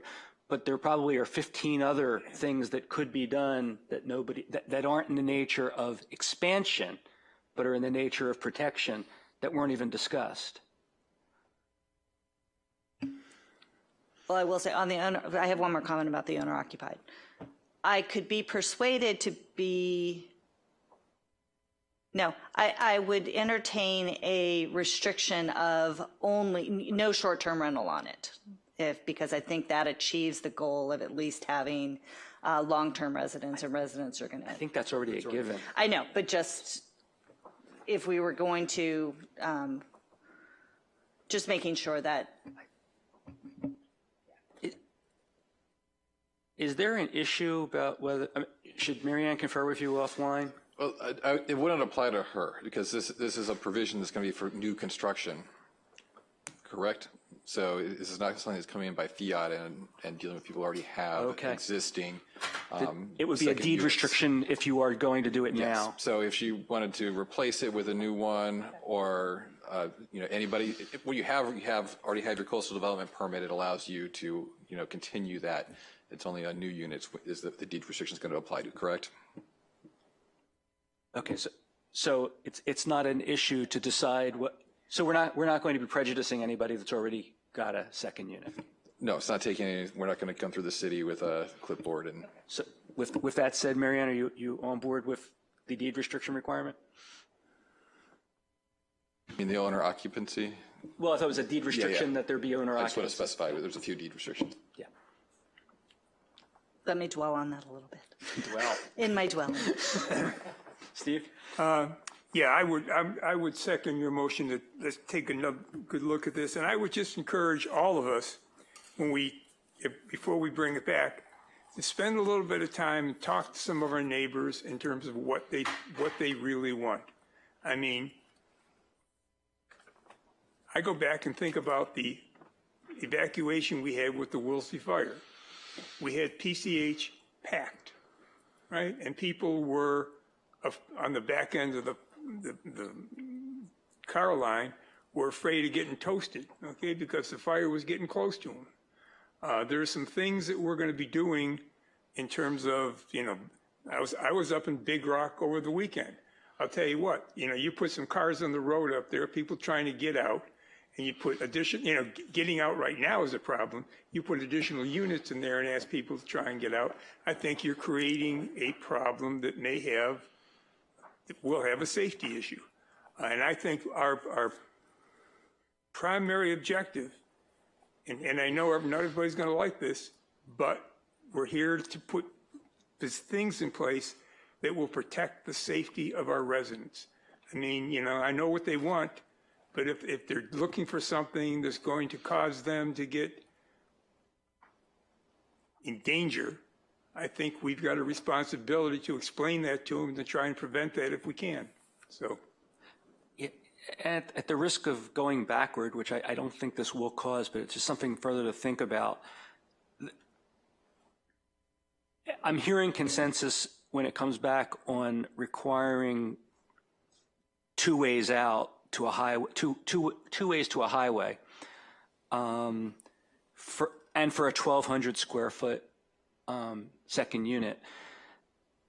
There's a fairness issue that we ought to be considering, which is that by requiring those two entrances, which I support, we would then be basically restricting 80%, maybe 90% of the population of Malibu from taking advantage of this addition that we're granting, and on the other side of the coin, only granting this additional new benefit to a very small group of people. And the question is whether that's fair to all those that are not getting it. Shouldn't we just leave it alone? One could argue that we ought to impose that second exit restriction full stop on the existing 900 square foot second unit, which actually would be the safest alternative for the city and the residents. But it's probably too late in the evening for us to start engaging in the pros and cons of that, but it's something to think about, to sleep on and to dwell on. So I'm going to make a motion that we pass this to, should we do it to the next meeting or to the meeting thereafter? Come back with the MMC buttoned up and with the LC, well, I guess with the LCP with the changes that have been proposed tonight, but we might still have further discussion when that happens. I would suggest a date and certain so staff can make sure it brings back a thorough ordinance. Can I get a second for that? I'll second that motion. Unless you think we need Richard, do we need a specific date here to continue it to? That's what we're discussing, because the next. We notice it if we don't? We're looking at a specific date we could offer. Okay. October 9th would be the soonest we could bring it back. That's good. So the motion is to table this to the 9th of October, bring back, I would expect the MMC provision to be materially the same, but it potentially could be different. Provide us with an explanation of what else we could be doing if we chose to, and provide us with another proposed LCP amendment, which includes at minimum a 2-street requirement and a owner-occupied requirement, and I guess with 1,200 feet italicized. Are we good with the language cleanup on the guest house? Do I need to explain that more, or was it clear what my issue was? You want to add the word guest house or I want take it to away? omit it. I'm fine with that. So, I'm sorry, Mayor. We did try to clean it up in the sense that we changed any reference to guest unit to guest house to try to distinguish between an ADU unit as opposed to a guest house. But you're suggesting we find another word other than guest house. Is that correct? Yes, I think people will walk in and say, I want to get a guest house, when they actually mean an ADU, and it's going to cause confusion, and there would be more clarity if there was a different word used to make those descriptions, so that when somebody walks in and gets saying guest house, they're directed to the ADU, or a better description of what the difference is between the different structures. Are there other parts of the code that guest house or guest unit appears that this would be causing some kind of confusion? Do you want to explain, or do you want me? So there's, I believe the guest house does not include a kitchen, so it's a matter of whether or not they're coming in to get a fully functioning independent structure, or if they're just coming in to have a place where they have additional sleeping quarters with no cooking facilities available.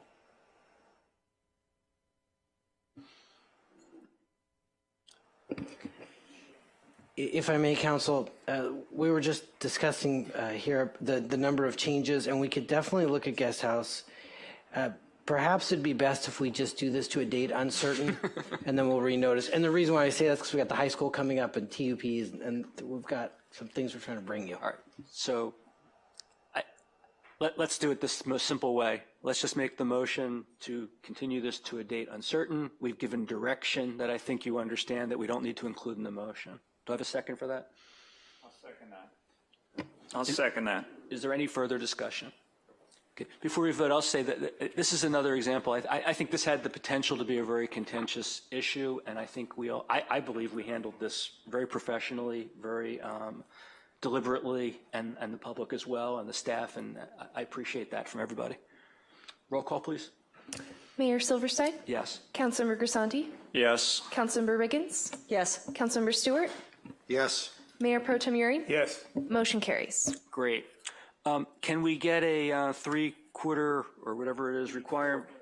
Can we get approval to move on and include? Well, 4B's already been skipped. Can we do 5A? Let's take a vote on that. You're looking for a motion to approve taking item 5A as one of the last items? Well, a motion to do 5A. We'll find out whether we have any strength to do anything after that. 5A. Yes. The motion is to consider 5A. Yes. Can I get a second? I'll second. Is there any discussion? Roll call, please. Councilmember Stewart? Yes. Mayor Pro Tem Uri? Yes. Councilmember Grisanti? Yes. Councilmember Riggins? Yes. Mayor Silverstein? Yes. Motion carries. Okay, great. There are no speaker slips. If anybody, Norm, you're the only one here. If you want to submit a speaker slip, go ahead. So could we get a staff report on 5A, please? 6A. No, 5A. 5A.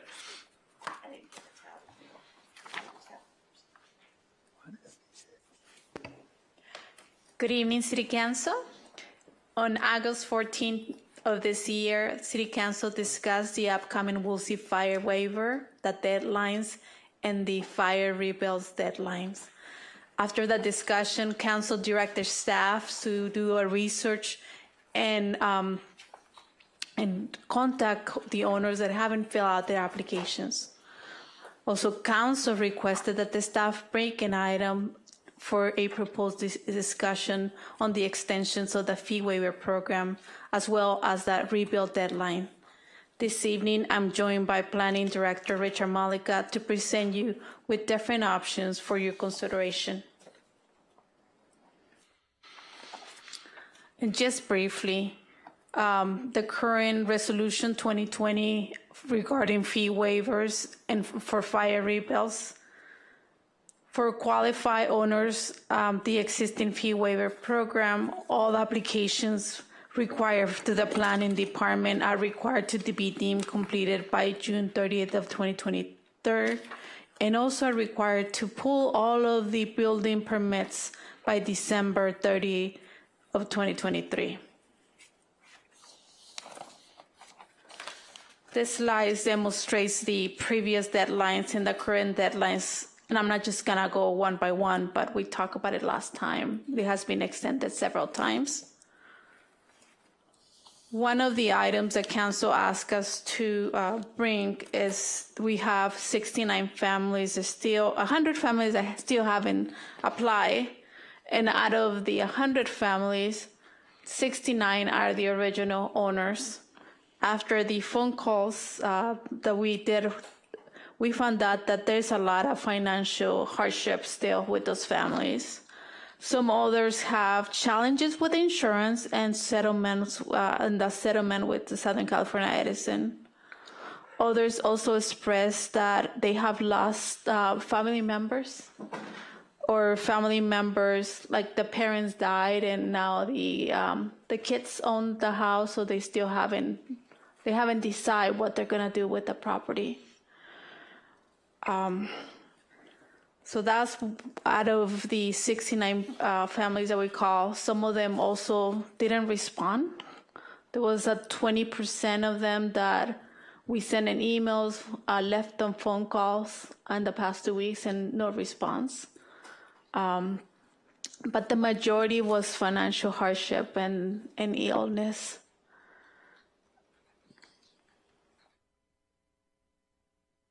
The next slides, I'll let Richard talk about what we're proposing and bringing to you for consideration. Good evening, Mayor and Council. As part of the discussion last time we were here, if I hope we understood this correctly, but we're to bring some options in front of the council for you to consider this evening, depending on where your discussion goes.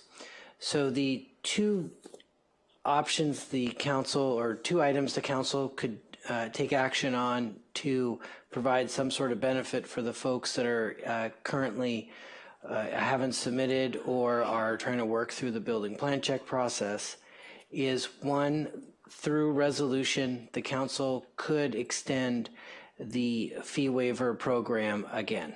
And there's a history of the fee waiver program in the agenda report. So that's by resolution. That's not an ordinance.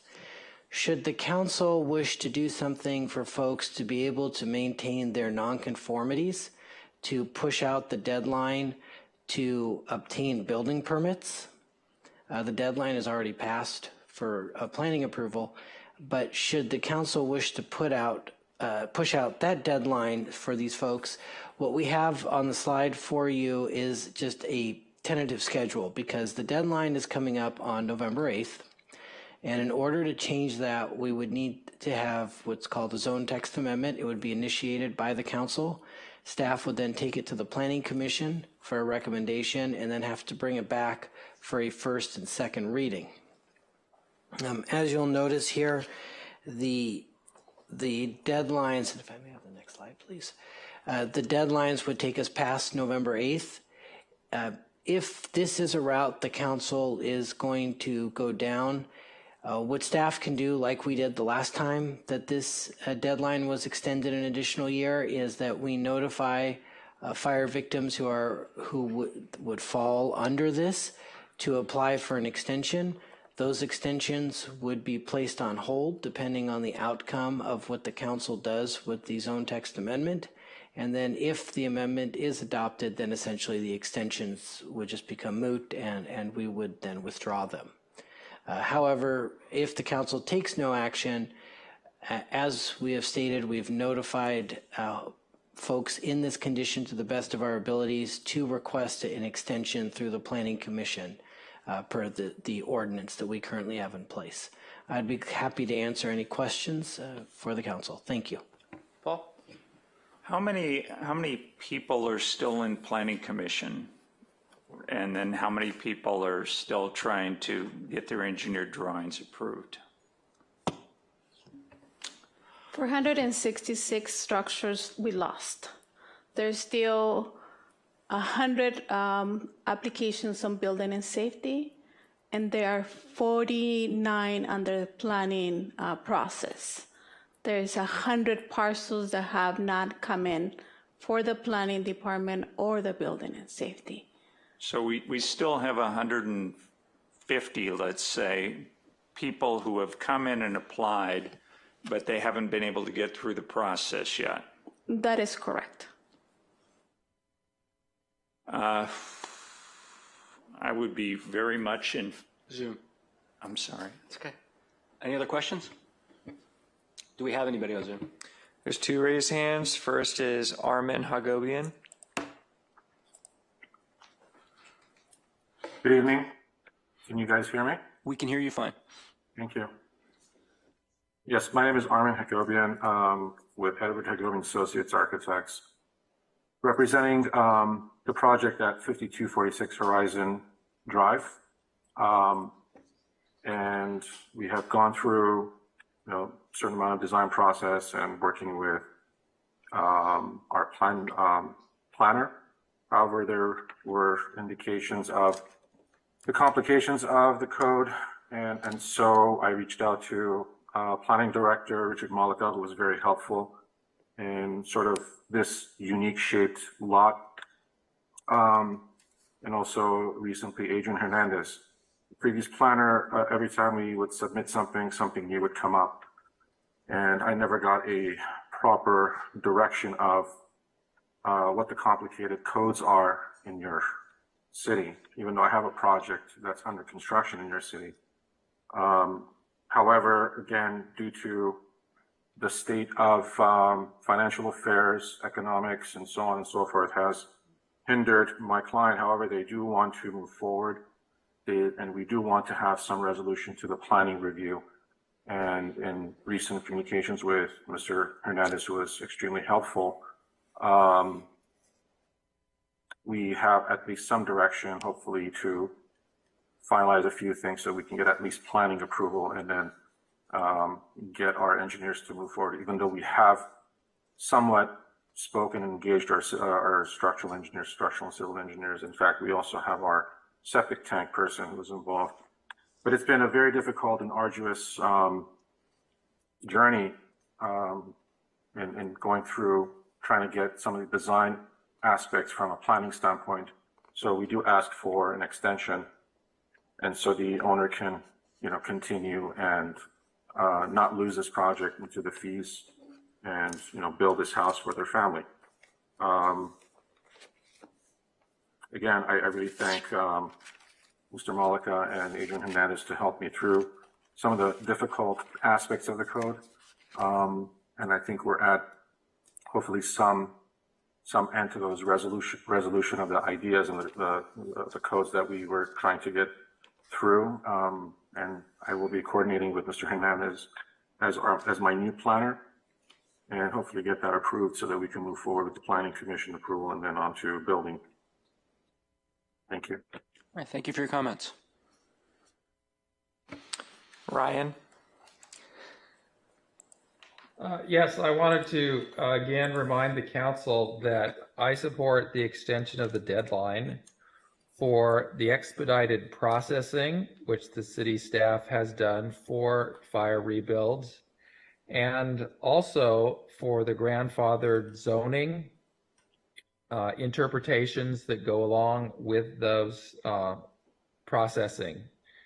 However, it's been a long time since the Woolsey fire, and the issue of waiving the expensive fees, which can be $30,000, $40,000, $50,000 per property, those are damages that are due these victims from Southern California Edison, plus their attorney's fees to recover them.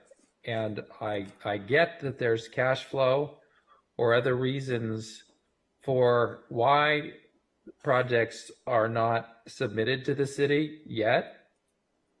However, Article 16 of the state constitution in Section 6 prohibits the city from gifting. The cities have no power to make any gift or authorize the making of a gift, I guess that would be your voting, of any public money or thing of value to any individual, blah, blah, blah, whatever. And it uses that word whatever in this statute of the state constitution several times.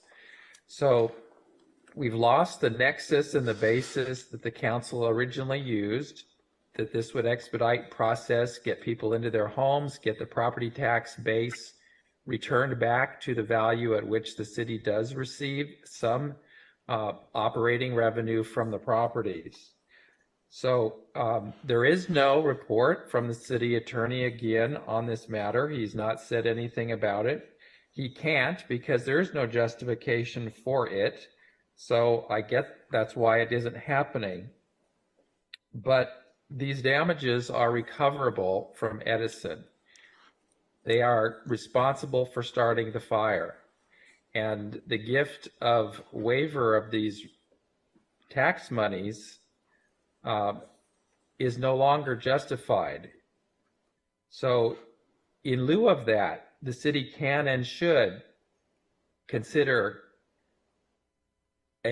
replicating that type of assistance, of economic assistance, but contingent as a grant from the city with a means test and strict parameters. Okay, so they get their project in the next 8 days, 10 months, 2 years, whatever it is, but establish those parameters. Thank you. Thank you, Ryan. Anybody else? Those are all the raised hands. Okay, so that ends public comment. I've got some comments, but happy to defer to someone else. Let me ask if there's another option in here instead of just doing an extension. It's been 5 years, and when you tell me that somebody's got a financial hardship, I'm not sure it's going to be fixed in the next 12 months or whatever. Do we have an option to, say, have the planning director on a case-by-case basis give an exception or grant an extension of this? And where I'm going with this is, I'm trying to cull down the herd, because Yolanda goes and her team goes out of their way to call these people up, and some of them don't call back and so forth. And, you know, if they don't have a deadline, they may not respond, or maybe they're in process and they have a good reason to look for an extension that Richard could evaluate. So what I'm coming up to is it possible to have an extension by Richard, or say, you have to request the extension, I'm making up a date here, the end of 2023, and we'll grant you an extension to get your permit done by November 8th, 2024, and that's it. Because that will be 6 years. And I'm not sure that anything's going to get fixed for some of these people if it isn't fixed in the next 12 months. Just asking, is that possible? Is that? I mean, I think you could craft something similar to a fee waiver, but if you demonstrate diligence and need or special circumstances, that then you could do it. I want to take a look at it because we do have an obligation to, treat everyone similarly in the city. But this is, not really a zoning ordinance. This is a fee waiver provision that we're putting in here. So, yeah, I do think we're coming up to the end of this process, and gosh knows the staff has been over backwards to help these people. So I'm looking maybe for a different direction than just an automatic extension. Let it be on a case-by-case basis. That would just be my thought if we could do it. Paul? We've got close to 150 properties that are currently in process with original owners that are not going to be done in time. And they are in process. Am I roughly correct? You are correct. 100 of those in building plan check, and those 50 under planning. So we are running. Okay. We're running out of time. We're out of time. But I don't want to maroon those people at this point. Yeah. And I think that we need to do something to accommodate them. And I don't know at what rate people are still coming in the front door at planning, but I can't see slamming the door on people who couldn't get it done. I have a suggestion for an easy and what I believe is appropriate fix for this, or approach this. We haven't discussed tonight. We've discussed before, and we forget, COVID took away 2 years and 6 months at least during a declared emergency from everyone. But for that, 5 years would have been ample time to give people to do both, to both get their plans in order and to get their permits and obtain the waiver.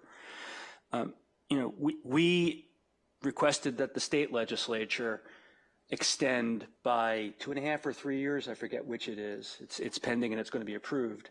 The provision that says you don't have to pay taxes on what the value of the property would be if it had a home on it. You're just sitting with vacant land, and that was a 5-year provision, but it's now going to be extended for the very reason that I just said, and we were the advocates for that. I went up to Sacramento and testified about it. So I think we add on 2 or 2.5 years to the existing deadlines, and then that's it. I mean, there are going to still be people that unfortunately still need the aid, who still need the extension to get their property repaired, rebuilt, but there's got to come a time when you end things, and that is more than generous. But it's also appropriate and warranted, I think, under the circumstances. Because again, this is not simply people lost their home. They lost their home. The court shut down in the cases that they were seeking to get compensation to rebuild. Everything got more expensive. Suppliers dried up. It was just a perfect storm of problems. So I think we ought to just add 2 years. I would say 2.5 years to the deadlines and be done with it. I do want to say as to Ryan's comments, I appreciate Ryan, I appreciate his comments, but bah humbug tonight, Ryan. I mean, it's not a gift of public funds any more than the state is giving a gift by extending its waiver. And I know it's late, I just want to make one more comment, which is that a number of people tonight, and Ryan's the most recent one, have used the term grandfathered to explain a situation where you give somebody the benefit of a prior, where you don't apply a new rule to someone, or you give them you don't do something retroactively. I forget what it is, but anyway, I encourage everyone to look that up. It's a racist term. It comes from the Reconstruction period of the United States following the Civil War, and we ought to stop using it in our vocabulary. Those are my comments. I would say on the gift of public funds too, if there's a public purpose involved, then it does not qualify as a gift of public funds. So right after the Woolsey fire, there were, stronger purposes and need for us to encourage rebuilding and bringing our children back into the community. As we get farther and farther away from it, the justification starts to fall off, but as long as there is that public purpose, then it is not a gift of public funds. Marianne? Well, I think we've got two separate issues here. So we've got one, which is the fee waiver, which I support the timelines that have been outlined. I think, if we match them up to the tax relief that has been advocated by this council, that's appropriate. The other is the nonconformity issue. And I think that's something that I would like to see that we sunset as soon as possible. You could have come in and gotten your planning verification, which would have allowed for the keeping of the nonconformities and, applied for the building permits or building plan check for that. I feel strongly that the reason that we have things in the code is to get properties that are not in conformance with our current code, to get them into the conformance with them. So that's just my opinion, and that's where I stand on that, and I'll go with the will of the council. I would normally agree with that last point. I just think this is such an unusual, exceptional circumstance, and the reason for not having gotten the plans in is the exact same reason why we're extending the waiver. You had the COVID issue, no matter what it was you were seeking to do. So I do favor finding ways to stop nonconformities, but I think this is not the poster child for doing that. Can somebody outline for me what a typical nonconformity is that you're experiencing at planning when someone comes in? I would say the most common is would be setbacks. You do see height. You do see size. Some houses are larger, county homes, but for the most part, it's the county setbacks were reduced. They required 5-foot setbacks generally, whereas we would require more. And I just want to clarify, I know there was a mention of the supporting of the fee waiver, but against the nonconformities. Fee waivers. The resolution was written as for the planning verifications must obtain a building permit with those nonconformities no later than November 8 of 2023. So if that is sunsetting, the fee waiver will also be sunsetting. They are tied.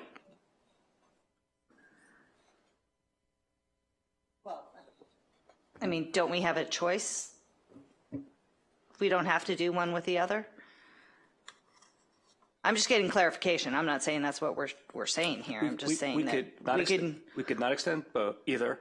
We could extend both. We could extend one or the other, and we also could extend the fee waiver and modify it to still apply, even though you've lost the ability to retain your nonconformity.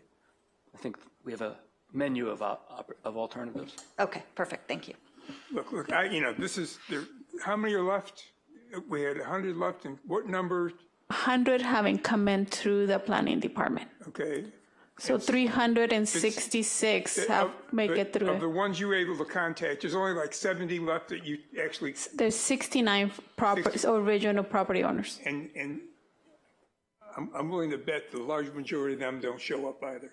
All right, so I think whatever we decide to do, it's not going to be that expensive. It's not going to impact that many people, and I think it's the right thing to do. Is the state bill, is that 2.5 years extra or 2 years extra? Or 3 years? 3 years extra? I believe it's 3 years. Okay, so I'm going to move that we extend both of these things for 3 years and that we informally say we're not going to do this ever again. I'll second that. I just have one more comment with regards to the nonconformities. So to be clear, you're fine with someone who purchases a property from a burnout and they're allowed to keep the nonconformities that existed prior to the fire? Or is it just the owner at the time of the fire, which I don't believe that we can limit that to? So just to be sure, everybody's clear here that it's possible that these lots are going to sell, and if you're continuing this nonconformity, you're going to continue nonconformities for possibly people who purchase this property. Thank you, Marianne. Can we lawfully extend the nonconformity permissibility only to people who owned the house at the time of the fire? No, we can't have a different zoning code for residents and non-residents or based on who you are.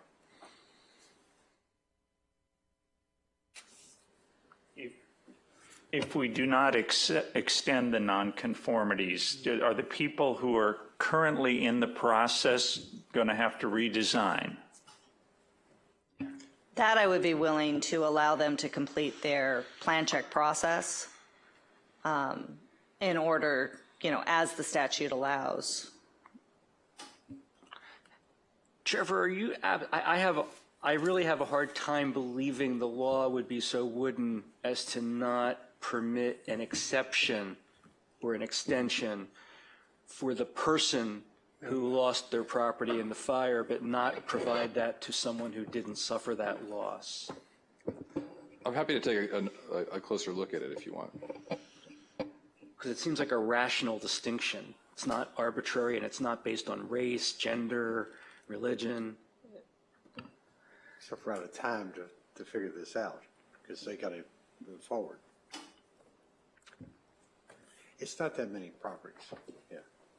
Well, Marianne raises a good point. Yeah, she brings a good point, but we've done it for 300 and some odd others already. Yeah, I think maybe Because the law allows that for that time frame. I mean, that's been something that our code has had in it for natural disaster, has allowed for putting back the house that you lost prior to the fire. But we've always, correct me if I'm wrong, Richard, have we had a sunset on the amount of time that nonconformity for every other natural disaster that we've experienced? In the 93 fires, the big issue there was geology. A lot of the areas couldn't comply. So I want to say it was a 7-year period that the city granted. I have to look at the old codes. So, Marianne, I'm going to say I'm with you in not wanting to grant this kind of benefit to new owners, but I'm also concerned that perfection is the enemy of the good on this one, and that we ought to just get this done and then just, again, not do it again. So, You'll have my support on the fee waiver. I don't know that I'll support the nonconformity. Why don't we vote on them separately? Can we do that? Make a motion. So let's move first to extend the fee waiver by 3 years. I'll second. Any further discussion? That's to adopt resolution number 23-40. Mayor? Yes. If the council would like to extend the deadline 3 years, we had drafted the resolution to extend it 1 year. I don't know if staff is prepared to read those changes into the record now, or we may have to bring back a revised resolution for you. I think we can read it in other Isn't just one date we need to change? It's a number of places. Okay.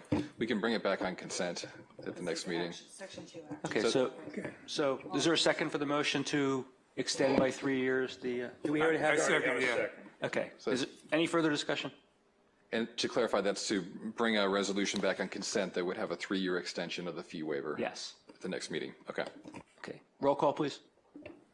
Mayor Silverstein? Yes. Mayor Pro Tem Euring? Yes. Councilmember Grisanti? Yes. Councilmember Riggins? Yes. Councilmember Stewart? Yes. Motion carries. Okay, and then the second motion is to extend by 3 years the deadline for the other issue, however you describe that. The Mayor, if we could clarify what deadline you're talking about there, just for the motion, are you considering extending the building permit deadline, or are you considering extending both the planning verification and the building permit deadlines? all deadlines in that provision by 3 years. Do I have a second? I'll second. Any further discussion? Roll call, please. Mayor Silverstein? Yes. Councilmember Stewart? Yes. Councilmember Grisanti? I'm going to say yes. Councilmember Riggins? No. Mayor Pro Tem Euring? Yes. Motion carries. Okay. Does anybody have an appetite to move on to 6A and or 6B? Okay, so we're not going to get a 2/3 vote for that. Let's. Do we need to formally vote not to do that? I would just maybe you can make a motion to continue it to. Do you want to continue to the next meeting? Okay, so I'll move that we continue 6A and 6B to the next meeting. I'll second. Any discussion? Roll call. Mayor Silverstein? Yes. Councilmember Stewart? Yes. Councilmember Grisanti? Yes. Councilmember Riggins? Yes. Mayor Pro Tem Euring? Yes. Motion carries. Okay, and we agreed to adjourn in memory and honor of the victims and heroes of 9/11. Adjourned. Thank you.